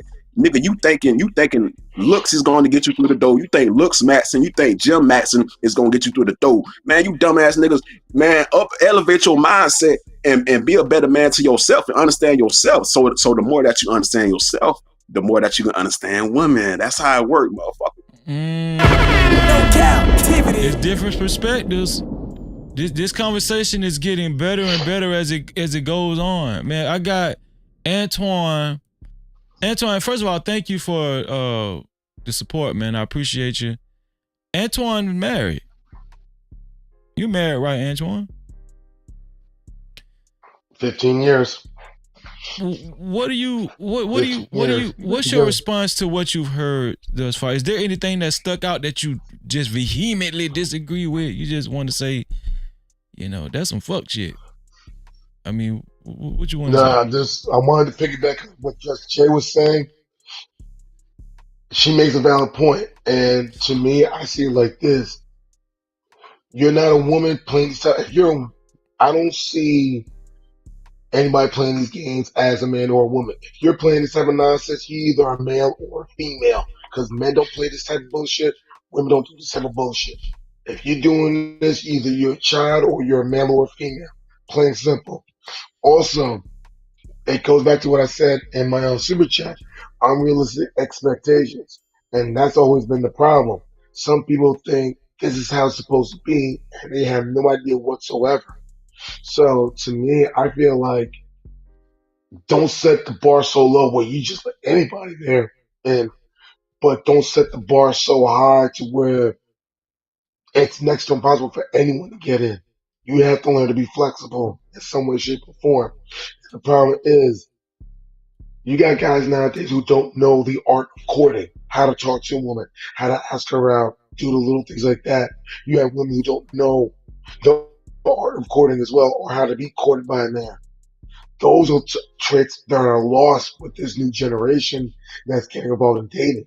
It's almost like they want all the privileges that come along in a marriage, but they put in the work for a situationship. Hot sauce said a man going to work, providing for his wife and the children in the house, that should be considered under the umbrella of romanticism. A woman should, feel like that is a part of being romantic because he loves her. He loves her enough to go to work and actually provide for his woman, provide for the children. He loves her enough to do that. And I'm just like spreading out the different ideas that's been said, right? I'm not even saying whether if y'all notice, I haven't even said whether I agree or disagree on anything, right? I'm just tossing around different ideas. But I do want to hear from you, Antoine. You're a married guy. Do you agree with hot sauce to that notion as far as that should be looked upon as part of a romanticism? A dude loves his wife enough to go to work and provide for his wife, pay the bills, provide for the children, get his ass out of bed, deal with, could possibly a stressful job or whatnot. What do you think? Do you agree with that? It's more to it than just that. It's my responsibility to get up and go to work. Well, I have a wife. Wait, Antoine. I have 4 children. Antoine. We know it's your responsibility. We know that. But do you agree with Hassan when he says it should be considered under the umbrella of being romantic as well? That's a part of being romantic. Women should look at it like that. To me, being romantic. Oh wow. To me, being no, not right now. To me, being romantic is let her know thank you for all the things that she does. To me, being romantic is let her know that you appreciate the things that she do, and vice versa. You have to learn to share with each other in that aspect. You have to let each other know that it's not just about the big things; it's the little things that count as well. And I think that's still gets lost in a lot of it. People focus so much on the big stuff, not realizing it's the little stuff that counts too. Sometimes, to me, I feel like focus more on the little things just as much as the big things. And To me, that's what I think about romance. Romance is all the little things. It's letting that person know how much you appreciate them, how much you So then love you being with agree. them, how much they make you a better version of who they are. Hold on. All right, you're good. So that he agrees with me then, according to his explanation. Okay, what did you get out of that, hot sauce? You saying that he agrees with you? Well, because he just said it was the little things, right? Mm-hmm. So you do Right. agree So with? filling It's the up her little car, things make and the big things. It's more than just.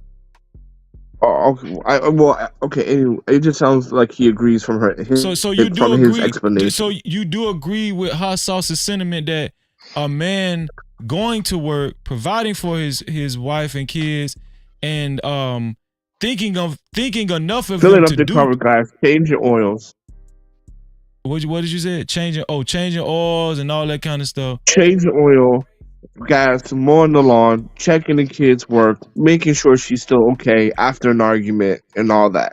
Okay, I don't want to leave nothing That's out. Thank part you, of being hot sauce. romantic. Do you feel like Yeah. that should be considered romantic as well, other than flowers and chocolates and taking her out to eat or candlelight dinner? Do you think those things what hot sauce just said specifically should be considered romantic as well, Antoine? Yes or no? Do you think so? Not really. No, I don't see that Okay. as romantic. I see romantic as letting her know how much I feel about her.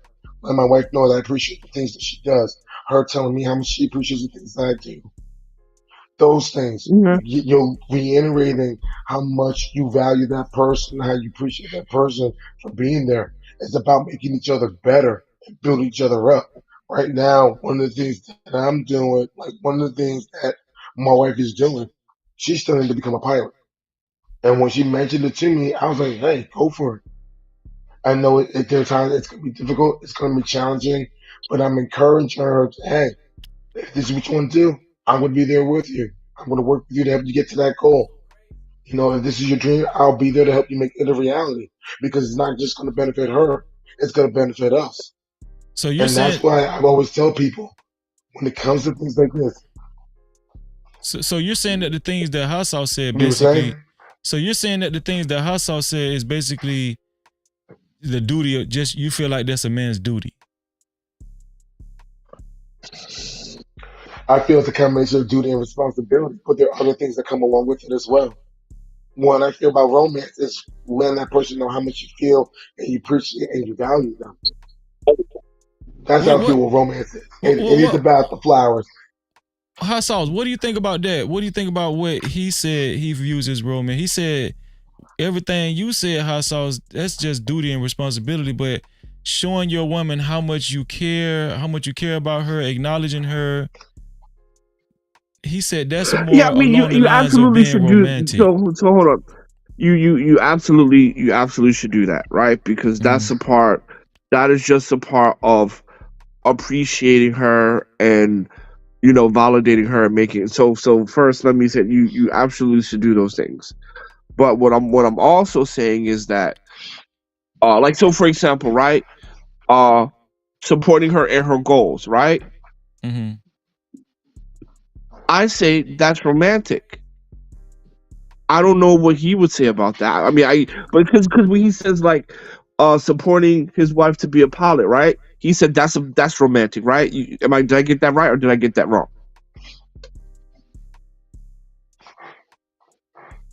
It's one All right, anyway, aspect of it. It's He has about a I degree, just hot sauce. okay. Never, it doesn't matter because I think we're just making things more complicated than it needs to be, right? So the bottom line is that if you're doing the things you're supposed to be doing, and you're doing the things that's making life easier for your spouse, that is a part of being romantic. At least in my house, with my wife, I can say that, right? She takes it as being romantic, and I appreciate that because at the end of the day, I don't have to do shit. She don't have to do shit. We can divorce and go about our merry way, right? Because we don't have children. But at the end of the day, right, showing up, being there for one another, doing the things that we do, even when we don't want to do it, right? I consider that love, and she considered that love. So for me, that's good enough, and I'll leave it there. Okay. So I think Hot Sauce is saying that basically women should acknowledge how important that is, and that that is a loving gesture. I think Hot Sauce is basically saying the reason why it falls up under being romantic is because it shows how It much is a loving gesture. Yeah, it shows how much he loves his wife. It shows how much he loves his, love her because he doesn't have to do this for her. Basically, he didn't have to choose her to be the one to do this for, basically. Exactly. Bars. There you go. Right there. Perfect. Thank you. There you go. I got your Hot Sauce. Don't worry about There you go. Because I don't have to do this shit. Shit. Okay. China got hoes now. China got hoes. So, shit. So, do you think, Antoine? Do you think it's hard for a man to please to please women? Do you think it's hard for the average man to please women nowadays? At times it can be, but that's why I made the comment about unrealistic expectations. Some ladies are asking for too much or for something that the only person that can see meet some of these expectations is the Son of God, and they'll still find a reason to say something. And that's not women; those are females that feel that way. They either set the bar too high or too low. Okay, so I don't think I asked Rush this. Rush, do you think it's hard for men to please women nowadays? Whole inflation is a real thing, man. So yeah. See what your granddaddy did back in the day to bag your grandmother. The average dude now gotta work 10 times more than your granddaddy bagging abroad now. So yeah, whole inflation is a real thing. Whole inflation, boy. You've been very Wow. this I think I heard that somewhere. You think Man, you wildin', man. You wildin'. Freezy, I do not agree with that statement. I do not. Don't put me in with that statement, brother. I do not agree with that statement. Because I'm going to say this, and I'm going to pass the mic. Go ahead. It has never been easier to get women. It's never been All I'm easier saying is to I get do women. not agree with that statement. I do not agree with that statement at all. It has never been easier to get women. And for the most part, women's standard has never been lowered. And I'll pass the mic on that. So you're saying women are very easy to please nowadays? Are you there, Hot Sauce? Okay, you kind of cut up. What do you think? No, women are very easy to get.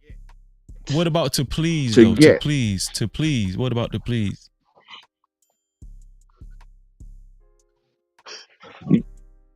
Yeah. Okay, yeah. Okay, what about you, Game Wise DJ? Do you think is it hard for men to please women nowadays, or is it easier to please women nowadays?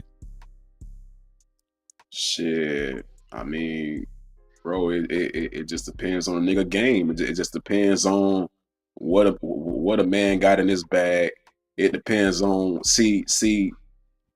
where a lot of niggas go wrong at, and I know niggas new niggas who did this. Like y'all lead with y'all money, y'all lead with y'all job, y'all lead with your looks. Like you depending on your face the pull a bitch. Like you know it's like, bro, it's so much deeper than that.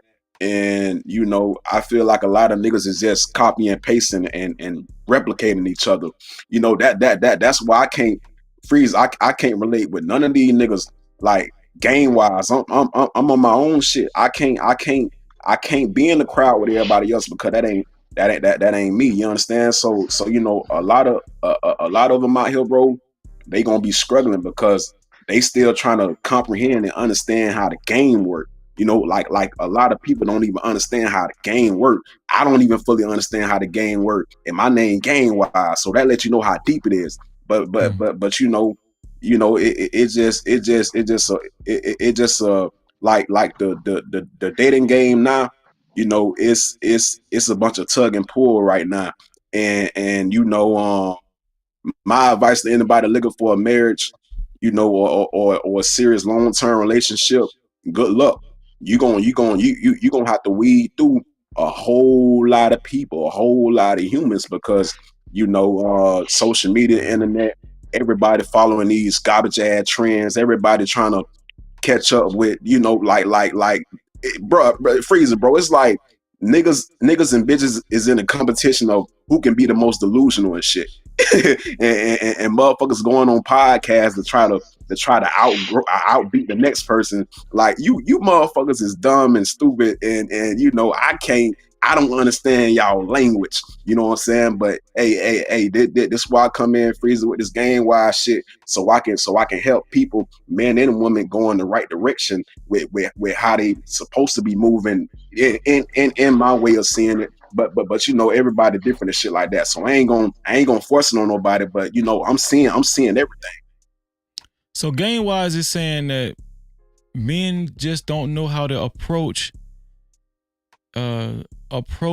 women the correct way, right? A lot of times they're using old tactics like, trying to impress women with material things. The game is in their pocket, right? And that's true. That's true. Like a lot of men do think that this is what women want to see initially, right? But we do have, guess what, guys? We're in luck because we have a respectable woman on the panel. And all we got to do is ask her, her opinion on what does it take to please a woman. And I trust what Just Jay got to say because she's a respectable woman. She's highly intelligent. Before we go to Just Jay, Super Chat, man, shout out to Crown Life for the $5 super chat. Crown Life said, Freezer, I will super chat moving forward. Freezer, you be showing my whole goddamn government cheese name on cash. Bro, I ain't mean to do that. I think that was your first time cash app? Crown, listen, Crown, you ain't got to worry about me doing it no more. I'm gonna just read it off, but I would prefer, if you can't, I'm just being honest. I prefer the cash outs. Everybody know why. You two don't need to be in my business, but listen, I won't make that mistake again, Crown. Like, now that I know it. No Cap-tivity. I appreciate you either way, though. I appreciate you either way. What does it take to please a woman, Just Jay? What does it take for all the men up here? We're in your class right now. We in class. We want to learn from you, Just Jay, a respectable woman. What does it take to please a woman? It takes you gotta be genuine. Like you have to have conviction with whatever you trying to put in practice. You know what I'm saying? You can't be on an interview permanently, right? So me personally, I prefer a dude to just show up as himself, right? Because of course you want to impress people and stuff like that. But I think that a lot of that goes overboard nowadays. You know what I'm saying? Because people go so over the top. And realistically, like, I'm realistic. I understand that once that romance phase kind of wanes, right? Because relationships are like seasons. You feel me? So in the beginning, once we got all these chemicals pumping and the whole in love phase and the whole romance, once all that wears off and now we get to everyday life having to deal with each other, you still need to be able to perform. This is why a lot of people get caught up with people thinking other folks is catfishes and chameleons and all that, because they go overboard trying to impress people and they do shit that they can't keep up with. So yes, in the beginning, shit is gonna be new, it's gonna be fresh, it's gonna be fun, but I appreciate consistency. You know what I'm saying? Me personally, right? I get a little thrown off with dudes when they not consistent. You know what I'm saying? Because that represents stability for a woman. You know what I'm saying? Regardless of what people be saying out here, a woman looks for stability. So what comes that resources do come with that. But if you pull a woman based on your resources, that means it took the resources to get her. You didn't get her because of who you are as a man solely. Your resources got her. You didn't get her. You know what I'm saying? And I think that some people get that kind of confused. Yes, resources matter to a woman because it represents stability, but she still have to want you outside of those resources. So I just prefer a dude to just show up and be genuine and just be sincere and have consistency. Initially, when a man approaches a woman, do you think women are strong in their discernment where they could see this dude, this dude weak, man. Like I could actually run circles around this dude if I wanted to. Like, can women sense the void of confidence in men, like initially when a man approaches them? Yeah, any predator could sniff out prey. What if he got money too? Even if he got money and he's showing money and you could pay for school, but you can't buy class. You feel me? It's certain shit that's gonna come. Hold on, JJ. Hold on, JJ. No Cap-tivity. Okay, go ahead, JJ. Go ahead. I'm just saying. You know what I'm saying? You could sniff shit out, right? Same way a dude could sniff out a chick that he know he could pull one over on. You know what I'm saying? Like confidence, boundaries resonate, you know what I'm saying, in frequency. And when people know or have an idea, especially manipulators who good at what the fuck they do, they can sniff that shit out a mile away. You know what I'm saying? They know. Oh, okay, this old weak ass nigga. I already know. All I got to do is tell him some whatever, and he gonna pay. You know what I'm saying? He gonna whatever. You know what I'm saying? And I think that people overpay, and that's where you get people that they so guarded to the point where you can't even get to know them. Because whether it's the woman who think that, okay, he trying to get this, or the man that thinks she trying to get that, everybody just got a whole guard up. But yeah, you can sniff that shit out. So you're saying it's really not complicated to please a woman. It's just that a lot of men, they're not. It's kind of similar to what Gamewise is saying. A lot of men aren't connected to women. I don't know exactly what I want to say, but it seems. Help me out, Just Jay. It seems like you're saying it's not hard to please a woman. It's just that the routes that men take and what they think women want to see. They just, a lot of men are off base with what they think women expect from them. I think in general, I game was hard to please people who, for men and women, I don't think it's that hard. I think we making this shit hard, right? Because you got people that's guarded, they don't want to be vulnerable. Even Hot Sauce said he wouldn't buy the flowers, you know what I'm saying, if he could go ahead and get it. So my thing is, it's not genuine in the first place. When people not genuine, eventually that shit come out. People can only cover for so long. You can only put that representative up for so long before the mask come off. And I think men and women, you know what I'm saying, are experiencing these times where, okay, they got the mask on, and then after a couple months, the mask done fell off. You know, it's only so long you can keep up that stuff. If you genuine about your intentions and what you trying to create or build with a person, it don't take all of that. I think it's taking all of this because people are not genuine about their intentions. So let's say a man does know how to break through. Let's say a man breaks through. He initially meets a woman. He approaches a woman. He breaks through. He, after communicating with his woman, talks to her, and they exchange different things to get to know each other, and then he's made it to let's say he's made it to like second base or third base or something like that, right? And he's broken past this barrier that women usually have up initially. Now he's at least gotten to the point where she's cordial with him. They're giving each other hugs. They might even start kissing and whatnot. And then let's say they even get intimate and have sex or whatnot. The ball is. Would you say the ball is in his court then? The ball is in his court for the most part. For the most part, because we've had some men up here say even then a man should be leery because, okay, yeah, she's acting like she like him, but she might cheat on him, you know what I'm saying? So what from your experience and from the homegirl, from the women that you know in your life and the friends that you made and even yourself included, once a woman actually lets down her guard and her barrier and lets a man in, and she's very vulnerable with him, would you say a lot of it is on him now to make sure this because this relationship doesn't fold? Because do you think most women will cheat on their man just because they just because this man is starting to love her? Absolutely not. That's some dysfunctional, weird ass shit. I don't even know where the fuck that come from.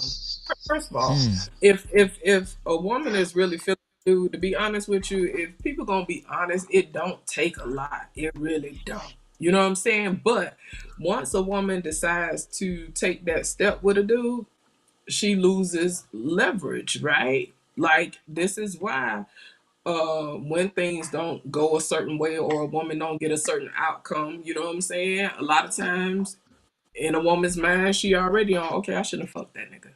I shouldn't have had sex with that nigga. You know what I'm saying? That was a waste. You feel me? Like, I'm compromising my pH and this nigga around here playing games. You know what I'm saying? So but generally speaking though, I think that on some level, if you want to look at it as power, right?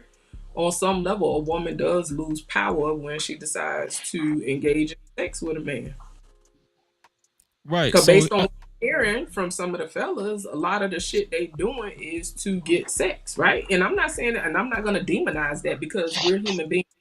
Sex, you feel me? So I'm not gonna sit here and try to demonize that, right?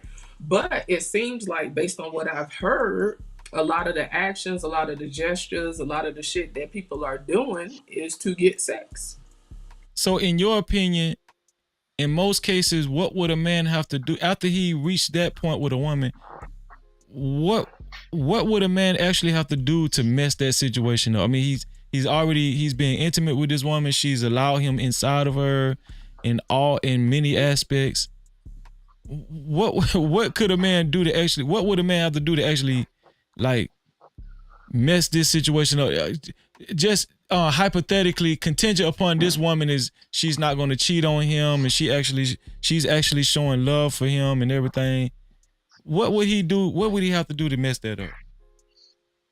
To me, it just really boiled down to him not being consistent after that, right? So if he have sex with her or whatever, and before that everything was cool, they was vibing and yada yada yada, and so now this heightened energy starts to wane, right? Don't some of the fellas call it what is it, post nut clarity or whatever? Like, yeah, I guess some of these niggas experience that once they don't pop their rocks off. Is it really about that woman, or was it about him just getting a nut? So to me, it would just require him to continue to be consistent. See, but what usually happens is a lot of dudes fall off, then he ain't calling her, before it was, oh, we gonna be on the phone and we gonna be caking and having conversation and whatever, we gonna spend some time. Oh, I'm gonna call you. Today I ain't talk to you all day, and then after they get it, a lot of that wanes, unless a dude is really serious about a chick. That's typically what happens in my opinion. And that's just a personal opinion. Yeah, it's all, we stated that it's all opinions, during this show. So would you also say if he cheats on you, that's being inconsistent too? You already have an established relationship? Yeah. Yeah, I would say that's inconsistent, because if I'm with a dude and we have an established relationship and he decides to step outside of that, me personally, the way I operate, that is going to that's going to give me a signal. I don't know if I could trust him. I don't know. So my thing is, if you're going to do that, right,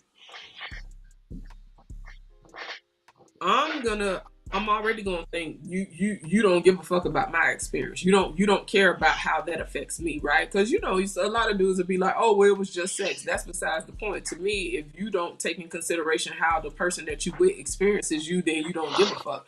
So that's gonna leave me with a little bit of anxiety, and I'm gonna start pulling back, and I'm not gonna be as open, as vulnerable, even if I continue to stay in that relationship. So that's gonna already be the downfall of that shit. Cause the wall just gonna start going back up. I'm just gonna start mixing up my little concrete and get my little masonry on, and just start putting them bricks back up on that motherfucker. Real And simple. a lot of relationships do result in that way. Like, yep. Okay. And so they'll be together. You feel me? But now folks got walls up. You know that sometimes they'll still stay together. You know, for a year, 2 years, however long.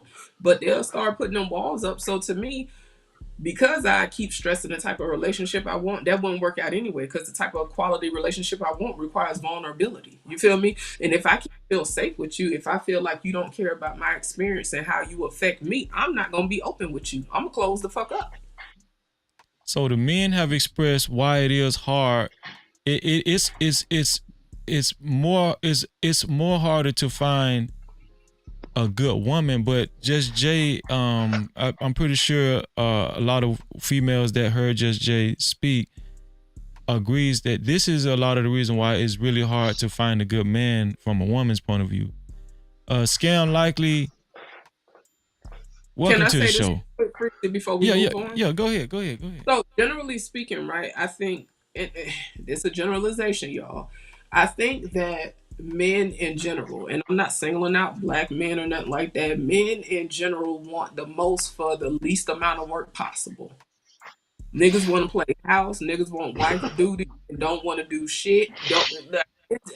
It's to me, you know, men just, a lot of them just built like that. They want everything that come with the benefits of a relationship, with a wife, with playing house and everything, but they don't want the commitment.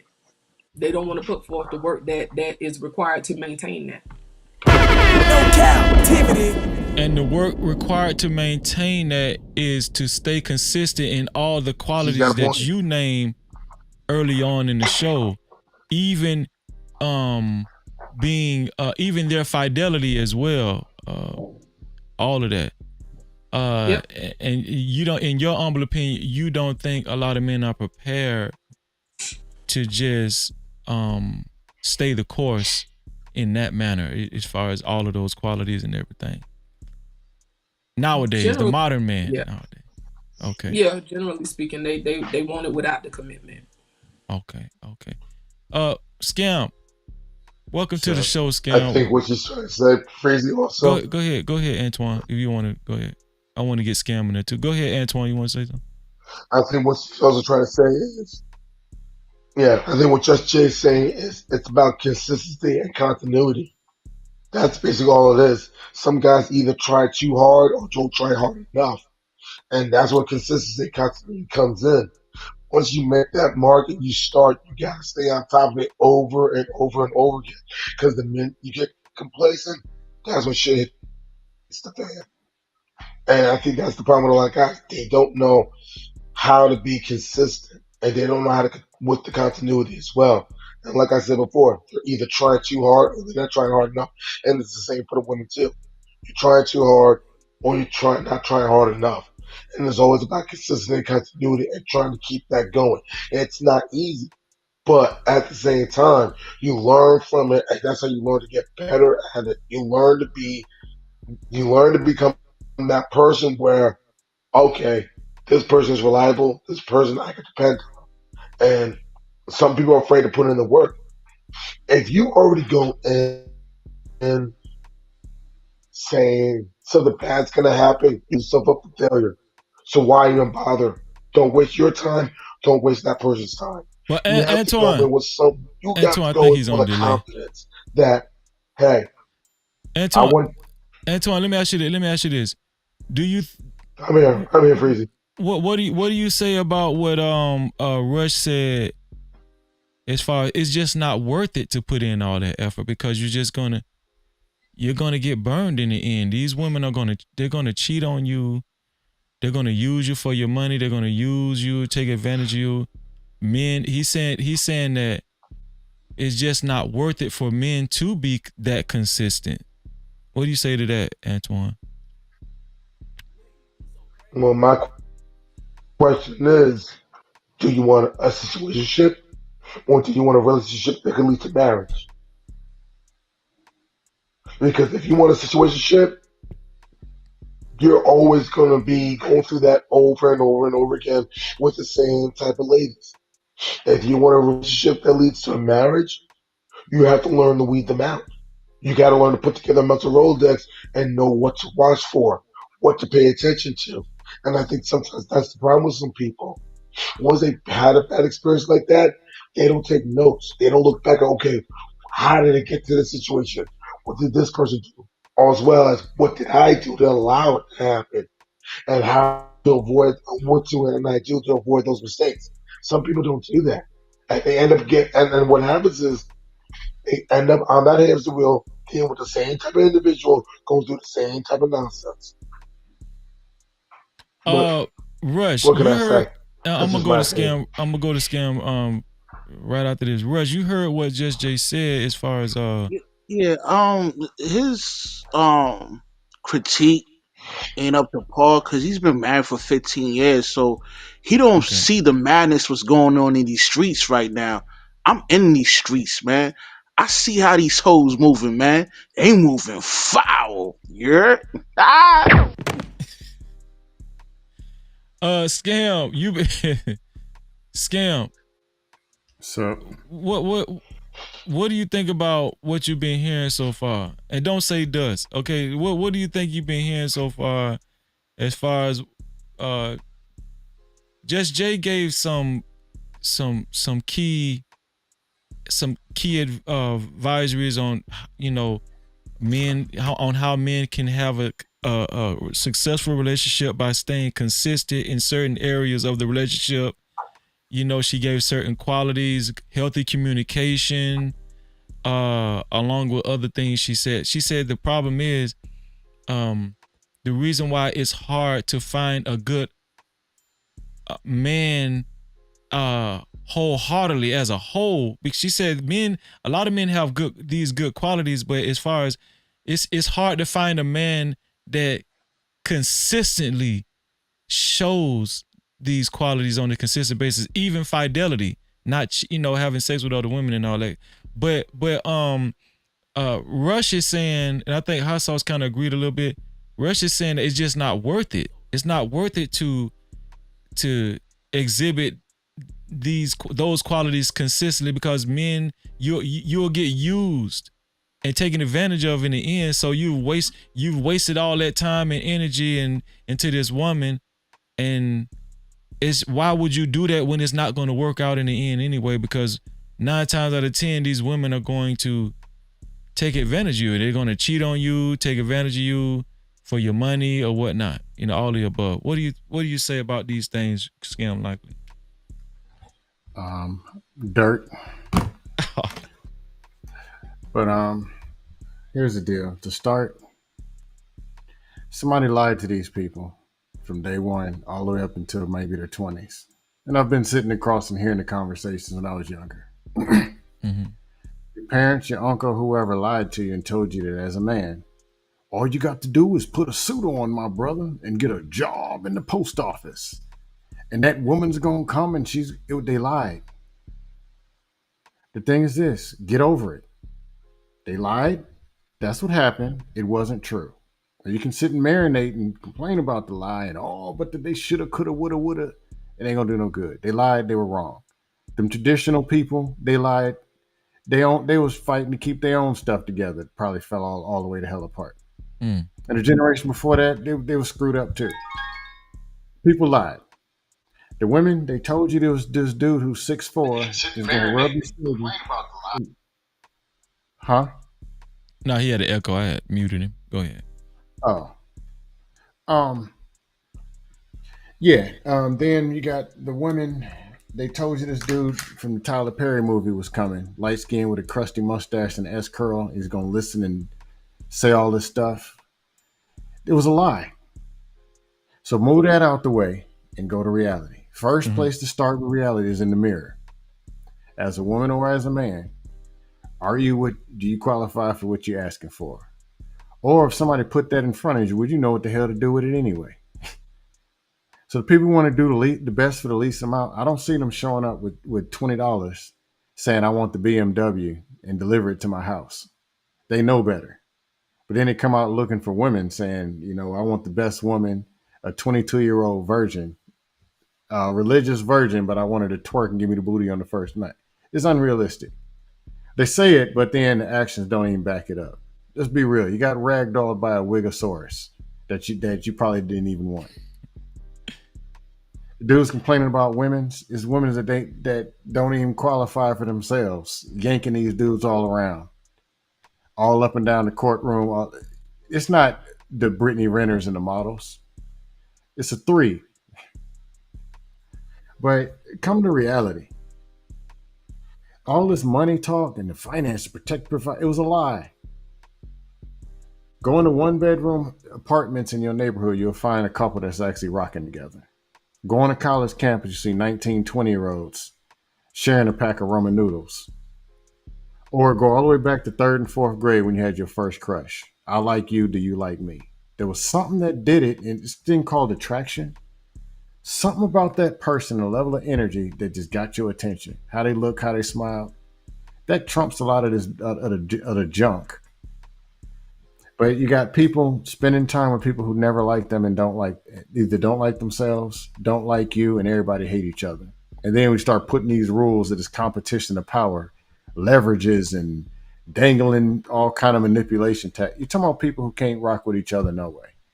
So, Scam, you're saying that a lot of the qualifications that we hear in these spaces, that's a lie as far as like, you know, Absolutely. men needing to stay on their purpose and make sure they're able to finance a house and car and pay 100% of the bills. And this is what trash. You know, you saying that's trash. And then, okay, on the flip side, a woman should be submissive, cooperative, cook, clean, take care of the kid. That's trash too. That's a lie. Okay. They're talking all this stuff, just like a man's supposed to own 8 companies, be 6'7", and dunk a 12-foot rim. Yeah, whatever. Show me the people doing it. There's a reality. Who is the person that is a man that you've been stuck on for the last 2 years? Who is that woman? She's a regular woman. She's pretty. She's talking. It's whatever.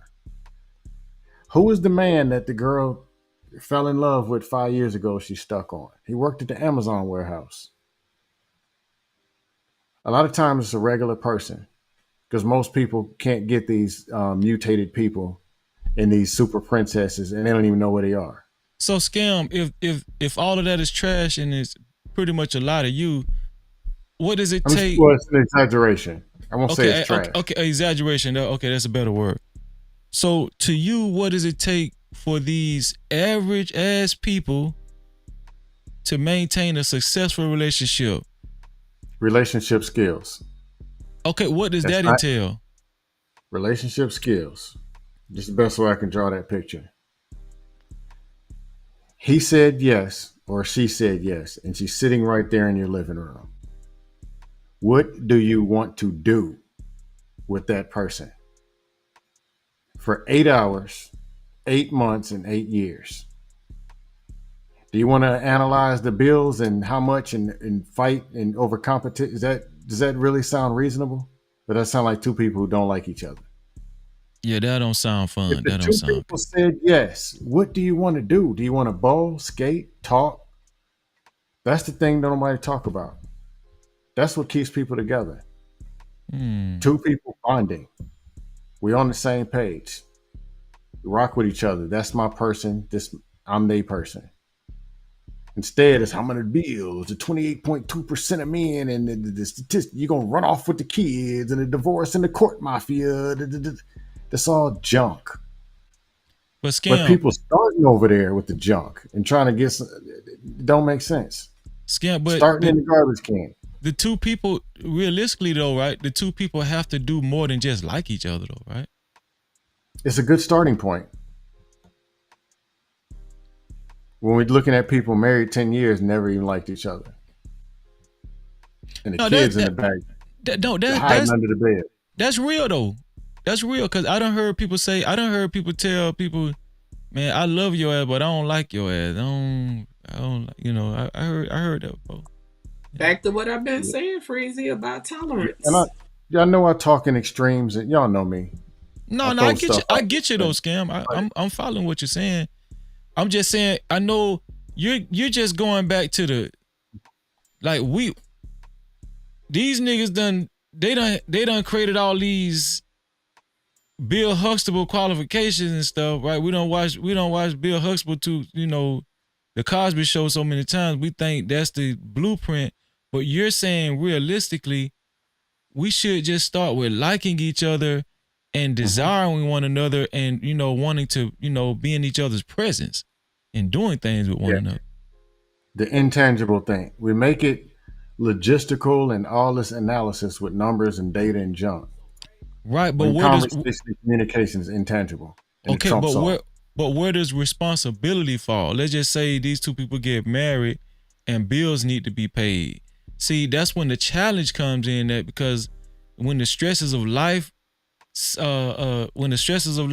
in, now guess what? It's more of a challenge to like each other, because now it's like, bitch, I need some AC. I need some lights, bitch. They didn't have no AC already. We got homeless people dating. What are we talking about? Raise your hand if you don't got no AC wherever you are right now. I'm talking about when two people actually get together and they agree that they're gonna live together. See, that's when the complications come in. That when they living under the same roof. He's in Memphis. He got AC. Yeah. She's in Arkansas and she got AC. So individually they had air conditioning, but together somehow they can't figure out how to have air conditioning. They can't figure it out because some people believe once I get with you, nigga, guess what? The way I was raised, no, you gonna make sure I got AC. Yeah, when I was by myself. Listen, we've heard some women say, bitch, I could do bad all by my goddamn self now. Now, if I had to pay for my own AC, I could have stayed at 5106 Claremont Drive. I ain't have to come over here with your broke ass. But the ex-boyfriend stayed with his cousin and she loved him for 4 years. And he had one of them a Ryobi battery AC unit in his garage. Meaning people talk and they'll say anything, but they don't get to the bottom of it. At the end of the day, if she like you, y'all gonna figure that AC out. You're gonna figure out the bills too.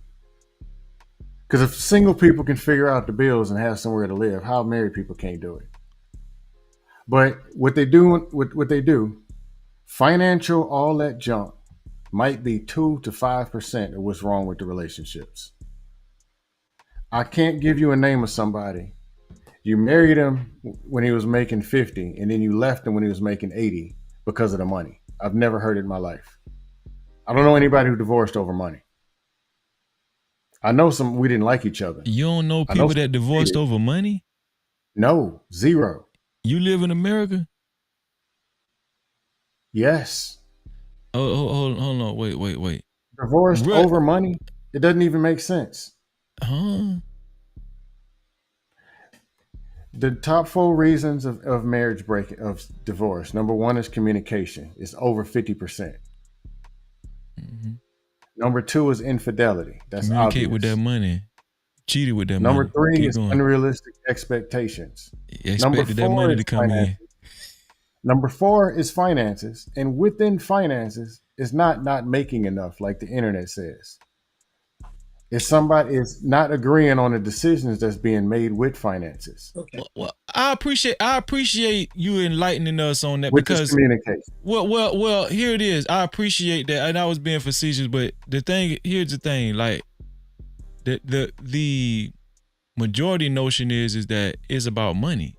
Right? A lot of men make it about money. A lot of men do make it about money. A lot of men say, "Oh, you need to sign a prenup before you get married, and you know, if you get married, all you're gonna do is take half." Right? It was a guy earlier that made a comment, say he got married, he was taking care of another woman's kid. He ended up having to fork over $83,000. A lot of these conversations end up about money, Scam. But where did it start?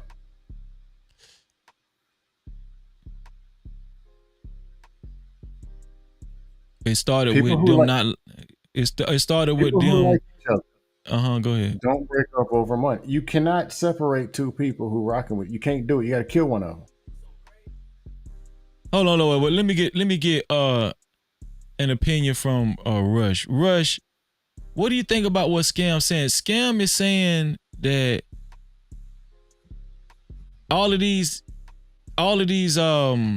talking points where a man should, make a certain amount of money and establish himself a certain way in a relationship.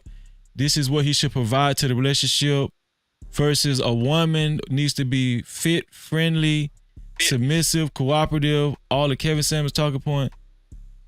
Scam is saying all of that shit is trash and is a bunch of exaggeration. They just need to start with liking each other, and for the most part, that will sustain a relationship. Just get down to the brass tacks. What do you think about that, Rush?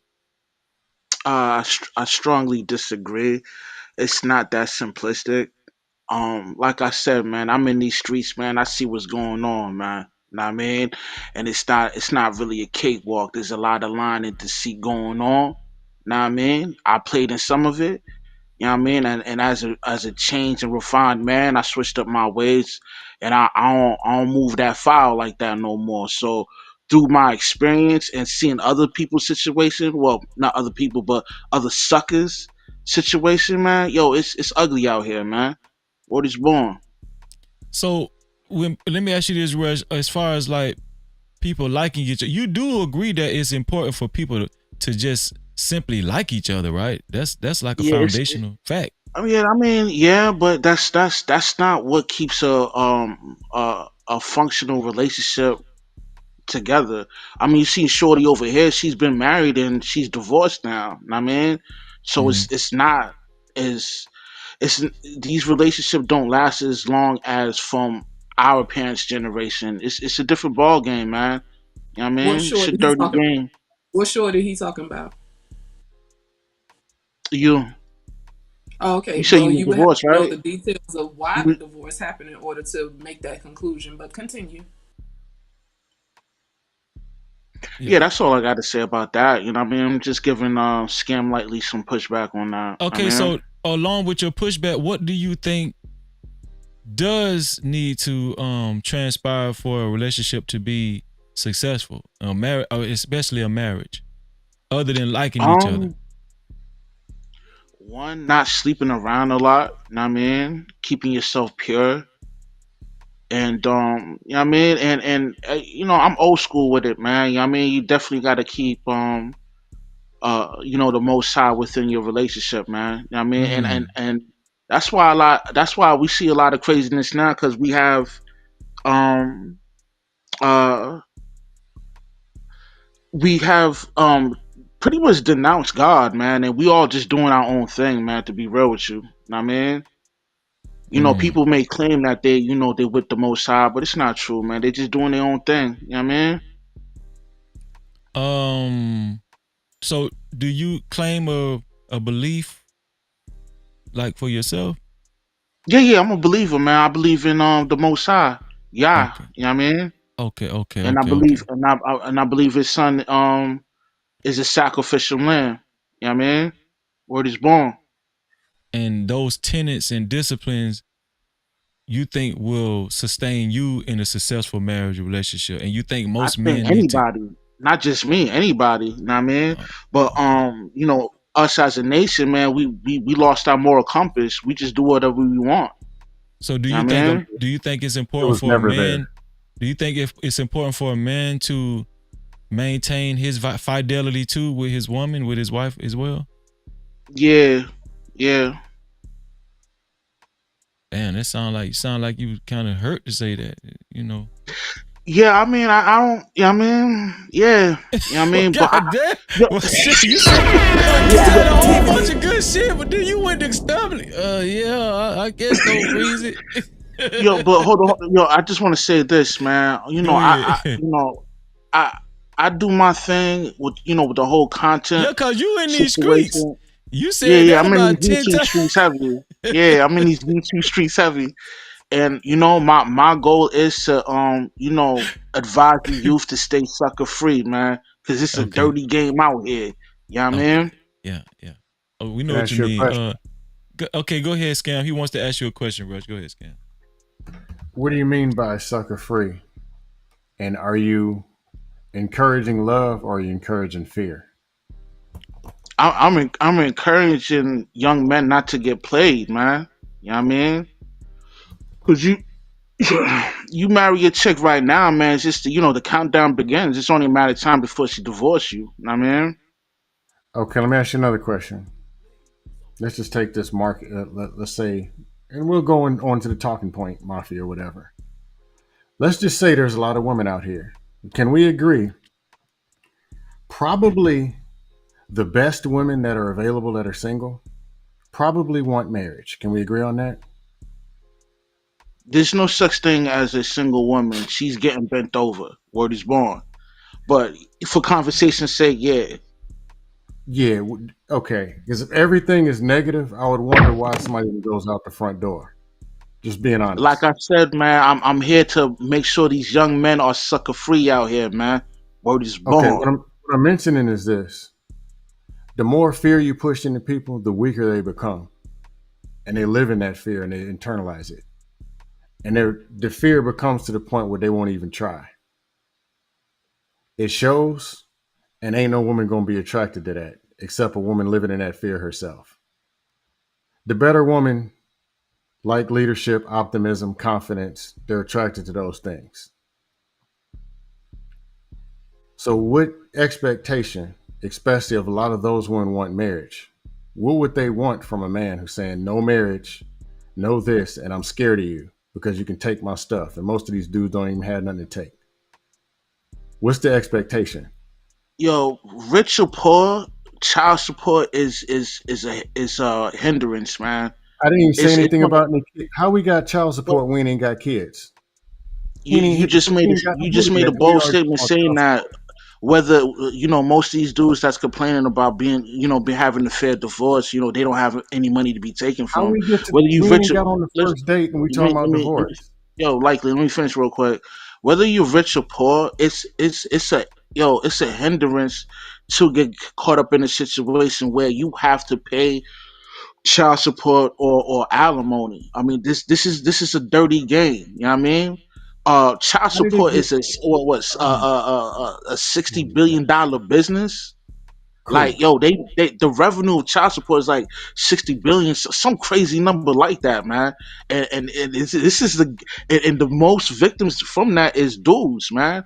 How That did we hasn't get been to well informed about women. I mean, the dude didn't even ask a woman for a phone number yet. How you end up in child support spending 60 billion? You get where I'm going?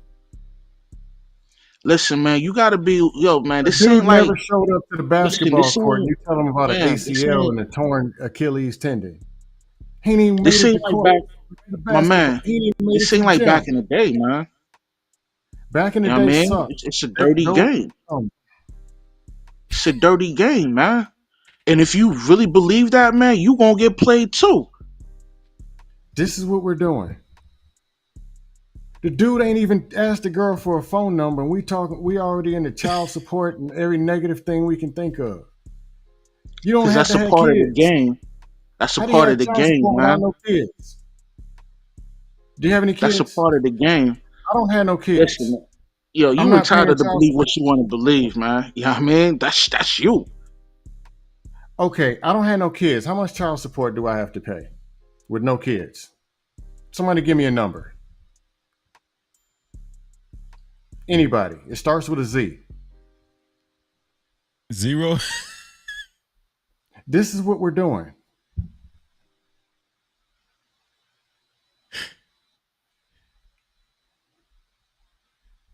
No Cap-tivity. And this is what we're doing to the young people. Tell them to hide under the bed. Russ just trying to stay sucker free, man. I'm sucker free out here, man. You the No, it's type of nigga actually that free traps out sucker. for a That's what it broad, is. man. Come on, man. I'm It's sucker not free sucker over free, here, it's free fam. sucker. Well, no, hold on, Rush. I want you to I want you to answer Scam's question because his question does not involve child support. His question does not involve children. So I want y'all to mind this out. Scam asked a legitimate question. I kind of want you to entertain it. Go ahead, ask him again, Scam, just one more time. I'm gonna go to the original question. You're talking about a dude that ain't even walked up to the chick to get her phone number. And we already in the child support, divorce, taking all this shit that he don't even have. Why are you doing this to people? So when you copulate with a female, what happens? How much What child happens? support do you owe, Freezy? How much? I don't owe no child support. Let's talk the numbers. How much? I don't owe no child support. No. I don't owe any child support either. And even people who have kids, majority of them work out some kind of scenario. They only talk about this horrible That's negative not true, stuff man. like it's 80% of It's a people. nasty game, man. It's a nasty game out here, man. You Really? Yo, man, like I said, My man, you parents don't entitled owe for any your child own support. opinion. I mean, My parents don't owe any child support.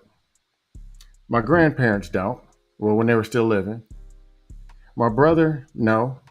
My sister, no. These are humans. Out of my friends, I got one who does. And he knew he wasn't supposed to be doing what he was doing. He did it anyway. One. So the better question would be, what can you do to have better situation, or what can you do to have worse situation?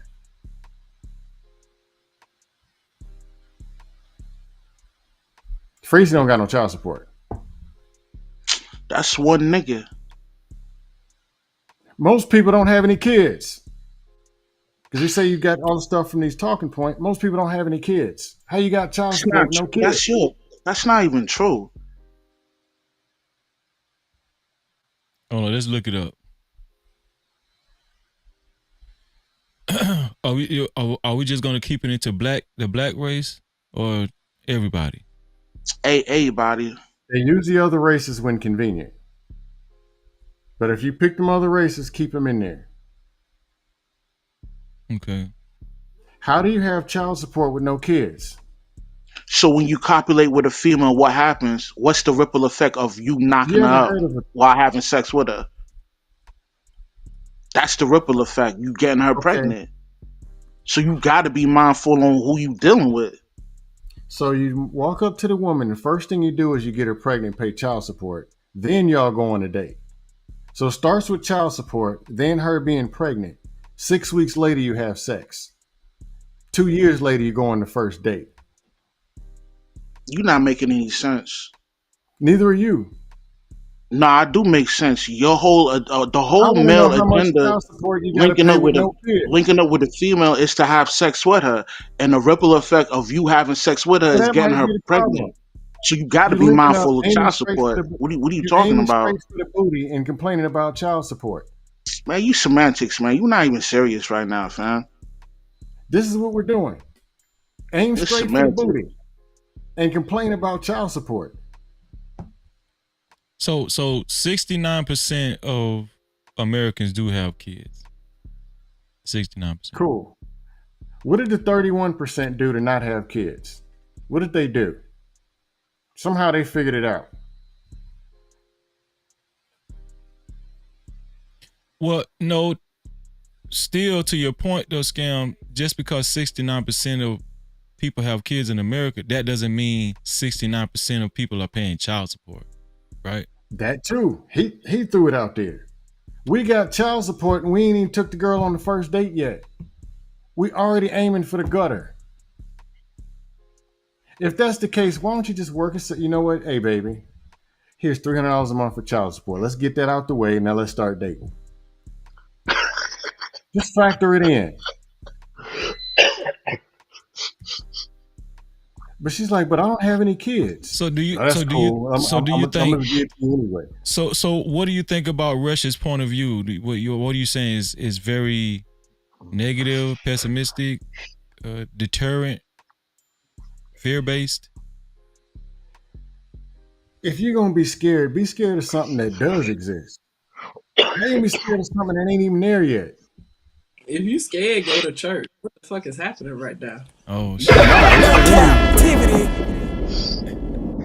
That's where they collecting the child support in the church. No.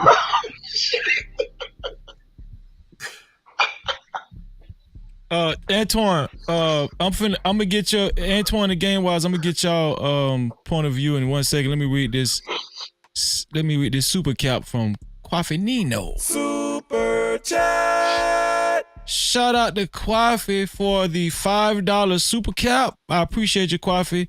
He said, "Scam, I am green rotten eggs and molded spam. It is okay to protect yourself. Through extreme, though extreme, it's equivalent to a 38-year-old woman scared to give birth." No captivity. So Kwafi is kind of agreeing with Rush, I think. If you're scared to give birth, don't get pregnant. If you're scared of women's, well, I don't want to say the alternative. I don't want to say it. Just be a booty burglar. Half of these niggas don't even enjoy women anyway. They need to rub their dick together and just go commune together. And Not on my watch. I'm it hurt. Niggas complain about fucking child support and shit. Niggas want they keep sticking their dick in shit that they don't want. They keep fucking around with bum ass chicks with no fucking integrity. But these are leaders who got all this fucking foresight and shit like that. Relationships happen. Money too. What we do is learn from our mistakes. Just like you had to point out that I was married but divorced, but you don't know the fucking details of why a motherfucker got divorced, right? It's all about evolving and growing as an individual. He is a beacon of the Most High, but yet we've been walking in fear for the last 30 motherfucking minutes by the guy who got a motherfucker on child support. I'm fucking confused, right? I came to this conversation not with the motherfucking cuss, but not what the fuck is we doing? If I sat here and judged every nigga based on what I've been through, I would have been shot a couple niggas in the head. Like, learn and grow and move the fuck on. Like, what is it? What is it? This shit, what is going on? This one here for the thug. Get the motherfucking dick to you. Rub dick to you. Go be a booty. Like they're laughing. I can't see on the screen. That's Antoine. His face is just is frozen. Yeah, Antoine froze like fucker, and that shit is hilarious. Okay. Yeah. He can't bring it back up. I think he froze. He was saying bring him back up. But nah, for real, like, listen, y'all, like the whole child support shit is very valid, right? But I'm tired of people regurgitating fucking experiences that other people had and all this fucking projection and all this shit and taking on other people's trauma. It's just too motherfucking much. I see too much regurgitation in the fucking space when it comes to these talking points. A lot of times people ain't even experienced the shit that they talking about, and then the ones that experience the shit that they talking about, they sitting there rubbing dick tips together with other niggas and just fucking communing in fucking misery and sorrow, but niggas ain't advocating. I don't want to hear that shit all day. That shit is fucking depressing. You're bringing my spirit down. You a beacon of the Most High. Lift me up, inspire me. I ain't been inspired yet. Only thing I've been inspired to do is run the But other way. your experience is a testimony on why dudes shouldn't lock a female down. You know what I mean? The marriage didn't last. Okay, if a man don't want to lock a female down, then it's because he don't have that value set. This man out here that want to get married, you're speaking as if all men don't want to fucking get But married. you divorced your husband, right? You divorced your husband, right? Y'all got a divorce, right? You out here telling people stay sucker free. You spread this a bunch of fear mongering. That is not at least It's not fear mongering. It's a fact. That is not somebody standing in the It's a righteousness fact. of God.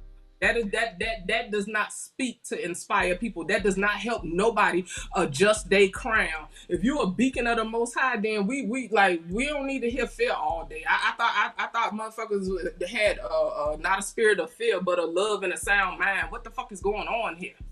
What do you think about that? What do you think about that, Rush? As far as there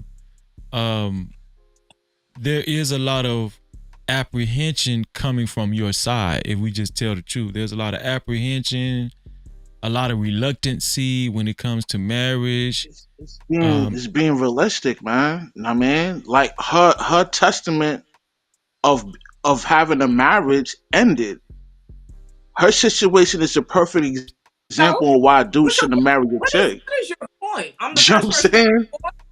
The people that I've been with ain't never been to court. What about it? All you've been talking about is child support. So if we want to go there, I can't even tell you what the fuck a child support court look like. You divorced your husband. That's, you know what I mean? But that's the thing. That's But the speaking on that's the stuff perfect you don't know, Wait, reason wait, why hold on, dudes wait. shouldn't. Let me say this. Did she bring did that's all I'm hearing about. wait, did she bring that up tonight? Did she Yeah, say yeah. that? She touched on it a little bit. That I was married before, and he Actually, just I left don't. that and just I heard ran child down support come from him. draws on. not That's her. all that is. Oh, But I didn't okay, go okay. into the details of what that situation is about. So whoever agrees with him, cool. Y'all all go pile up together, be miserable together. I refuse to take my experiences, combine it with other people's experiences, and just make this whole big ass plethora and conglomerate of negative shit. That does nothing to serve me in life. I'm not bitter with my ex-husband. And if I didn't value my privacy, motherfuckers could talk to my ex-husband. See, this is the thing, right? And people talk a lot of shit in the space, right? So this is the thing. People that you've been with in the past, can they get up here and testify to who you are as a person? Because my ex-husband can. I can send Freezy the fucking text messages, and I think I sent you the text messages before. And there's a other couple people here You that don't I even got have to come to sent that. messages to, It where does. my ex-husband has vouched for me. So, you know, let's not speak on what we don't know. So I'm saying is, Maya, shut up. Like, I'm getting to the point where I'm tired of fuck niggas, okay? This is the thing. I'm not miserable, ain't miserable. Because like I said, if I was miserable, I'd shoot a couple niggas in the head. You feel me? Based on my experiences. I don't carry my experiences to the next situation, to the next person. If I carried all my negative experiences, I wouldn't be able to sit here and have a conversation with these gentlemen on the panel. I just don't have tolerance for fuck shit. I'm not gonna listen to people move in fear all fucking day. Women in fear, men in fear. Like, I mean, at what point do it fucking stop? I got two simple questions. They all doing is serving fear for breakfast, lunch, and dinner. So can you tell me what your experience is with child support? Because I would like to hear your story, because your story is valid. If you have an issue with child support as far as advocating for your kids, seeing your kids, paying for your kids, whatever, I would like to hear your story, because that's what mattered to me more than hearing about a bunch of other random shit that come from somebody else. I want to hear you. So hold on before you go, Scam. I want Rush to respond to that. And yeah, so let's move past personal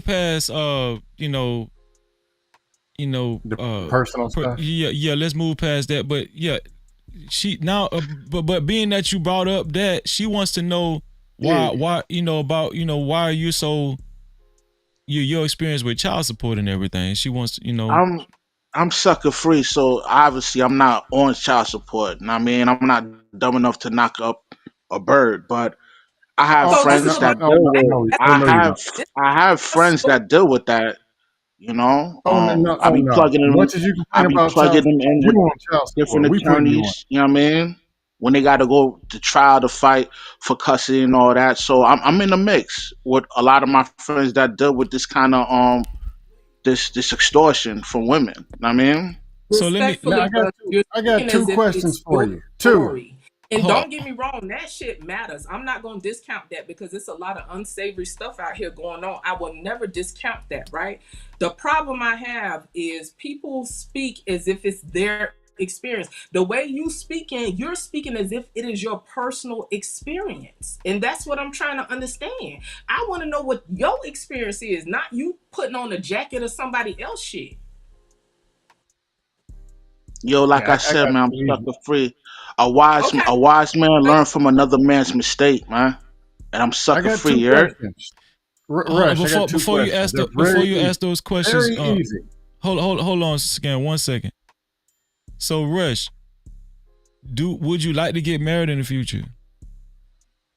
No, I'm sucker free, man. So I'm a live a consecrated lifestyle and serve the Most High. That's it. I don't need to get married, man. Wait. Over what is consecrated? I haven't heard anything that has set you apart. If you're talking about listen, I ain't even trying to go there. Like, dude, like if you are, okay, I'm gonna leave it alone. Your beliefs are your beliefs. All I'm saying is I would prefer to hear your story, and I would prefer to connect with you on what your story is, not nobody else's Oh, story. And I'm gonna help you out, sis. I'm gonna help you out, sis. Let me. So Three here's easy the. questions. Wait, well, I Oh, got go you, ahead, scam. I got you, scam. So Russ, okay, so you're 100% sure that you're not gonna get married. You 100% sure. Yeah, 100% fact. Yeah, I'm not Right. getting married ever. Word Right. is So born. okay, so I believe you. So and also you do hold the Most High as your number one tenet as far as the way to live, right? I'm a work in progress, but yeah, that's my goal. So if you're not gonna get married, what are you gonna do about sex for the rest of your life? What? It's not happening. Monk mode, man. Word is born. So you're gonna be celibate for the rest of your life, and you're not going to have sex at all. That's what you're saying? Yes, that's the goal. That's the goal, but you saying you're a work in progress. You haven't reached that goal yet. You still fucking right now. Not to the fullest. Nah, not yet. Oh my But God. I'm working on it. Working on it. Okay. Go ahead, Scam. I got some questions. Number one, the first question I was going to ask: if you say the Most High and God, I haven't seen child support and alimony in the Bible. I haven't seen it in there. But you said you're not even going to be having sex. How do you not have sex and get got with child support? The other question: there's these two fake solutions. One is vasectomy, and two is living in a state that's no alimony. I live in Florida. So what really is the problem?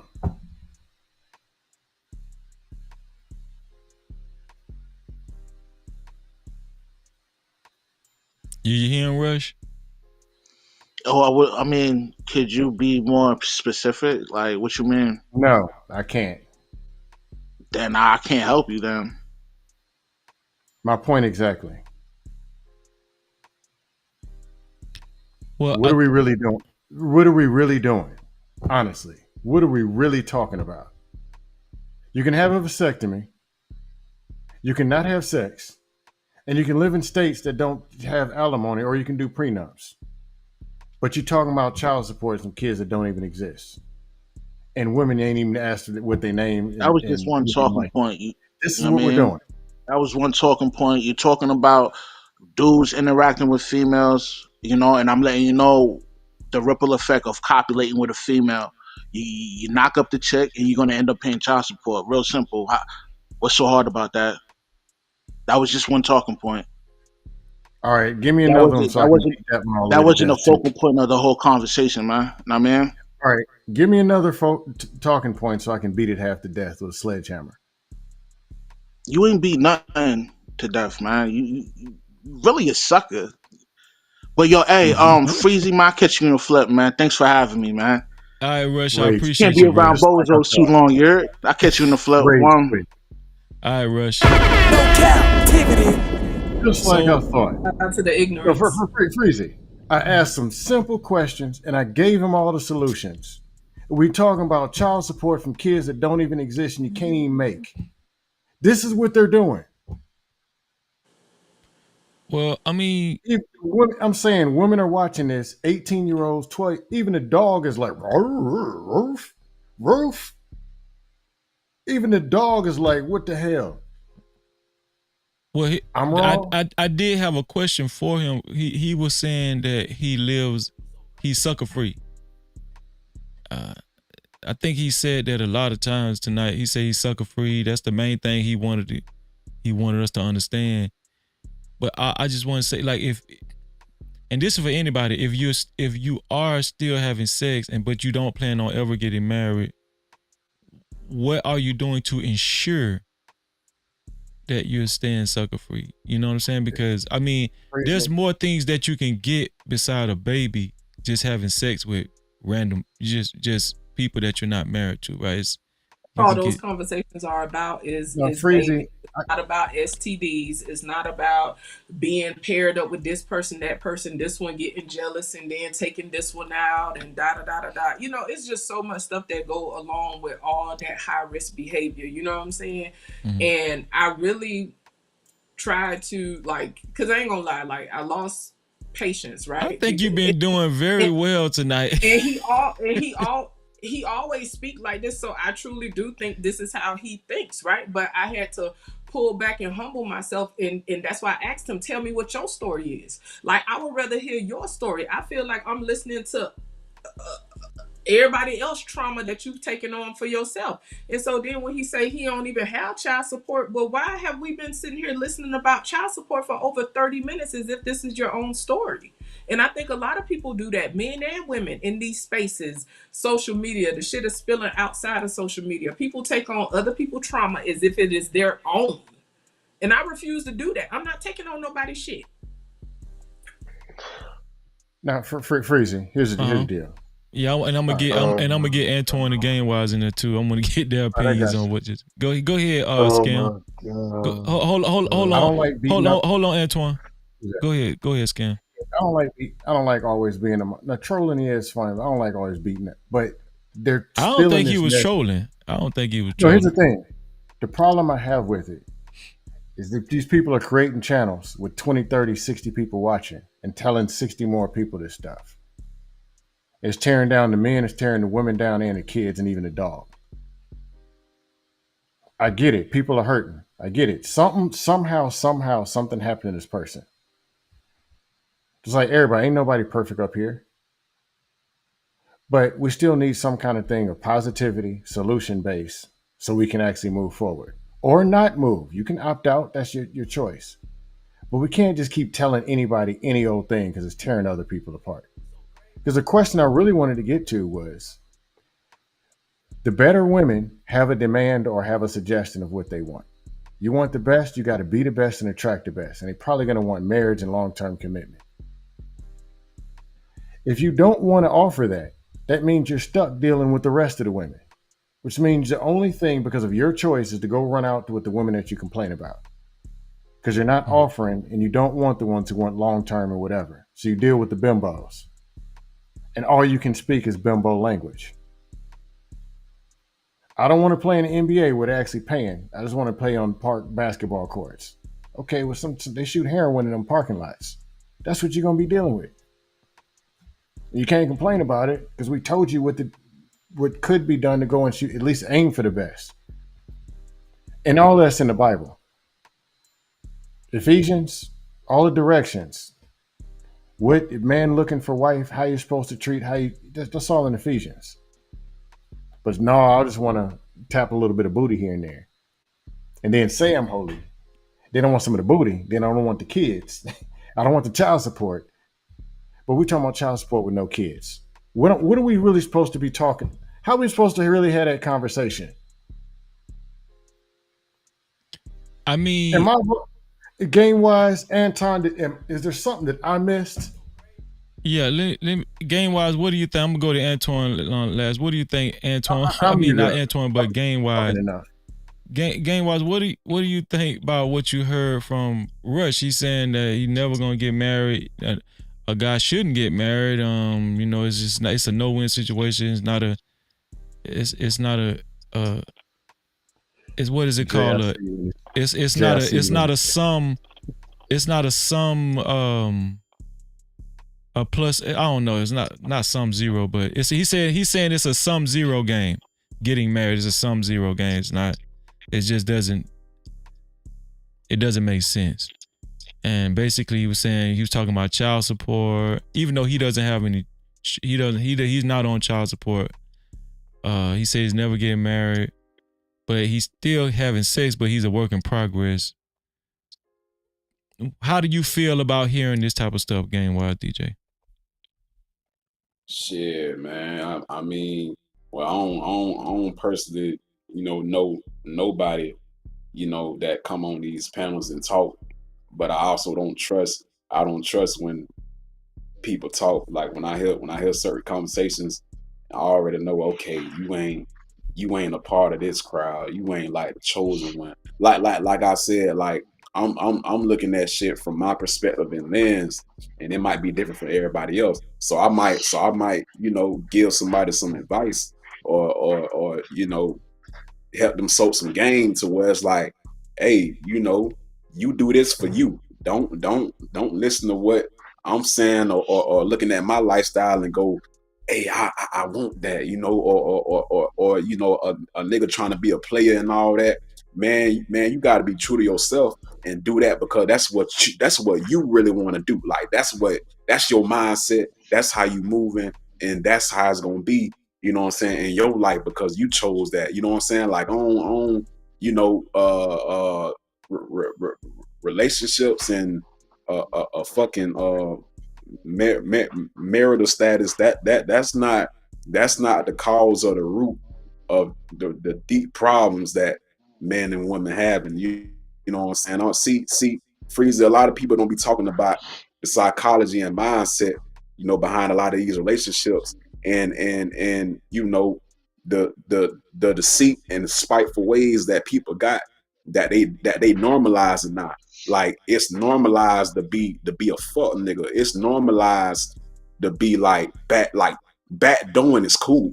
Like bat doing somebody is cool nowadays. Like if you ain't bat doing somebody, you know what I'm saying? Like if you ain't slamming somebody out, like you ain't a part of this crowd and shit like that. See and Freezer, that's why I'll never be able to reside with that because you know that ain't how you should be moving. But yeah, like you know, game is game, man. You know, be true to yourself, and everything you do should be for you. How you moving should be for you, and you know you got to put that first before any of this internet bullshit that you hear.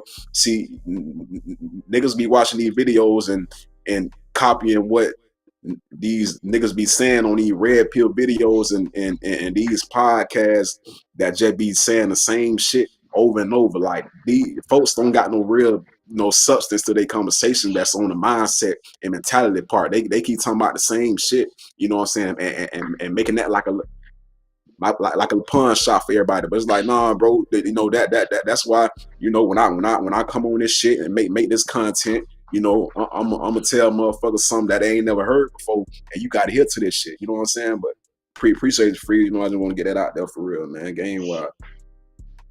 Well, no, I agree with you actually, and Antoine, you next. But I want to say that one interesting thing that I heard Rush say was that, and I'm pretty sure he don't mind us,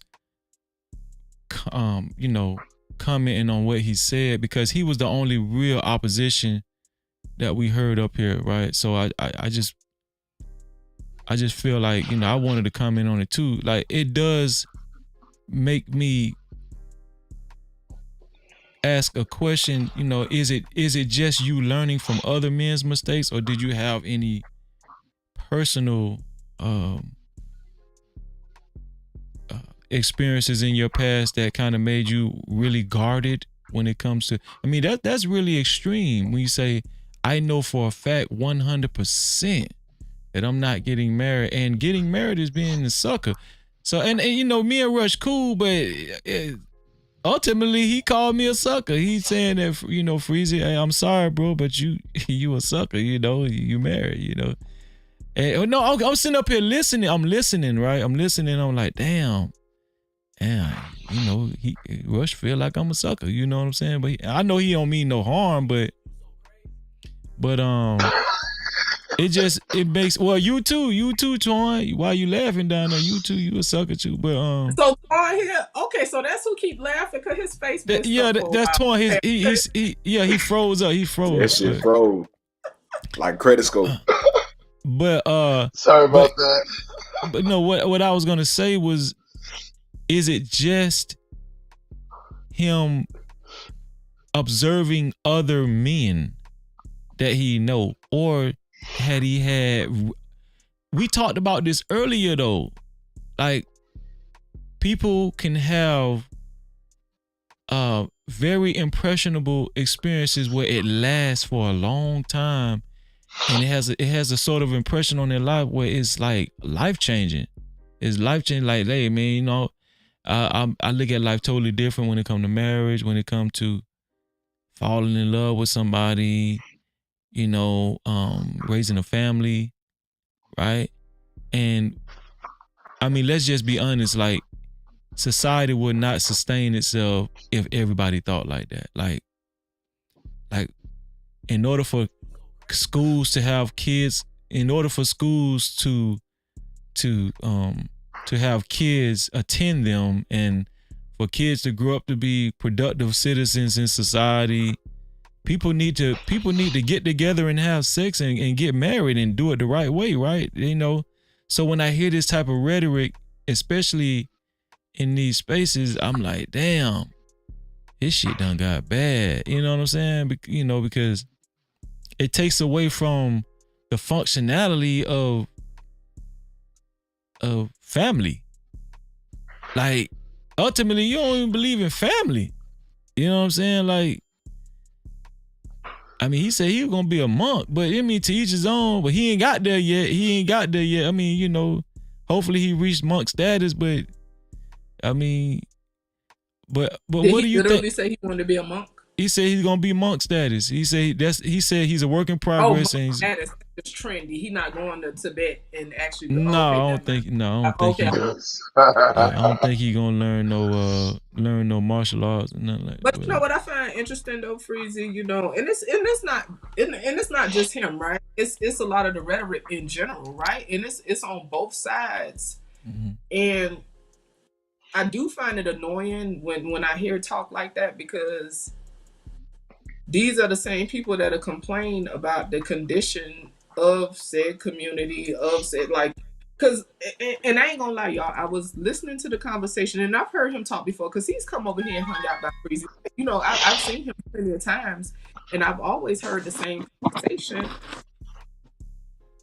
I've never hit anything positive. You know what I'm saying? It's never anything positive.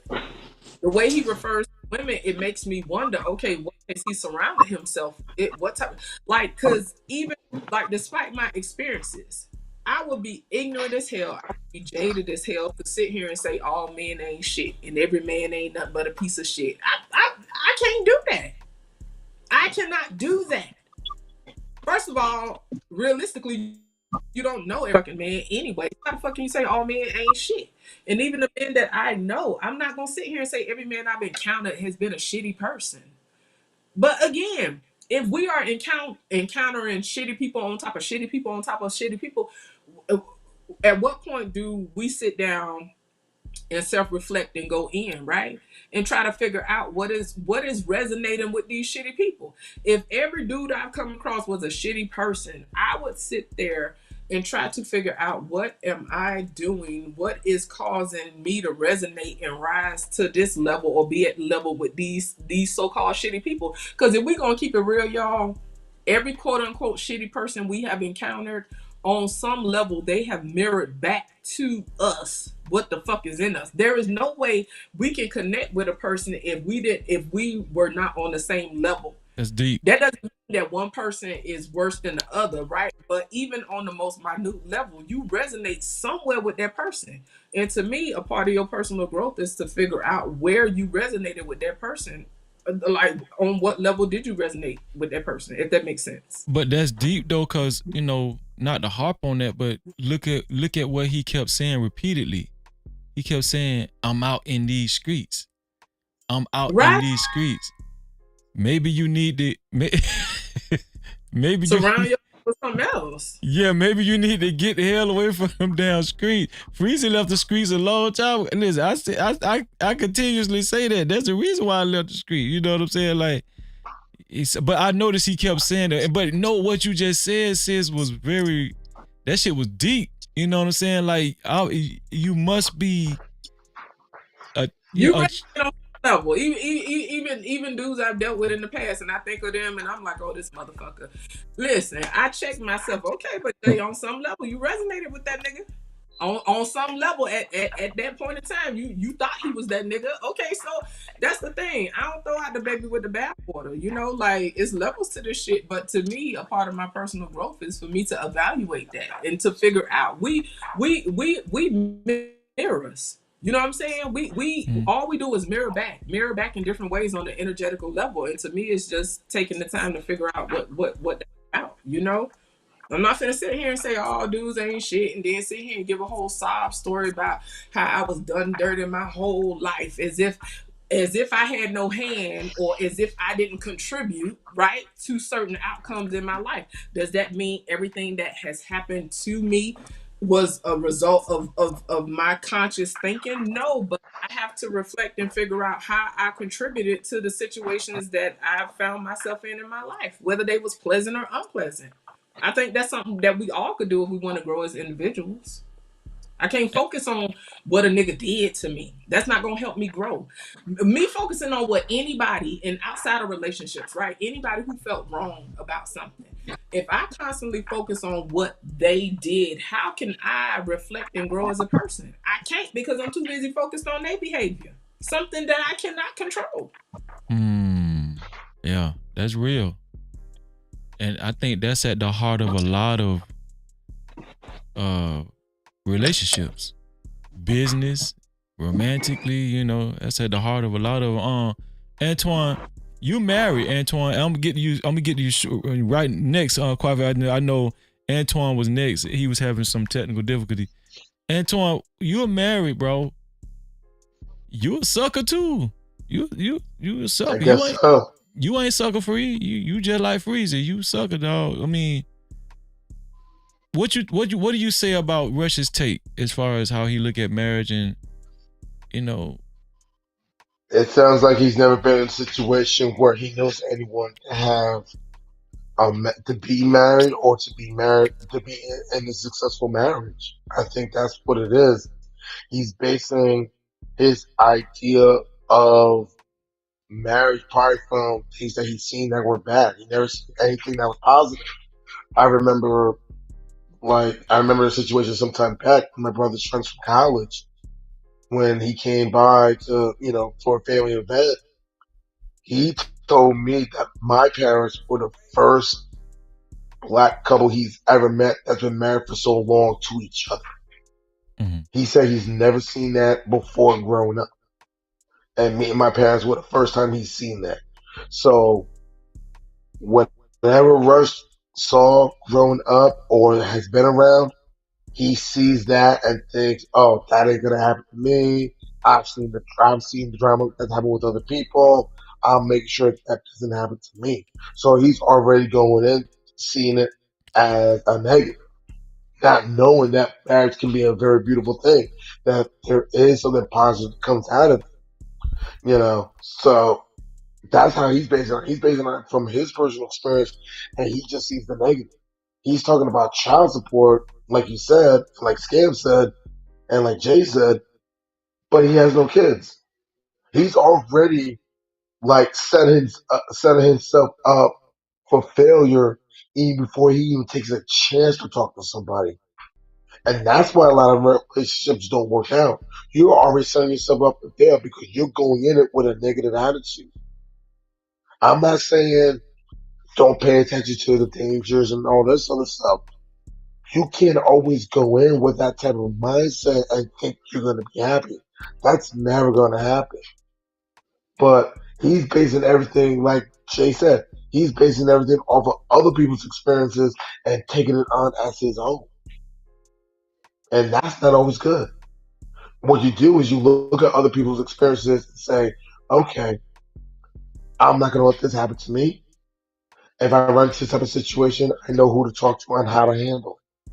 But other than that, the fact that he's already looking at everything as a Kobayashi Maru, he's never going to be with anyone. Plain simple. No one's going to be with him in any way, shape, or form with that type of attitude. So that's just how I see it. And he may not like what I got to say, but hey, I'm just going to keep it a buck. Plain simple. You want to be miserable? Go ahead, be miserable. You want to do your thing? Go ahead, do your own thing. But don't sit there and say, I'm sucker free and Freezy's sucker free. And I've been married for 15 years. I like the fact that I'm married. I enjoy the fact that I'm married. We ain't sucker free. We suckers. We ain't sucker free, man. I mean, I don't see myself as a sucker. I like being married. I enjoy being married. Hey, I'm a sucker for love. Fuck it, man. I'm Freezy a sucker. Fuck it, man. Fuck it. I'll be a sucker for love. Freezy like them home cooked meals. Y'all Man, we finna stop gave playing. Damn up. right. I'm a sucker for that And food and then, all that and shit. then try to sit in the house, order DoorDash when they blood pressure getting higher and higher by the minute. Fuck all that That's shit. a fact. That's a fact. Yeah. Kwafi, shout out to Kwafi for joining the panel once again. Kwafi, you've absorbed a lot of the conversation. Yes, I have. What's your thoughts on everything you heard so far? I mean, did anything stick out to you that you want to touch on first, or what? Go ahead.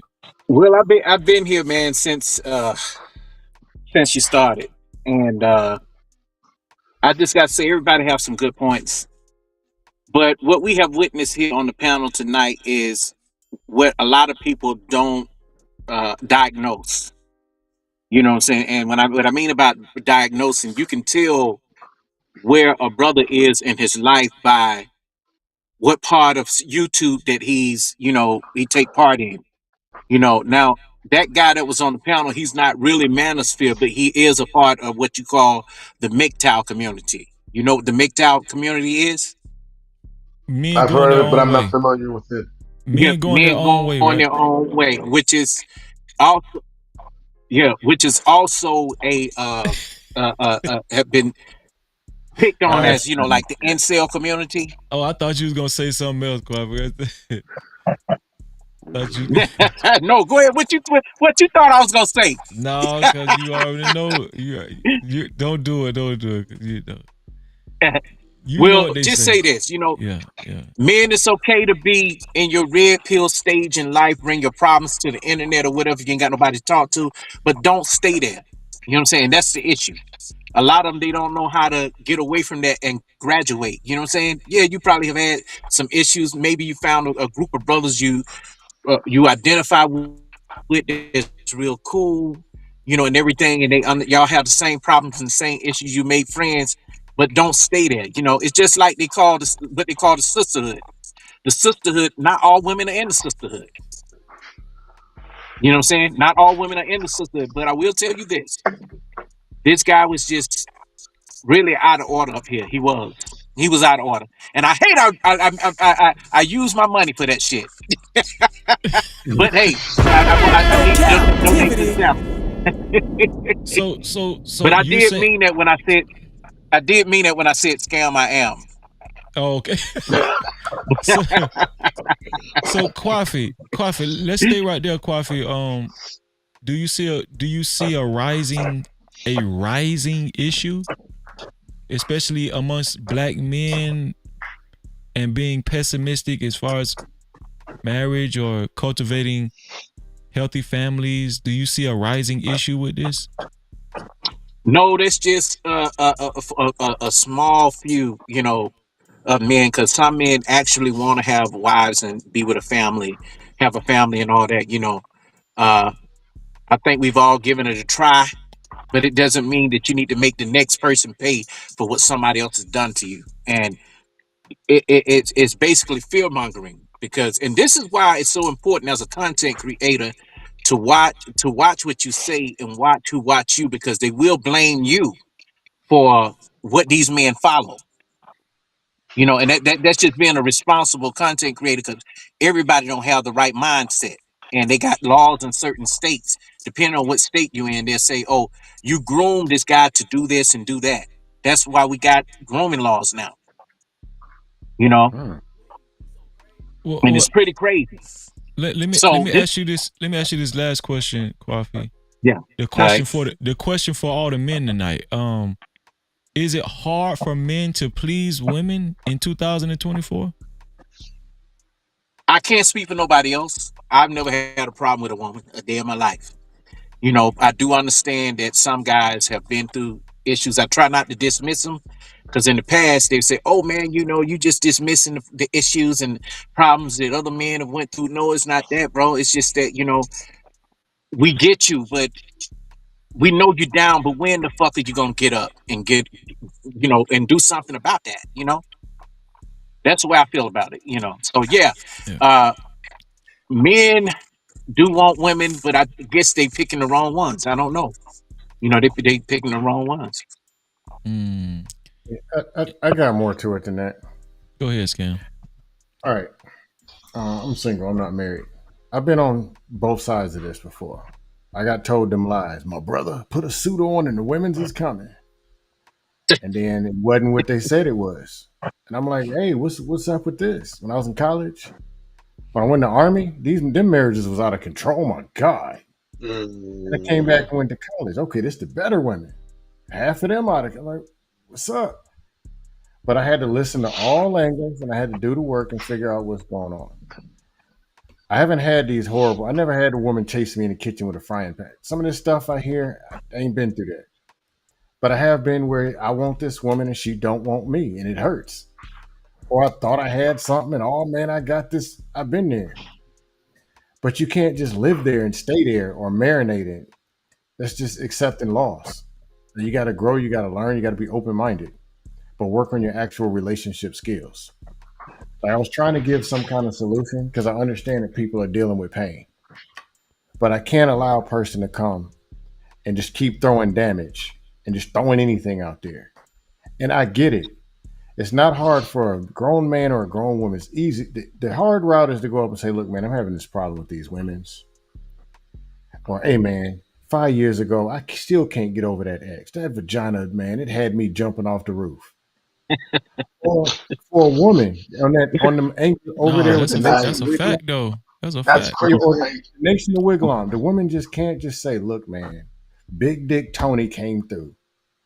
Did what they did and are jumped in an Uber as she was taking a shower. They can't admit it. I get it. It's hard to say, look, man, I lost. I got yanked, spanked, and shanked by women's or men's, whatever, you know.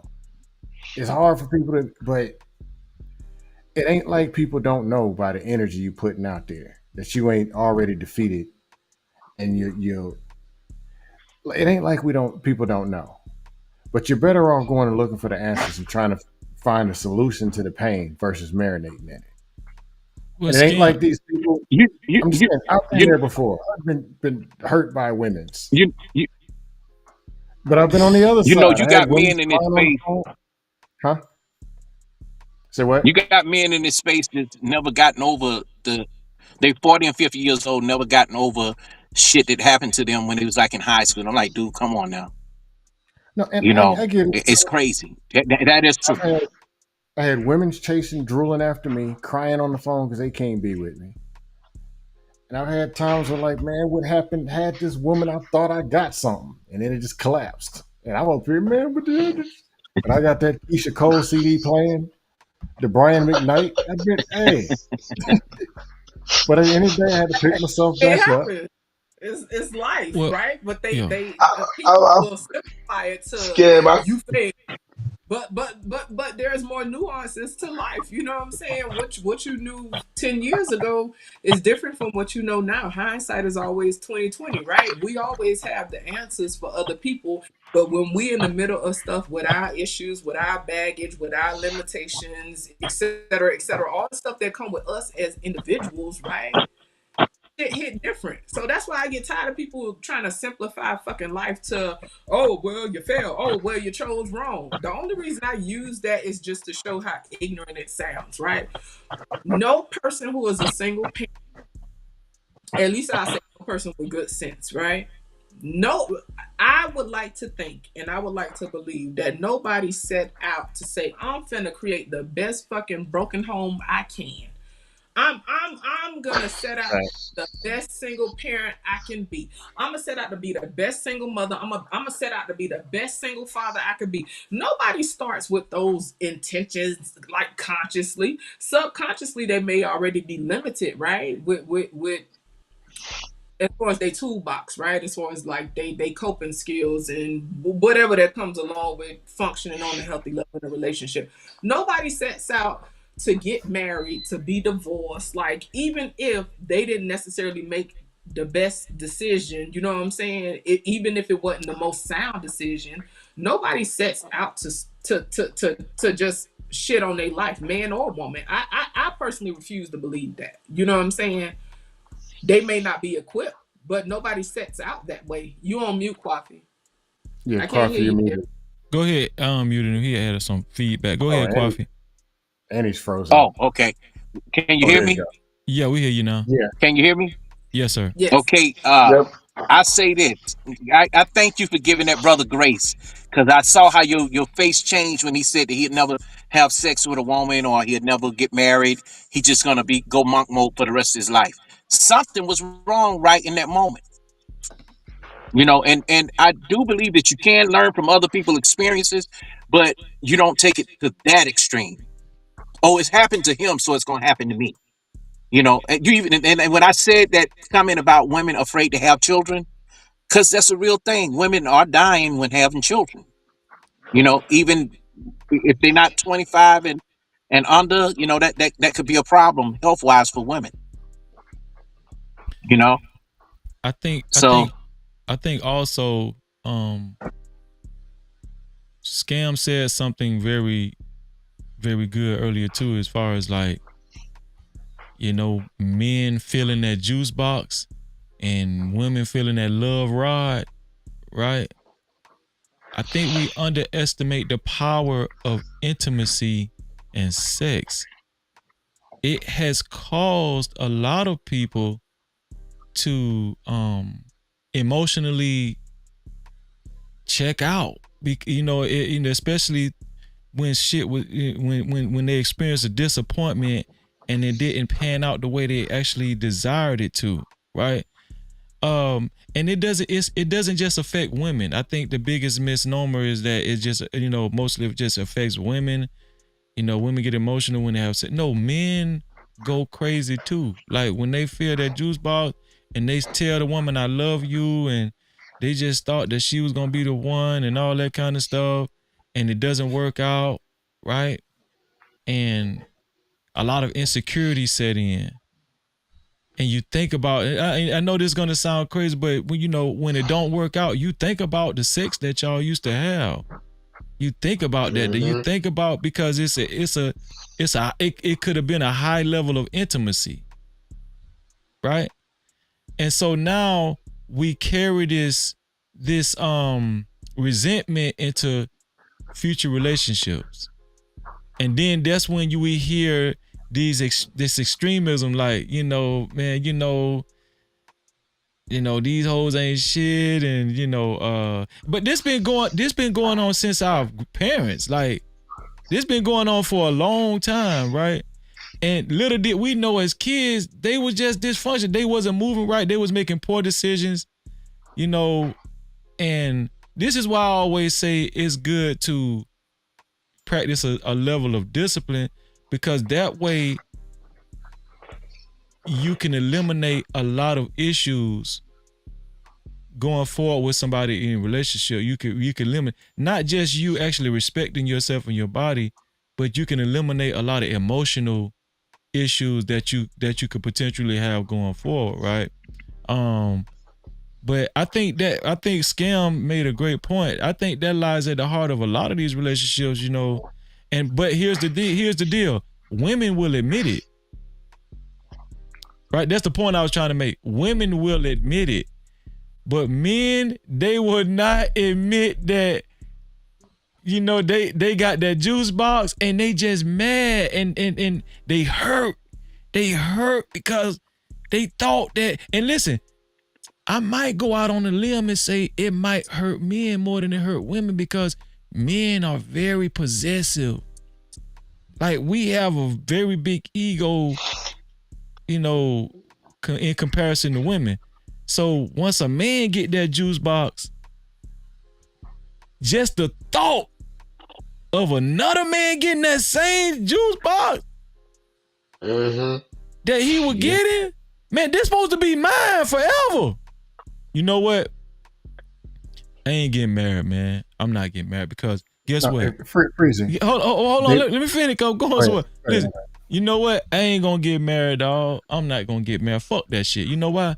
Because listen, aside from this shit not working out and another man might get my juice box, guess what? Now they done bought into this other rhetoric. Even if they work at Walmart, right? They done bought into this rhetoric. Man, she might take half my money. She might take my car. I ain't just lost the coochie.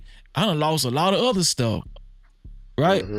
So it really, think about the magnitude of the fear. Think about it. It's big. And I think the reason why we hear more men being vocal about this stuff, because let's just be honest, we hear more anger in men and frustration in men and pessimism in men more than I do women. And I think that the reason why is because men don't really want to tell the truth. Man, them niggas be hurt. Man, listen, that coochie they had, they thought it was gonna be theirs forever. But they hurt and they don't want to just sit up and tell the truth. Freeze, I ain't gonna lie, I was hurt, man.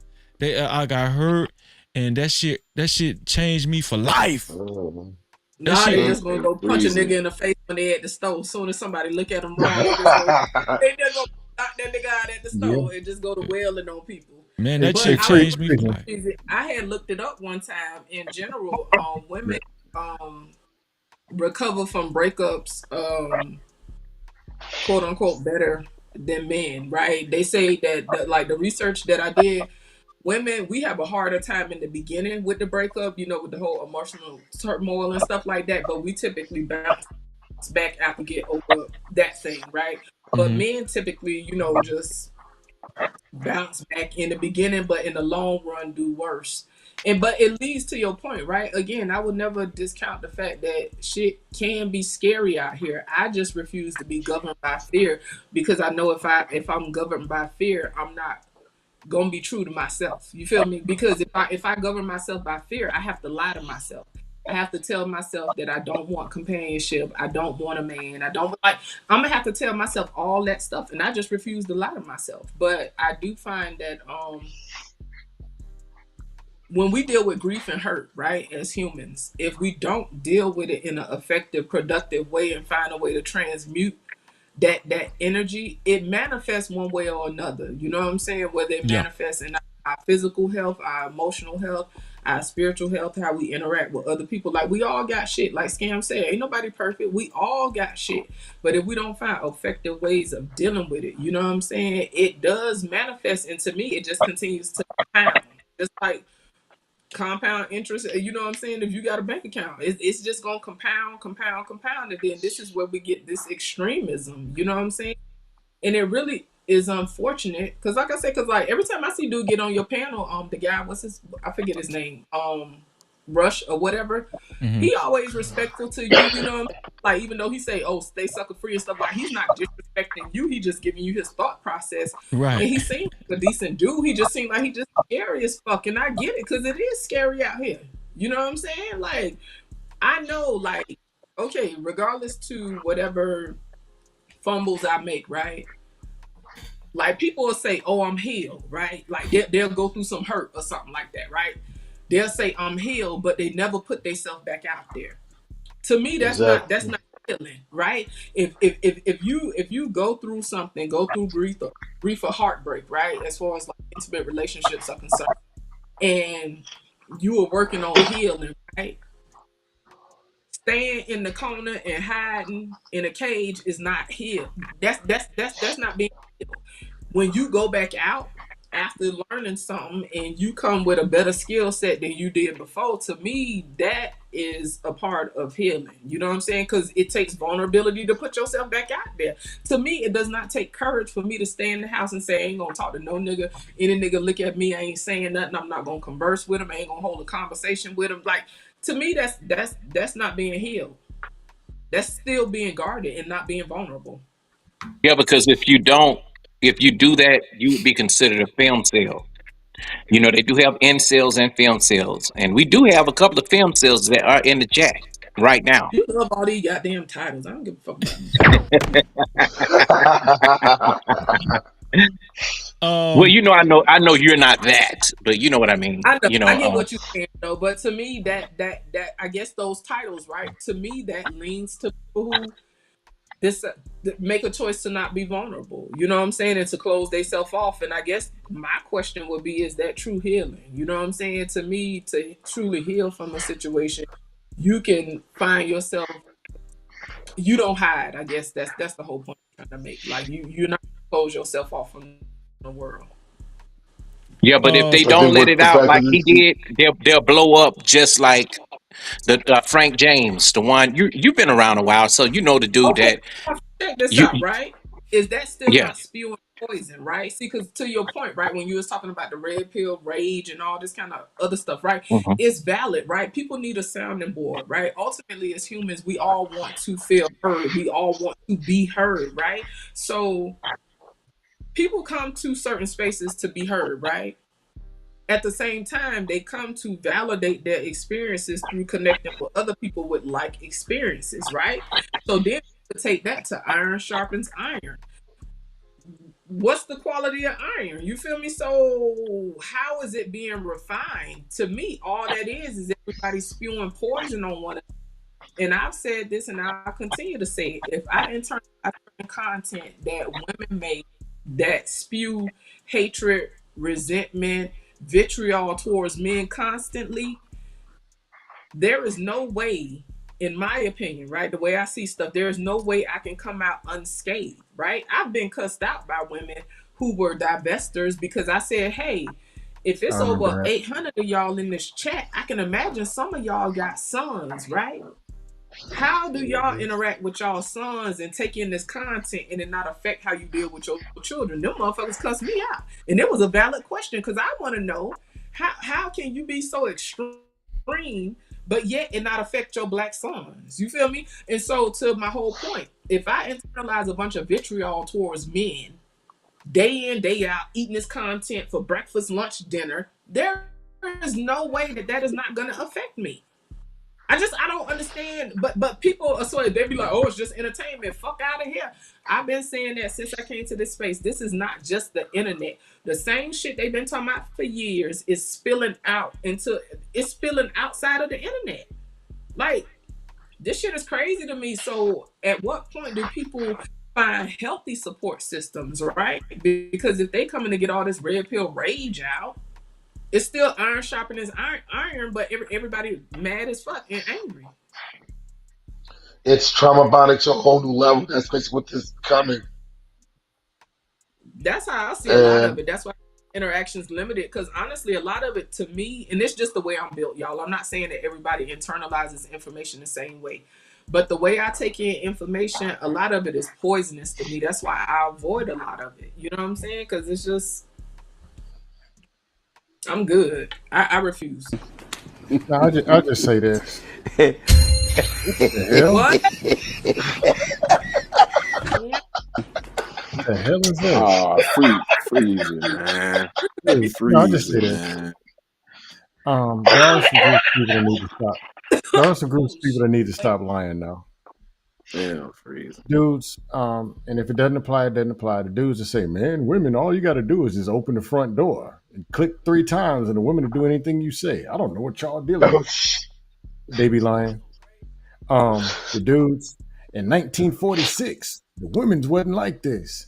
They lying. It's a lie. Because they wouldn't act like that today if it was so great in 46 and 66 and whatever. And the ones, all the women are going to get you. All of them, the bad. Lie. People keep telling them, all you got to do is go to work, put a suit on, get a job, and get a dog. Suit, job, dog. Then he got the woman sitting in the living room. You're not listening to me, Tony. Suit, job, dog. Eventually, she go to work. Light-skinned Sammy starts rubbing them shoulders. Oh, I'll listen to you. Tell me about it. He stroked that vagina one good time. She out. Suit, job, dog. Where's the woman? She's gone. Then they crashing out on the internet because the booty done jumped out the window. But of course, with the lies you keep telling, people keep pitching. There are some basics, and then there's an individual. Individual people got to work on their own. Can't nobody tell nobody what to do, to be you. But you can make yourself more attractive. You can communicate better, and you can work on your relationship skills to get to know that person better. And the other stuff, the money, yes, you can make more money. There's plenty of it. The stuff we can do versus just go out and beat up, crashing out, talking what everybody else ain't doing. So what's the true issue? Have a lot of people just brought their trauma onto these platforms? Relationship skills are bad. They've been bad. They were bad then. Adam and Eve didn't even have together. All races, all people, it is bad. The people ain't connecting with each other as far as liking, loving, and alignment. It ain't about all this money that people don't even have no way. It got just 5% of it is just fictional money. So we need to But deal with the 95. a lot of the larger social media personalities, we've seen them. We've seen how they either describe or portray their relationships or marriages as if it's almost perfect. Like it's, you need to be like me. I'm the blueprint. Yep. Right? We've seen They lying. this. Yeah, they lying too. You saying they're lying, Scam. You saying they're lying. Yeah, they lying. Some of them been caught, found out. Yeah, they lying. But when you put profit in the mix, that's a whole nother monster.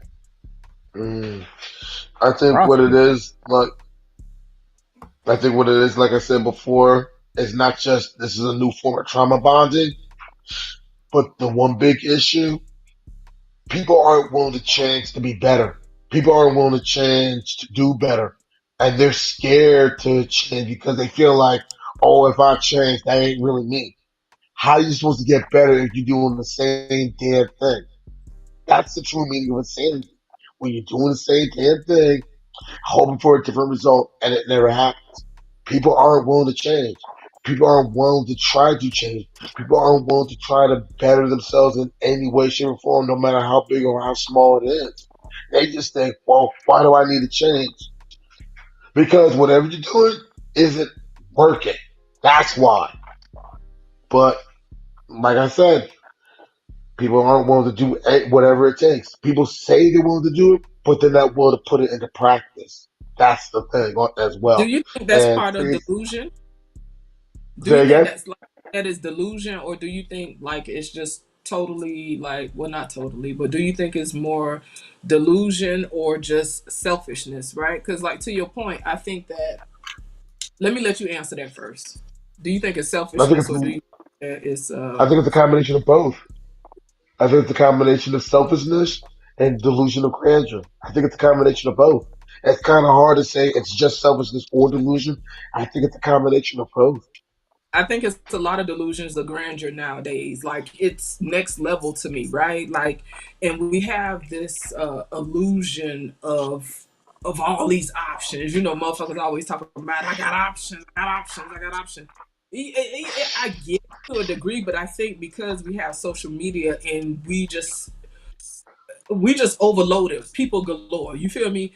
People in their mind feel like, oh, this is almost like limitless options. You know what I'm saying? Instead of trying to find people that you align with, like minds, all they see is bodies, all they see is quantity and not quality, right? Like it seems like people are not willing to compromise, right?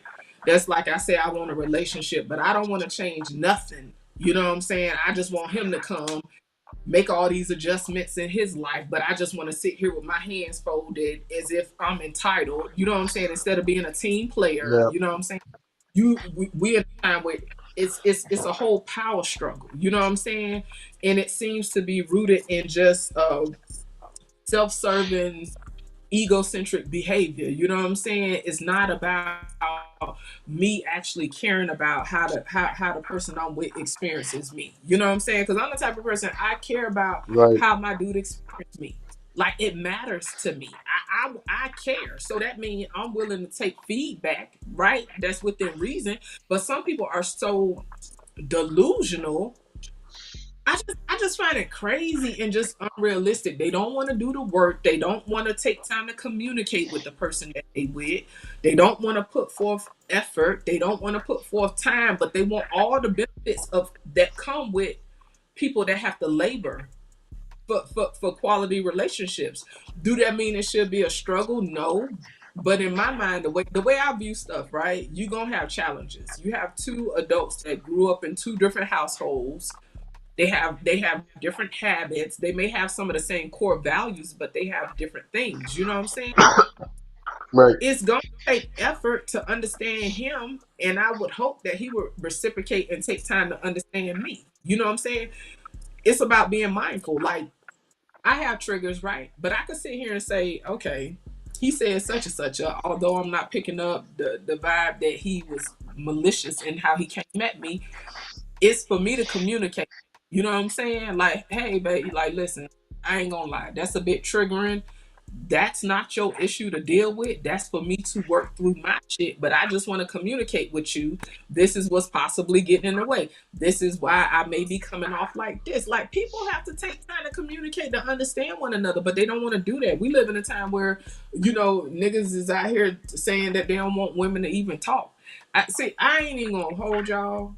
I never knew that niggas was gonna get this weak to the point where a motherfucker can't even talk. Niggas is weak nowadays. You understand me? They thought that school niggas tolerated shit and just took shit and was weak. Nah, old school niggas knew how to filter out what the fuck was important. Cause they knew at the end of the day they were gonna be shaking they dick in her face. Like, what is it? But see, that's the thing. They want you to shut up, close your mouth. But then they want you to open the mouth for whatever services they want you to provide. Like, make it make sense. There's no reciprocation. People just selfish.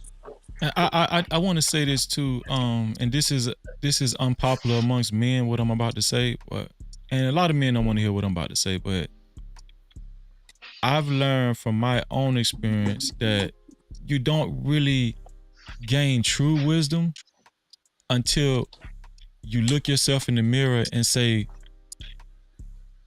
before I can demand a high level of respect, I need to carry myself in such a way to where I can demand that high level of respect. Right? Like there used to be a time where, I was just like the rest of these niggas. I was living reckless. I was a whoremonger, but I still felt like my woman needed to respect me. Right? And this is very unpopular amongst men. And this is what we don't hear from a lot of men, even the larger content creators. Right? We don't hear this from a lot of men. I was more confident in demanding respect from my woman after I actually did a severe inventory of the way I was living. Like, after a while, I didn't leave room for her to have any excuses. I ain't leave no room. You know what I'm saying? I started understanding how important it was to discipline myself. I started understanding how important healthy communication was, all of that, right? I started having more patience. Like, I try not to yell anymore, right? But it's almost like she like, damn, you know what I'm saying? Where can I hit this nigga? You ain't got, you can't hit me. So it's more serious now. It's like, so now guess what? I actually harness more power when I made a decision to exhibit more discipline in my life. I had to look myself in the mirror and say, Freezy, you moving reckless, dog. You demanded respect, and you should get respect as a man, but I'm not gonna give a dude respect if I feel like he's being careless with me. You know what I'm saying? If he's being careless with his tone, his mouth, and the respect level, yeah, that's a natural response to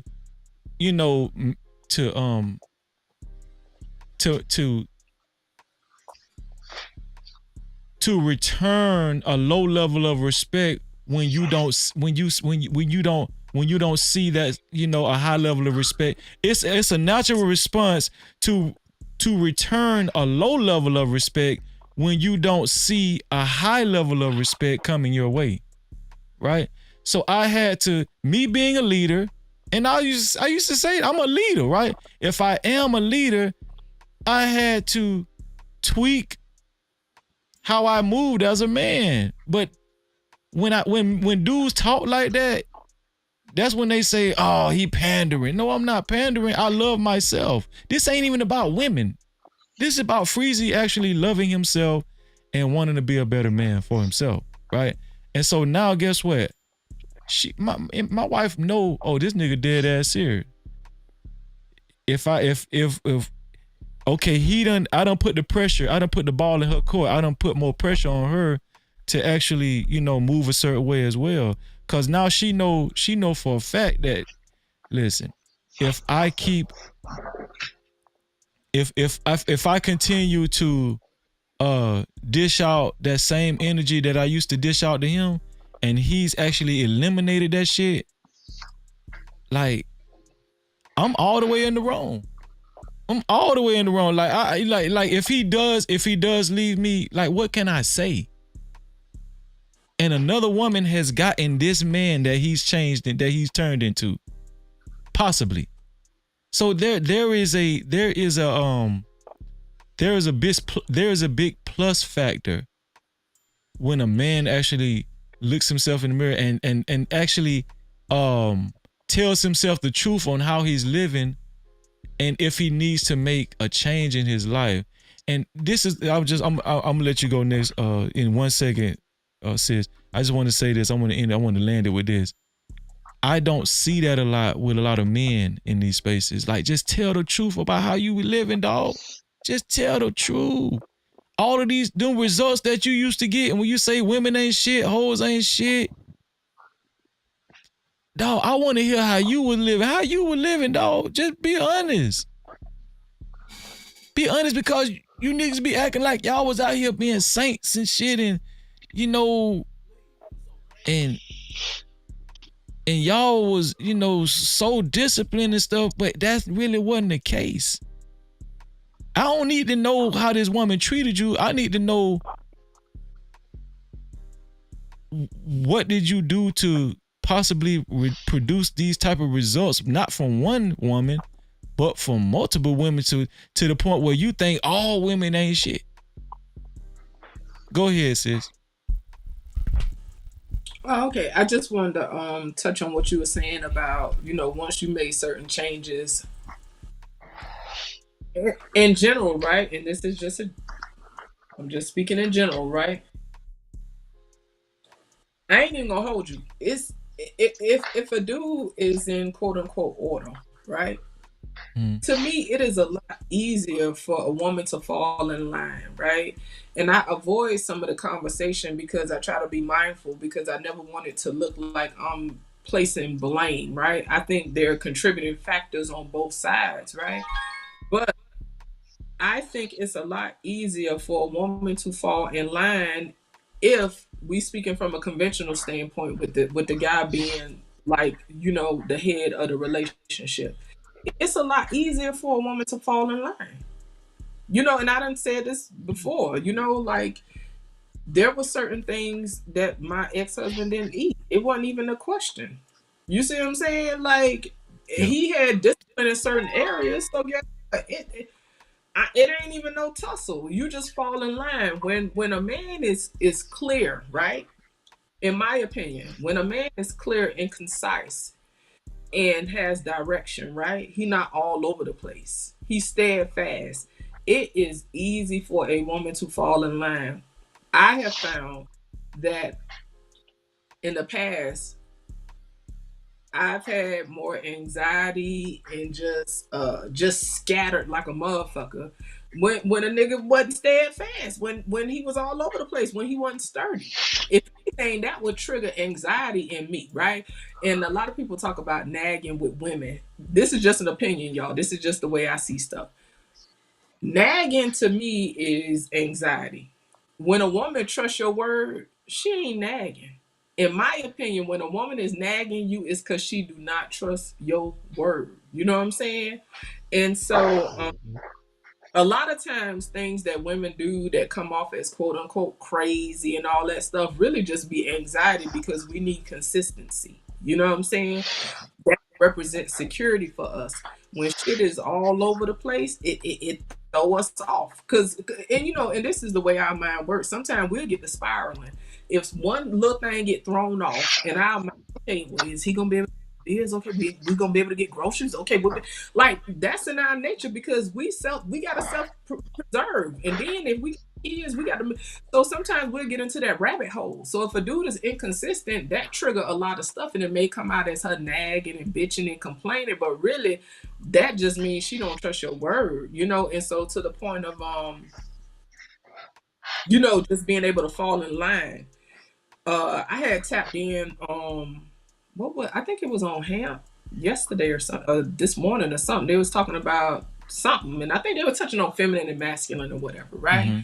And so when it comes to feminine energy, because I think they was talking about women being chaotic, right? And so feminine energy it is chaotic, right? But to me, it's not a bad thing. Feminine energy is chaotic. It's abysmal. It's an abyss. It's water, right? Water is fluid. Water does not have a container, right? So if not directed, guess what? If you pour water all over the floor, that water gonna spill everywhere. That's feminine energy. It's unbridled power, unbridled raw direct power, right? And so it has no shape. So then when you talk about masculine energy, right? Masculine energy is action, right? It holds shape. It has structure. You know what I'm saying? It's kinetic. It does. It performs. It's active, right? Direct power is all over the place. If you just stuck your hand in an electrical cord or some shit or outlet, that's just raw power, right?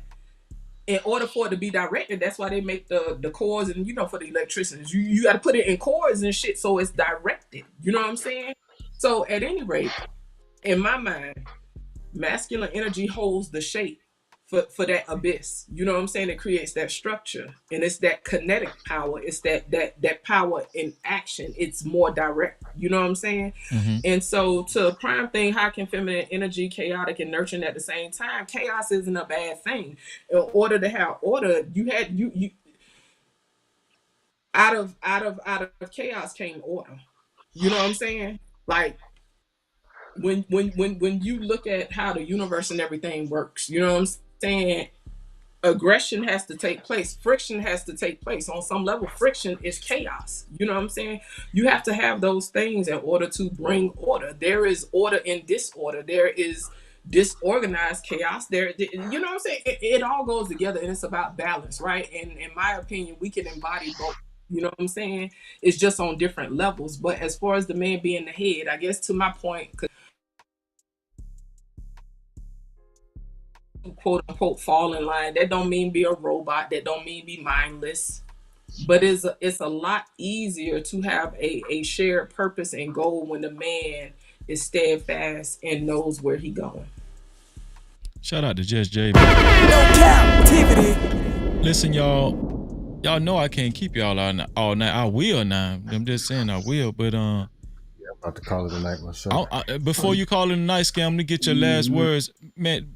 But before y'all say anything, this conversation actually blew me out the water. It turned out way better. I knew it was gonna be good, right? Just because of the title, but like, I think people learned a lot, and not only that, Just Jay, you had a stellar performance this evening. First of all, we tried. Shout out to the women, and I seen Just Jay write it in the chat as well. Listen, we need some more women up here. Where y'all at? You know.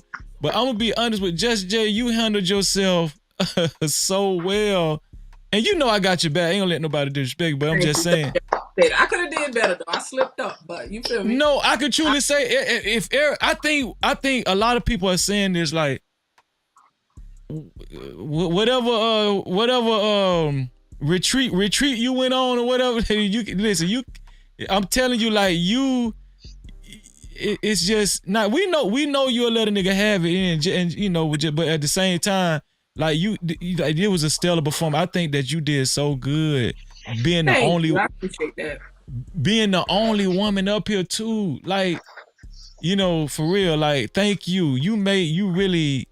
I'm so grateful. I'm so grateful for you to have you up here. Just I really appreciate that. That means a lot. And you know, I ain't just telling you that to make you feel good. Like, I'm really serious about it. Okay, yeah, I'm serious. I'm serious, man. But I know Scam got to go take a shit. Scam, Scam, give us. He laughed because he the truth. No, I'm just playing, Scam. Listen. Courtesy plus also, man. Remember that. No, Scam eat a lot of fruits, man, and vegetables, you know, mangoes and stuff. But Scam, Well, listen. to get up and run in the morning too. You know what I'm saying? Y'all be Hey, sleeping on my Smoke. Scam. Listen, Scam be out there jogging. He be having that little Under Armour shirt on. This beach body ready. Sleeping on Scam. Scam, what's your last words you want to leave us with as far as this discussion we had tonight? Because it was alarming and informational at the same time. Go ahead, Scam. I get it. People are in pain. I get it. This world is full of sin, and it's gonna be what it is. We got people dying, lungs not working. We got people just ugly, people stepping on toes, stealing out your. I mean, we get it. Some stuff really going on. But if we call ourselves Christian or whatever faith or whatever it is, or call yourself a champion, a leader, whatever, where's the positivity? Where's the I got this? Where's the I'm about to get to the next level? Where's the looking a woman or a man, whatever you date? Well, not in that front. Women who date men who date women, looking your person in the eye and saying, hey, I got this. I'm willing to try and I'm going to give it all I got. Where's you looking yourself in the mirror and say, you know what, I deserve the best. Or if I don't, you know what, I'm going to find out where I stand and I'm going to get to the next level in 90 days. It's easy to get up and just take your pain and your problems and throw them up and beat up go find a single mom or a goldfish, a dog, or an ugly dude and just beat the shit out of them. That's the easy thing. But why can't you beat up the old ugly person you were last week and create another bigger, more productive person and say some positive stuff and make some change? No Cap-tivity. You ain't beating me up. I'm nasty with this microphone. I can go 1-on-6. Ain't nothing to me. I'm certified dust troll. But at the end of the day, it's supposed to be a new day. There was an Old Testament, then there was a New Testament. We're supposed to be writing the whole New Testament. That's what we're supposed to be doing. We got all the technology, weapons, and all kind of stuff. People 18 making millions on Instagram. Like, we ain't got to do all that. But it's teenagers showing us what's possible. They conquering worlds. And we got people crying, talking about, man, the women took the child support. Child support with no freaking kids. The hell are we talking about? Then you, abstinent person, allegedly abstinent, saying that you date for the booty, child support with no damn kids. This is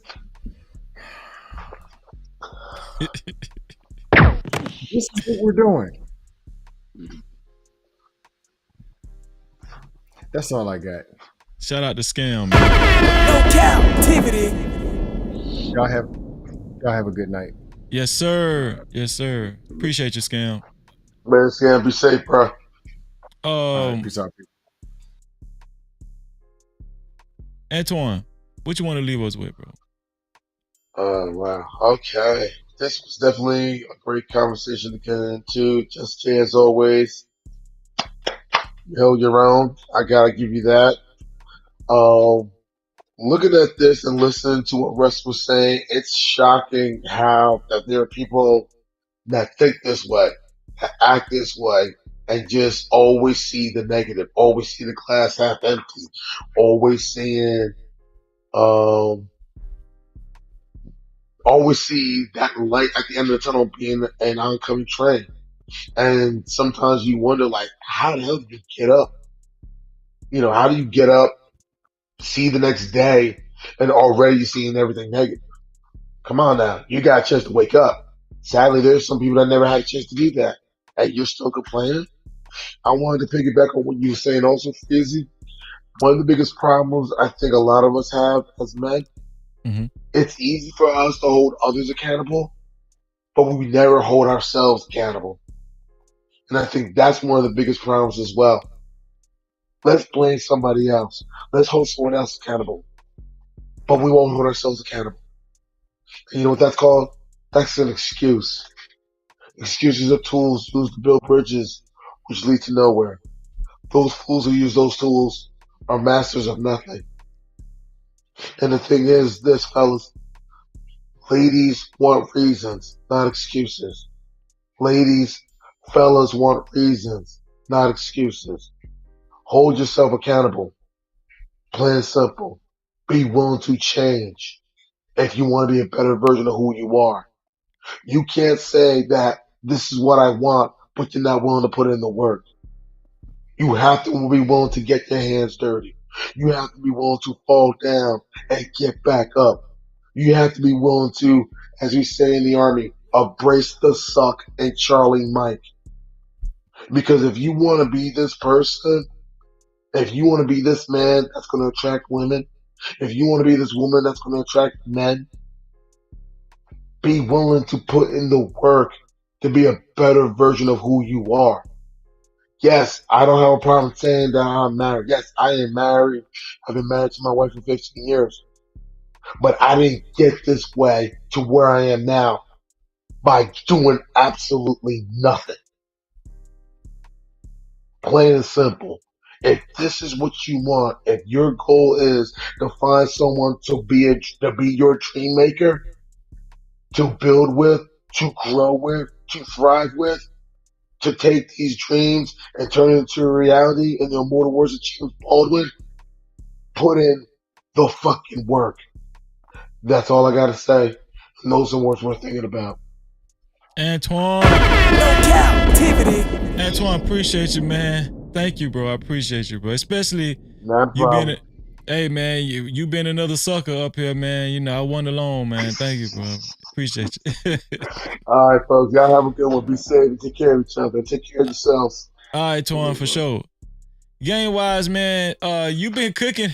You been cooking all night, game wise. Leave us with something special, game wise. Go ahead, bro. Man, Freezer, you know, I gotta give you credit and knowledge, man. You know, every time you got these panels going, you know, you be having real smart intellectual beings who know what they talking about, you know, and do their research and actually can add depth and substance to conversations. I could tell by the way Just J face, you know, she one of the ones, and Freezer, you know that. That's why you keep having on these panels. And yeah, you know, No you gonna keep stacking up. You know what I'm saying? You know, building up this no captivity. Yeah, man. So you know, I'm rocking with it, man. I you know, every time I come up here, bro, I'm a spit this game. You know what I'm saying? And I'm a put men and women on. See one thing about me, bro. I am not biased, but I would call out fuck shit on the man side. I call out fuck shit on the woman's side. I call out fuck shit on the transgender. Nah, we ain't gonna say that. But you know, you get what I'm saying. You get what I'm saying though, like, bro, I don't, you know, I speak to the realness of the game. You know,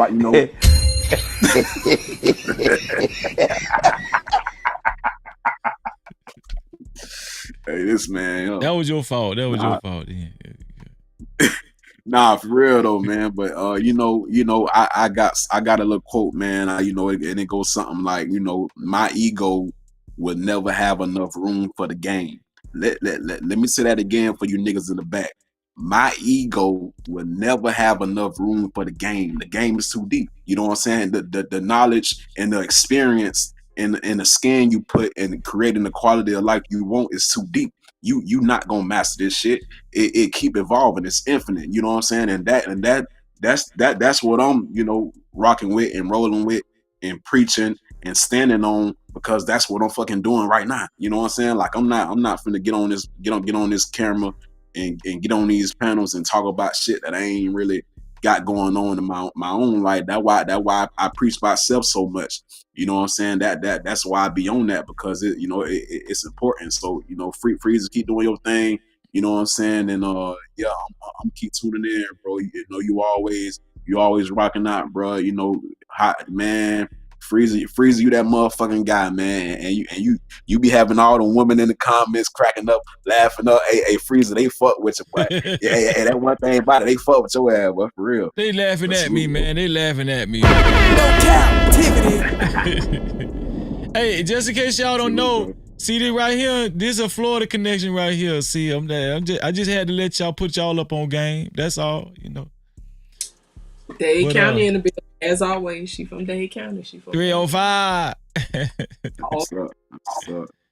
But nah, listen. I mean, y'all might as well stay up here while I do this. Y'all know what time it is. It's benediction time, man.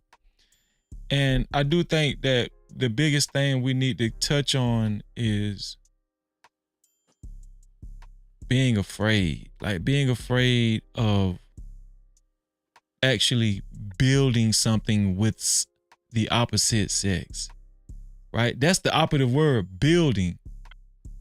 Right? We don't want to build no more. Like everybody just okay with nothing getting built as far as like family wise.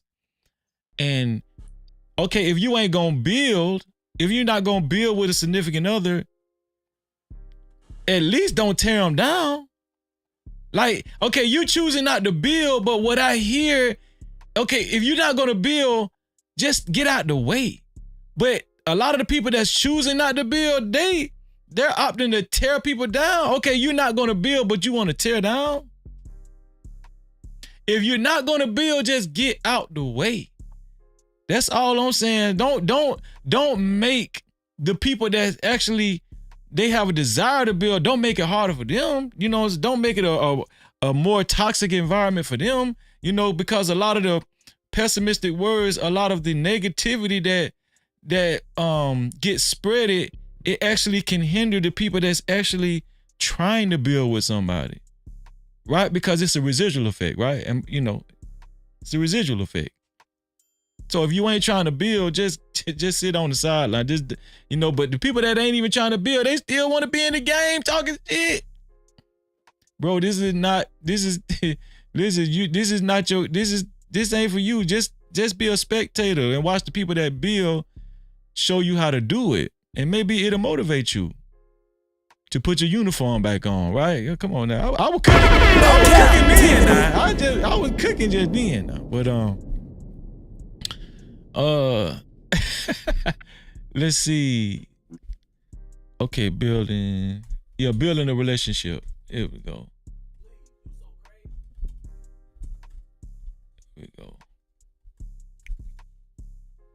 And I like doing this because it gives the Most High the last word. I just feel like he looked over us every discussion. That's why I like doing the benediction, just for the newcomers, right? This is a good one right here. This is a good one right here. I might do two of them tonight. I don't know. Let's see. Right here. This is Philippians 2 and 3. Right? It says, do nothing from selfish ambition. Do nothing from selfish ambition. And we know if this is the case, a lot of people gonna get counted out. Trust me. The Most High God is saying, do nothing from selfish ambition or conceit, but in humility count others more significant than yourselves. Okay? Let me read that again. It say, do nothing from selfish ambition or conceit, but in humility count others more significant than you do yourself. Now, we know a lot of people that's just going to be impossible for a lot of people to just adhere to, and that's fine. That's fine. But the people that actually do want to build healthy, congruent relationships, take heed to that. Take heed to that. Right? Now, we know you got to love yourself, but the way you should love yourself is discipline, showing discipline and making yourself a better version of yourself so that you can actually be good for the person that you end up joining with, right? Let me read one more. I'm in the spirit. I'm going to read one more. Let me see. Oh, this is good. Oh, this is so good right here. Ain't this good right here? This come to us from hold on. Here we go. This come to us from Ephesians 4th chapter, 29th verse. It says, "Let no corrupting talk come out of your mouths." Come on, man. I'm gonna just come on, man. Let no corrupting talk come out of your mouth. So what is that saying? That's saying exactly what we were saying a few minutes ago. Bro, if you ain't trying to build, don't just be quiet. Just be quiet. Just listen. Okay, if this ain't for you, just if you're not if what our grandma used to say, if you ain't got nothing good to say, just sometimes it's just best not to say nothing at all. I'm just saying. Let no corrupting talk come out of your mouths, but only such as is good for building up. Oh, but only such as is good for building up. Man, I didn't even know I was gonna read this. I didn't even know I was gonna read this, dog. Let no corrupting talk come out of your mouths, but only such as is good for building up, as fits the occasion, that it may give grace to those who hear. Come on, man. Captivity. That it may give grace to those who hear. And this is why I had to separate myself and remove myself from a lot of these platforms. That was self-explanatory right there. This is why I don't even fuck around no more. You feel what I'm saying? Because that shit can bleed. A lot of that shit can bleed on you. And it could cause doubt in your life. Just, okay, and much love to Rush, right? Much love to Rush. And we appreciate you, Rush. But I do want to point out that he said a lot of the motivation, his motivation, it came from being around other men and what he's seen them going through. And so it just naturally made him very apprehensive about marriage or, building a relationship with somebody, right? And I think what the takeaway is surround yourself by people that's doing it right? People, positive people that's building. What about those relationships? What about the people that's experiencing those type of that type of progress? Shout out to Meyer 963. That type of progress, right? And to me, that was the biggest takeaway. Tonight, man. Because it don't got to be all bad, but as long as we move more thorough and more wiser, I do think things could look up, not just for, people that watch this show, but people that watch the replay and people in this space and people in general that think that way, right? Does anybody want to just respond to the benediction or whatever? What do y'all think about that? Well, that's a lesson in itself, definitely something I can take with me because, I have to work on being impulsive with what I say. Like I was putting in the chat, like I try, my focus has been to like if it's not about me helping to adjust somebody's crown, so to speak, you know what I'm saying, I try to avoid it. And I fuck up sometimes, you feel me? I fucked up in the chat earlier, I fucked up on the panel a little earlier, but back to the edification, you know what I'm saying, because we've been kind of talking about that for the past week or so, like really just honing in on edification, you know what I'm saying, and focusing on things that's edifying.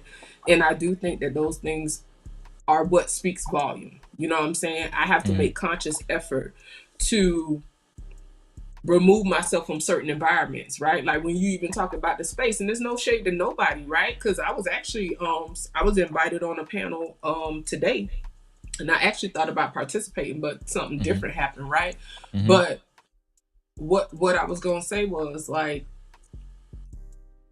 I have to be mindful, right, to limit my my level of interaction, because in the past, I'll find myself getting involved and enmeshed in the conversation, getting worked up by the conversation when most of that shit don't even apply to my life. You know what I'm saying? And there's been times where I had to pull myself back, and I'm like, Jay, what the fuck? Like, you sit here squabbling with these people, like, you know what I'm saying? You would think I done experienced this shit firsthand, but it goes to it goes to show how chaotic, you know what I'm saying, shit be.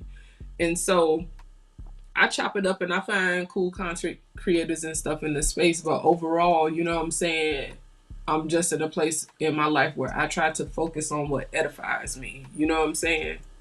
I'm not saying I'm above the mess, you feel me? But I'm trying to focus on what's edifying. You know what I'm saying?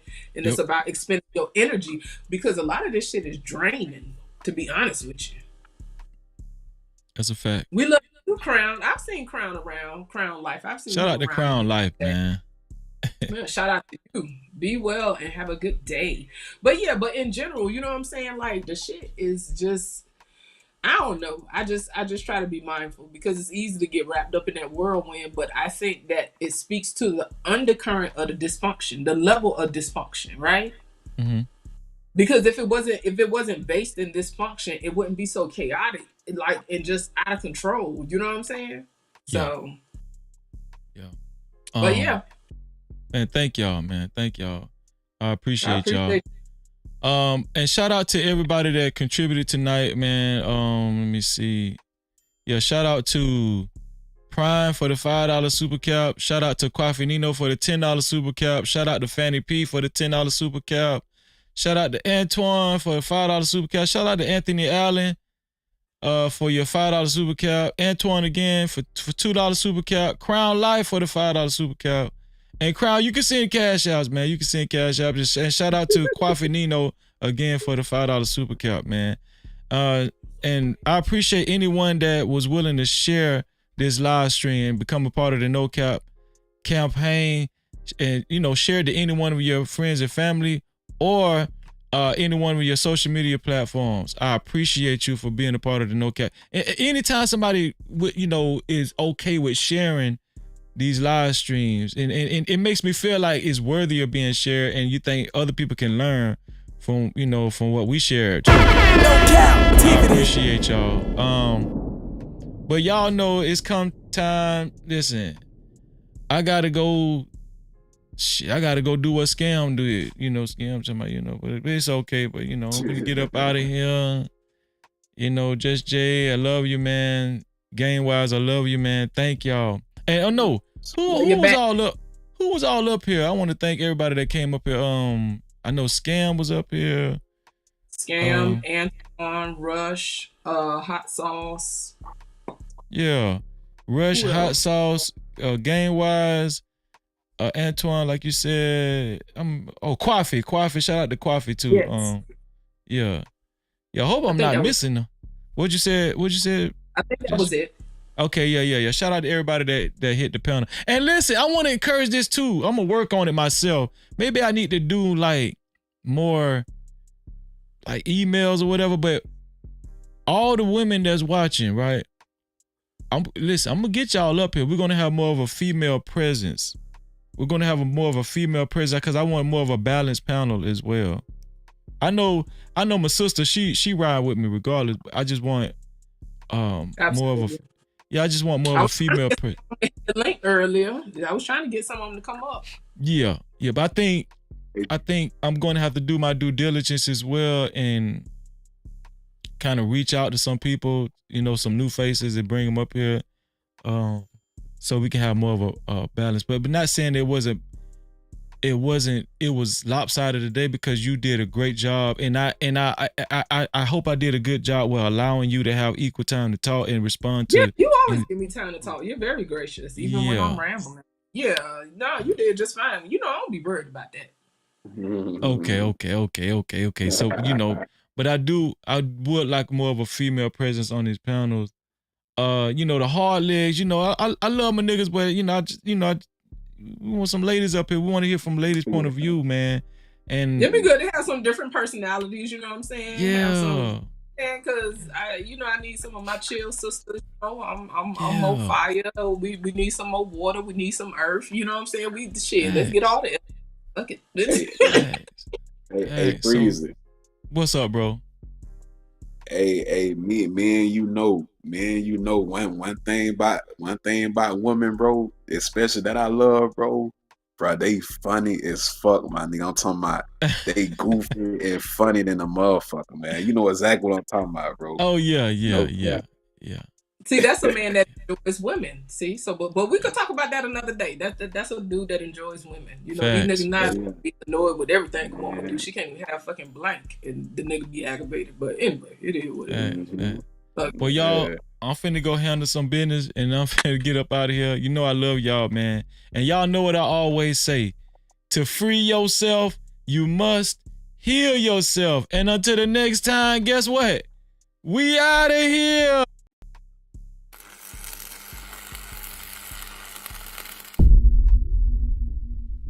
No Cap-tivity. Freezy.